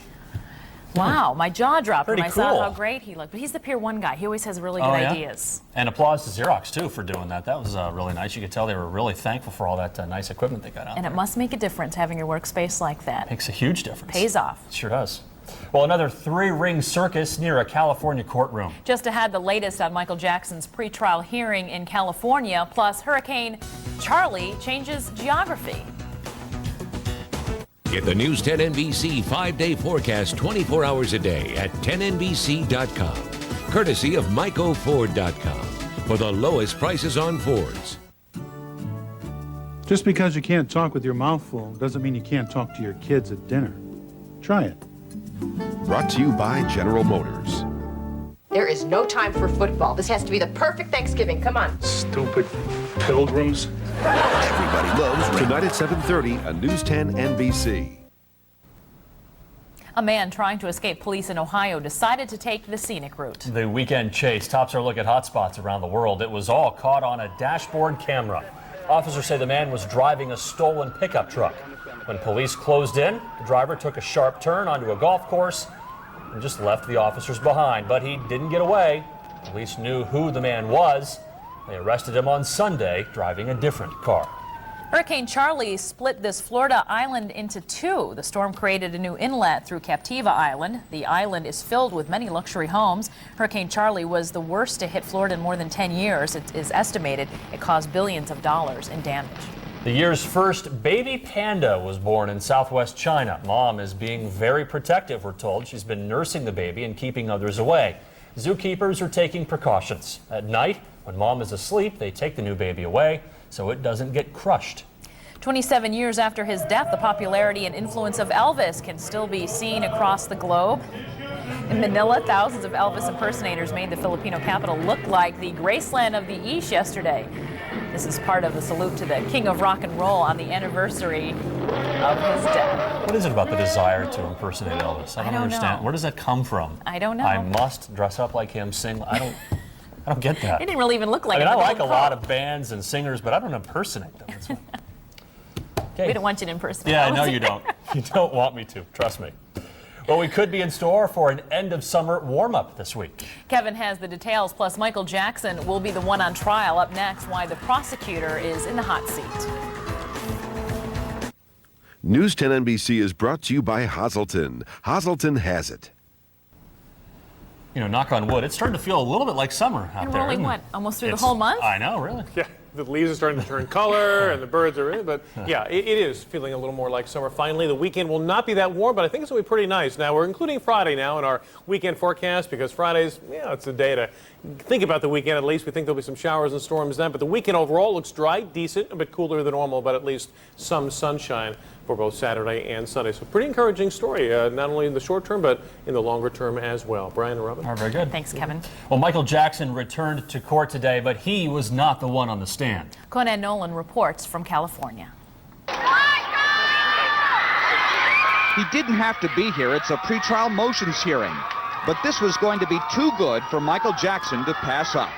On the witness stand, Tom Sneddon, the Santa Barbara County District Attorney, and the man Jackson believes is out to get him. Sneddon has been called to testify about a search warrant that was served on a private investigator who prosecutors believe was working for the pop singer. Seized in that search, audio and videotapes that could be key to the prosecution's case. But defense attorneys claim the private eye was also working for then Jackson attorney Mark Garrigus. And as a result, they want that evidence thrown out, saying the search warrant violated attorney-client privilege. Former Santa Barbara County Sheriff Jim Thomas is a consultant for NBC News. If the evidence from Bradley Miller's office is inadmissible, then that will have a tremendous impact on the conspiracy portion of the case. No evidence, not guilty. Jackson, who this morning was greeted by a throng of well-wishers, Michael Jackson, made an unannounced appearance Sunday at the First African Methodist and Episcopal Church in South Los Angeles, where he was mobbed by churchgoers. Will it be okay if we went to the Neverland Ranch? He even spent some time teaching Sunday school. Among those here for the testimony of Michael Jackson's chief prosecutor is the defendant's family, his mother and father, as well as sisters LaToya and Janet. In Santa Maria, California, Conan Nolan, NBC News. And coming up tonight at 6, city leaders say they knew there would be problems at the end of this year's Puerto Rican festival. Last night, 27 people were arrested after the festival. There were arrests last year as well. Tonight, we dig in to see why there is a problem with controlling the crowds after the festival and what city leaders say they're going to do to make sure it doesn't happen this year, next year. News 10 NBC at 6 starts in 90 seconds.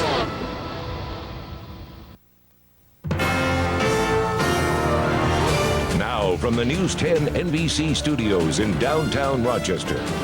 Digging for answers, reporting them first. This is News 10 NBC at 6. Good evening, I'm Gabe Dalmuth. I'm Robin DeWin. Janet is off tonight. For the 4th year in a row, the Puerto Rican Festival in Rochester ends in turmoil. City police say they faced large groups of people last night throwing bottles and rocks. Police say they arrested 27 people. Berkeley Breen was on the street today to find out where the problem started. It's a story new tonight at 6. Berkeley. Well, Gabe, city leaders and the police say they knew this would happen again this year. They say they tried to sit down with festival organizers to find a solution, but they hit a brick wall, and that leaves them banging their head against the wall. It was no Sunday drive. Last night, city police blocked off North Clinton Avenue because of Puerto Rican festival after parties that spilled out onto the street and out of control. Not only Clinton Avenue, Joseph Avenue, we had problems on Hudson Avenue, we had Remington and Avenue D, not to mention the side streets, etc. In all, more than 150 police officers were on scene. There were 27 arrests, 60 traffic tickets, and $25,000 in police overtime costs. It escalated into a situation where people were throwing rocks and bottles at us, at the officers involved. This is what it looked like 2 years ago. Streets blocked with cars and the smoke of burning tires. It's the only time of the year that we get to be who we are.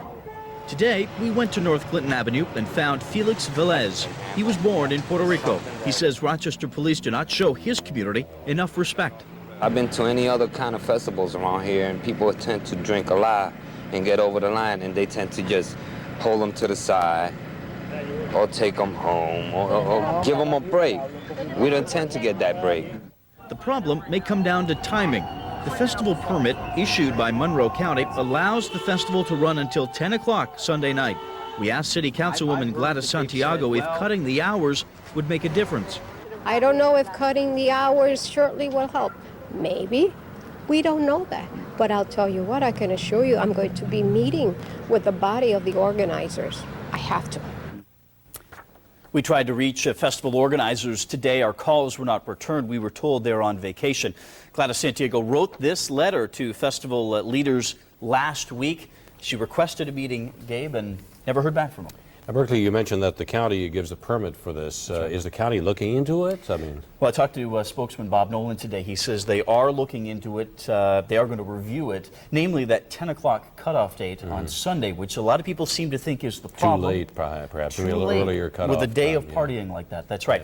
Yeah. And the Rochester Police, by the way, say they want to meet with organizers pretty soon as well. All right, Berkeley, thanks. City School Board members are on the defensive. They want to clear up criticism they have mismanaged district finances. Lynette Adams is joining us live at City School District headquarters to tell us about the board's plan to secure $20 million from the state. Lynette? Well, Robin, the Rochester City School District had asked the state for a $20 million advance from next year's state lottery dollars. It's called spin-up money. While other districts around the state were approved for the advances, but Rochester was turned down. 3 school board members aired their frustration at a news conference this morning. State Assemblyman David Gant blocked the award. He says the district has mismanaged taxpayer dollars in the past and has consistently asked for more money. The board members announced this morning a 4-point plan to go after the money without Gant's help. They are asking for a meeting with State Assembly Speaker Sheldon Silver and his endorsement of an audit by the state comptroller and a separate study by a blue ribbon panel. They will also ask him to commit to a public vote on the lottery advance. In 01-02, we had a $41 million mid-year deficit. Notice that hasn't happened in the last 2.5 years. And people need to let go of wrong perceptions, old perceptions, and begin to deal with fact. What I'm really upset about is 70% of my kids are not graduating. 70%. Even if I gave them the $20 million, guess what the numbers would be next year? 7. The board will vote on the 4-point plan tomorrow night. Meanwhile, the superintendent says he will cut as many as 200 teachers and programs. If the district doesn't get the money, he will announce where those cuts will come from on Thursday. Reporting live on West Broad Street, Lynette Adams, News 10 NBC. Fleet Bank in Rochester is now Bank of America, and the transition means cutting about 200 local jobs. Bank of America logos have replaced the Fleet logos. Bank of America is a powerhouse with 6,000 branches across the country. Last year it hired thousands of workers, but in Rochester about 200 former Fleet employees will lose their jobs in the bank's investment operations. We informed our associates several months ago about this, and they've got a long transition period. We'll be moving that over in April of '05. So there will be some jobs that will be eliminated. Bank of America is offering about 70 positions in Dallas for local workers who want to transfer. We're told only about 20 will want to make that move. The New York State budget once again has money earmarked for a downtown motor vehicles office, but will it ever be spent? Last year, the legislature approved money to reopen the downtown DMV office over the governor's veto. But nothing has happened. DMV says it's still reviewing all of its options.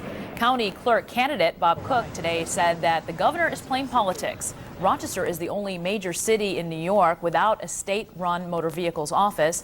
Monroe County operates 3 DMV offices. Well, many people call Viagra a miracle drug, and few have doubted its effectiveness. But for many men, you paid for the cure. I-10 has been looking into Medicaid coverage of the erectile dysfunction drug. What we have learned is that in more than 2 years, the cost to New York State taxpayers to pay for Viagra prescriptions has more than doubled. We'll have the full story and tell you exactly how much New York paid out coming up tonight after the Olympics. Local Red Cross volunteers are on standby to head to Florida to help clean up the damage from Hurricane Charlie. The death toll in Florida is now 17. About 1 million people are still without power, and 2,300 people are making their homes in emergency shelters. If you'd like to help the American Red Cross Disaster Relief Fund, you can call this number, 1-800-HELP-NOW, or send a donation to our local Red Cross chapter. Kevin is here, and our weather turned out terrific today. Really, really did. And, it's not a one-day stand either, which has been the case this summer. You know, the nice weather is the exception to the rule. We had a nice weekend, nice day today, nice day tomorrow, and the weekend ahead looks okay, too. So some very encouraging news. Hooray, indeed. The details straight ahead live at the News 10 NBC Weather Lab. Now, here's the latest from the News 10 NBC Weather Lab. And a very good afternoon to all. It really was a gorgeous day today with enough sunshine to boost temperatures well into the 70s away from the lakeshore, low humidities, and at least in the local area, no threat of rain. There were some showers and storms in central and eastern New York, but never a threat here. 75 degrees downtown right now. We had a bit of a lake breeze. It's kind of become rather feeble, and areas immediately away from the lakeshore should do very well this evening. Lakeshore areas will be a bit cooler. Look live at the News 10 NBC Weather Lab Triple Doppler. We have been following some showers and thunderstorms scattered from the Thousand Islands all the way down to the eastern Finger Lakes into the Poconos, but that activity is fading, none of it to threaten our viewing area. You've got a beautiful evening ahead for whatever your pleasure in the great outdoors. Clear skies as we look downtown, and a pretty nice weather story, and we're going to detail it right from the get-go here, shall we? As we look at the week ahead, your Tuesday will be terrific. Your Wednesday will be warmer, maybe a thunderstorm. Thursday into Friday, a couple showers and thunderstorms, but our thinking is the timing of a front will clear all that away in time for a pretty decent weekend as we see it now. We'll endeavor to keep you posted on that. And high pressure is our fair weather friend for tomorrow. The reason we're optimistic about what I think will be a pretty fine day with sunshine. The breeze will be very gentle, but trending a little bit southwesterly. That should overcome any lake breeze, except on the immediate shore, which is why we anticipate most areas to climb well into the 70s to near 80. This is a look at our almanac today, 78 and 60. The split, notice those numbers are pretty close to normal, and that's been abnormal this summer. We've been so much cooler than average, on the high side at least. 74 in town now, sunshine, a few fair weather clouds, humidity at 59%, dew point 59, so that's pretty comfortable for the so-called dog days of summer. That northerly breeze at 8 is indicative of the lake breeze that has kept temperatures cooler up on the shore. Notice, for example, in Webster, we have 2 weather watchers. There are actually 3, 2 reporting tonight.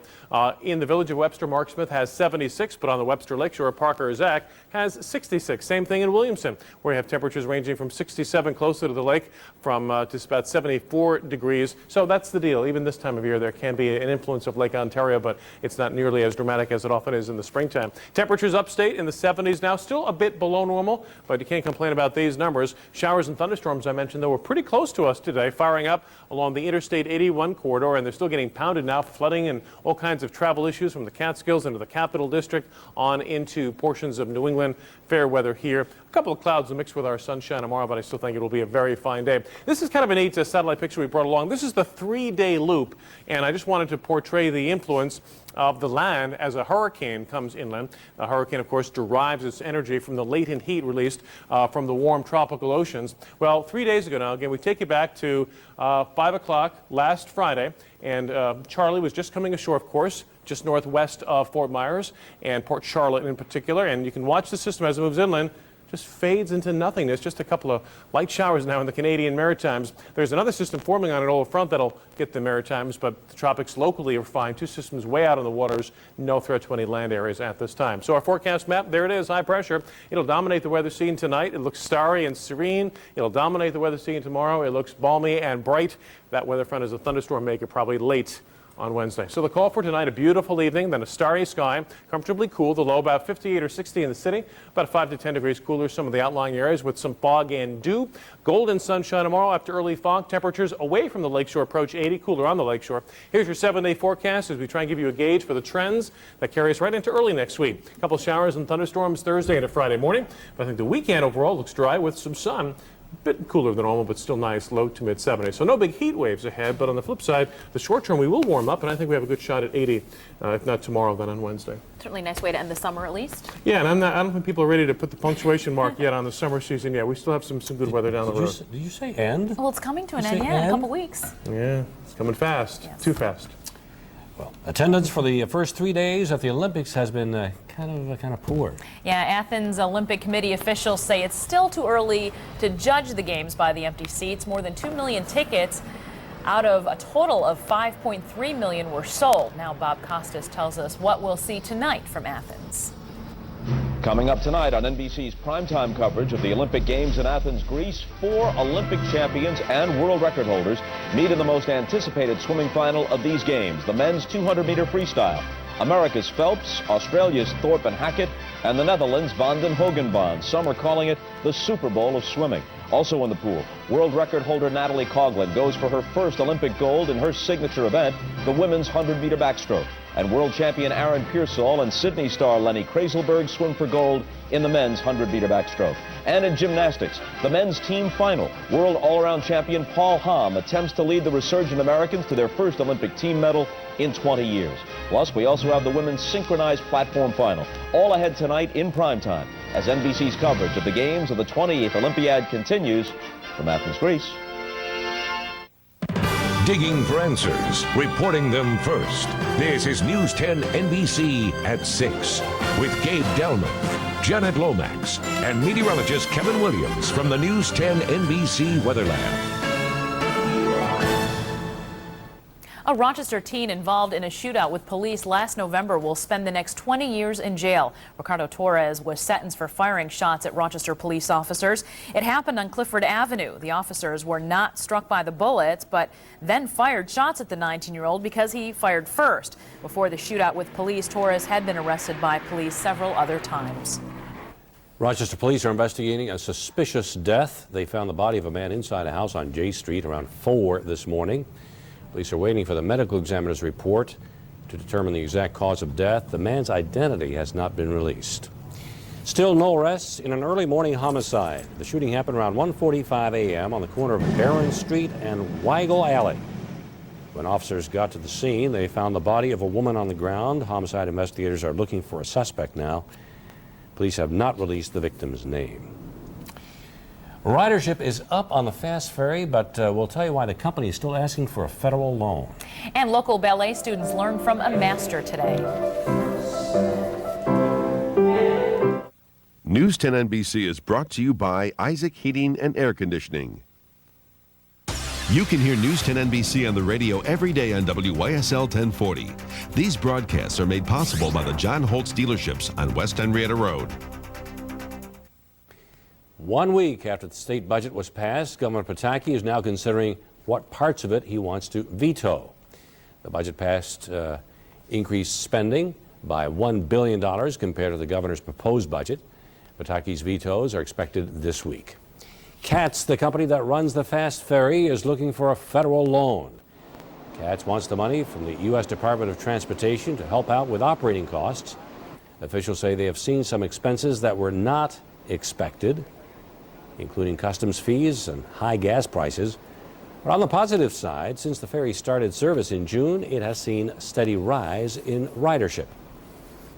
A world-renowned ballet dancer is in Rochester this week working with the Rochester City Ballet.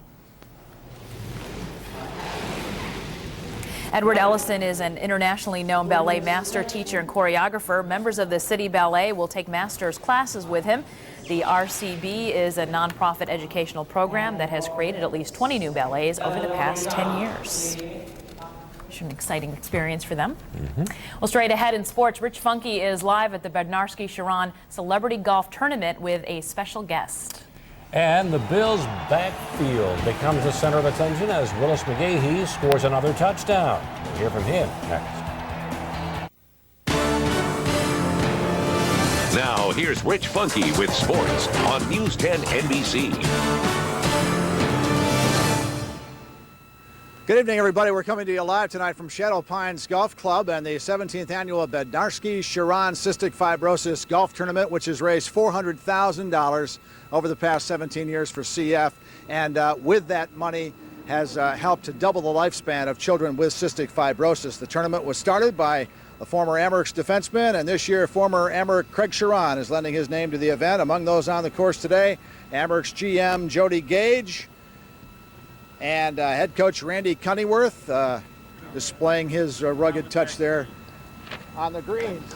And the head coach of the Amherst joins us live right now. Randy, and we go back to last season. You went to the conference finals. What is it about your club that you'd like to have this year that you didn't have last year? I think we'd like to have a lot of the same things we had last year, obviously, but with some improvement in some rugged play. I think, we've got a great group of guys headed for the Amerks, obviously, but, want to make sure that we're stepping it up. Goal production is going to be important, but, the American Hockey League is certainly one of the best leagues in the world, and, with the NHL or pending NHL, the pending NHL strike, possibly, obviously it'll be kind of under the microscope, I think, this year, especially. So. Lots of rules changes this year. Do you like them? Well, we certainly do. I think, a lot of things were looked at last year, and I think they want to make the improvements to the game for more scoring and more excitement for the fans, and I think they've taken a step that way. Obviously, the main one will be the shootouts at the end of a tie. Makes it very difficult for the goaltenders, but obviously exciting for the fans.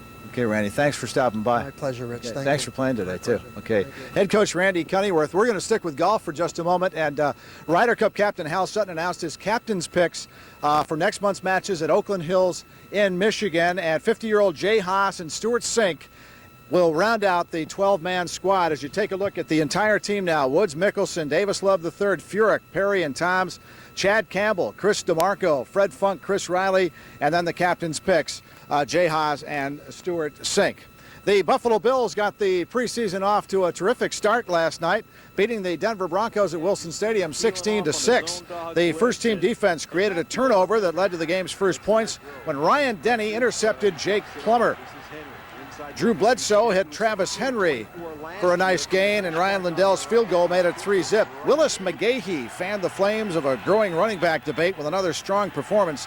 13 carries, 58 yards, and the game's only touchdown last night. The explosion's coming back. I just still, I ain't trying to rush nothing. I ain't trying to just go out there and go 100, 110%, I'm just trying to rush it and just work my way into it. It ain't about me. It ain't about Willis. You know what I mean? We cool.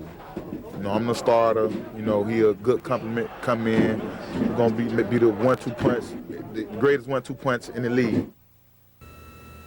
Well, the Bills had today off at St. John Fisher. They are back to practice tomorrow, and that will be a 2:45 workout. And then on Wednesday, a double session, 8:45 a.m. and 2:45 in the afternoon. The Olympic Games continue on News 10 NBC tonight in Athens. If you don't want to know the results that we are about to put up on the screen and talk about, turn down the sound or turn away right now. And let's talk about, first of all, the equestrian events. John Williams, the Honeoye Falls grad in dressage, 23rd today. Also, Ian Thorpe with a world record time defeated Michael Phelps in the 200 free. That means that Phelps will not be able to match the mark set by Mark Spitz with 7 gold medals. And the U.S. men's basketball team, of course, struggled against Puerto Rico. The women's team, however, won today 80-61 over the Czech Republic. That is Sports Tonight. I'm Rich Funky reporting live from Shadow Pines and the 17th annual John Bednarski Craig Sharon Golf Tourney for cystic fibrosis, and it was a fabulous day, weather-wise and golf-wise. Let's go back to the studio. Rich, it looks great out there. And what's 210? It's a number of times I've been in the trees on the right-hand side of that number 1 at Shadow Pines. That's what that is. All right, solid gains on Wall Street today. Look at the numbers for the Dow, NASDAQ, and the S&P 500. B&L was up. Constellation fell a bit. Corning, Delphi, both on the plus side. Eastman Chemical, EDS, Gannett, Harris all gained some ground, as did ITT, Kodak, Paychex, Pactiv. EAS, Time Warner, Top, Xerox all managed gains as well. The Friendly's Weather Kids forecast for tomorrow is Erica from Churchville. Nice day of winter with plenty of sun after morning fog, highs in the 70s. All right, thanks, Kevin. And that's the latest from News 10 NBC. We thank you for watching. Enjoy the Olympics tonight. Good night, Steve.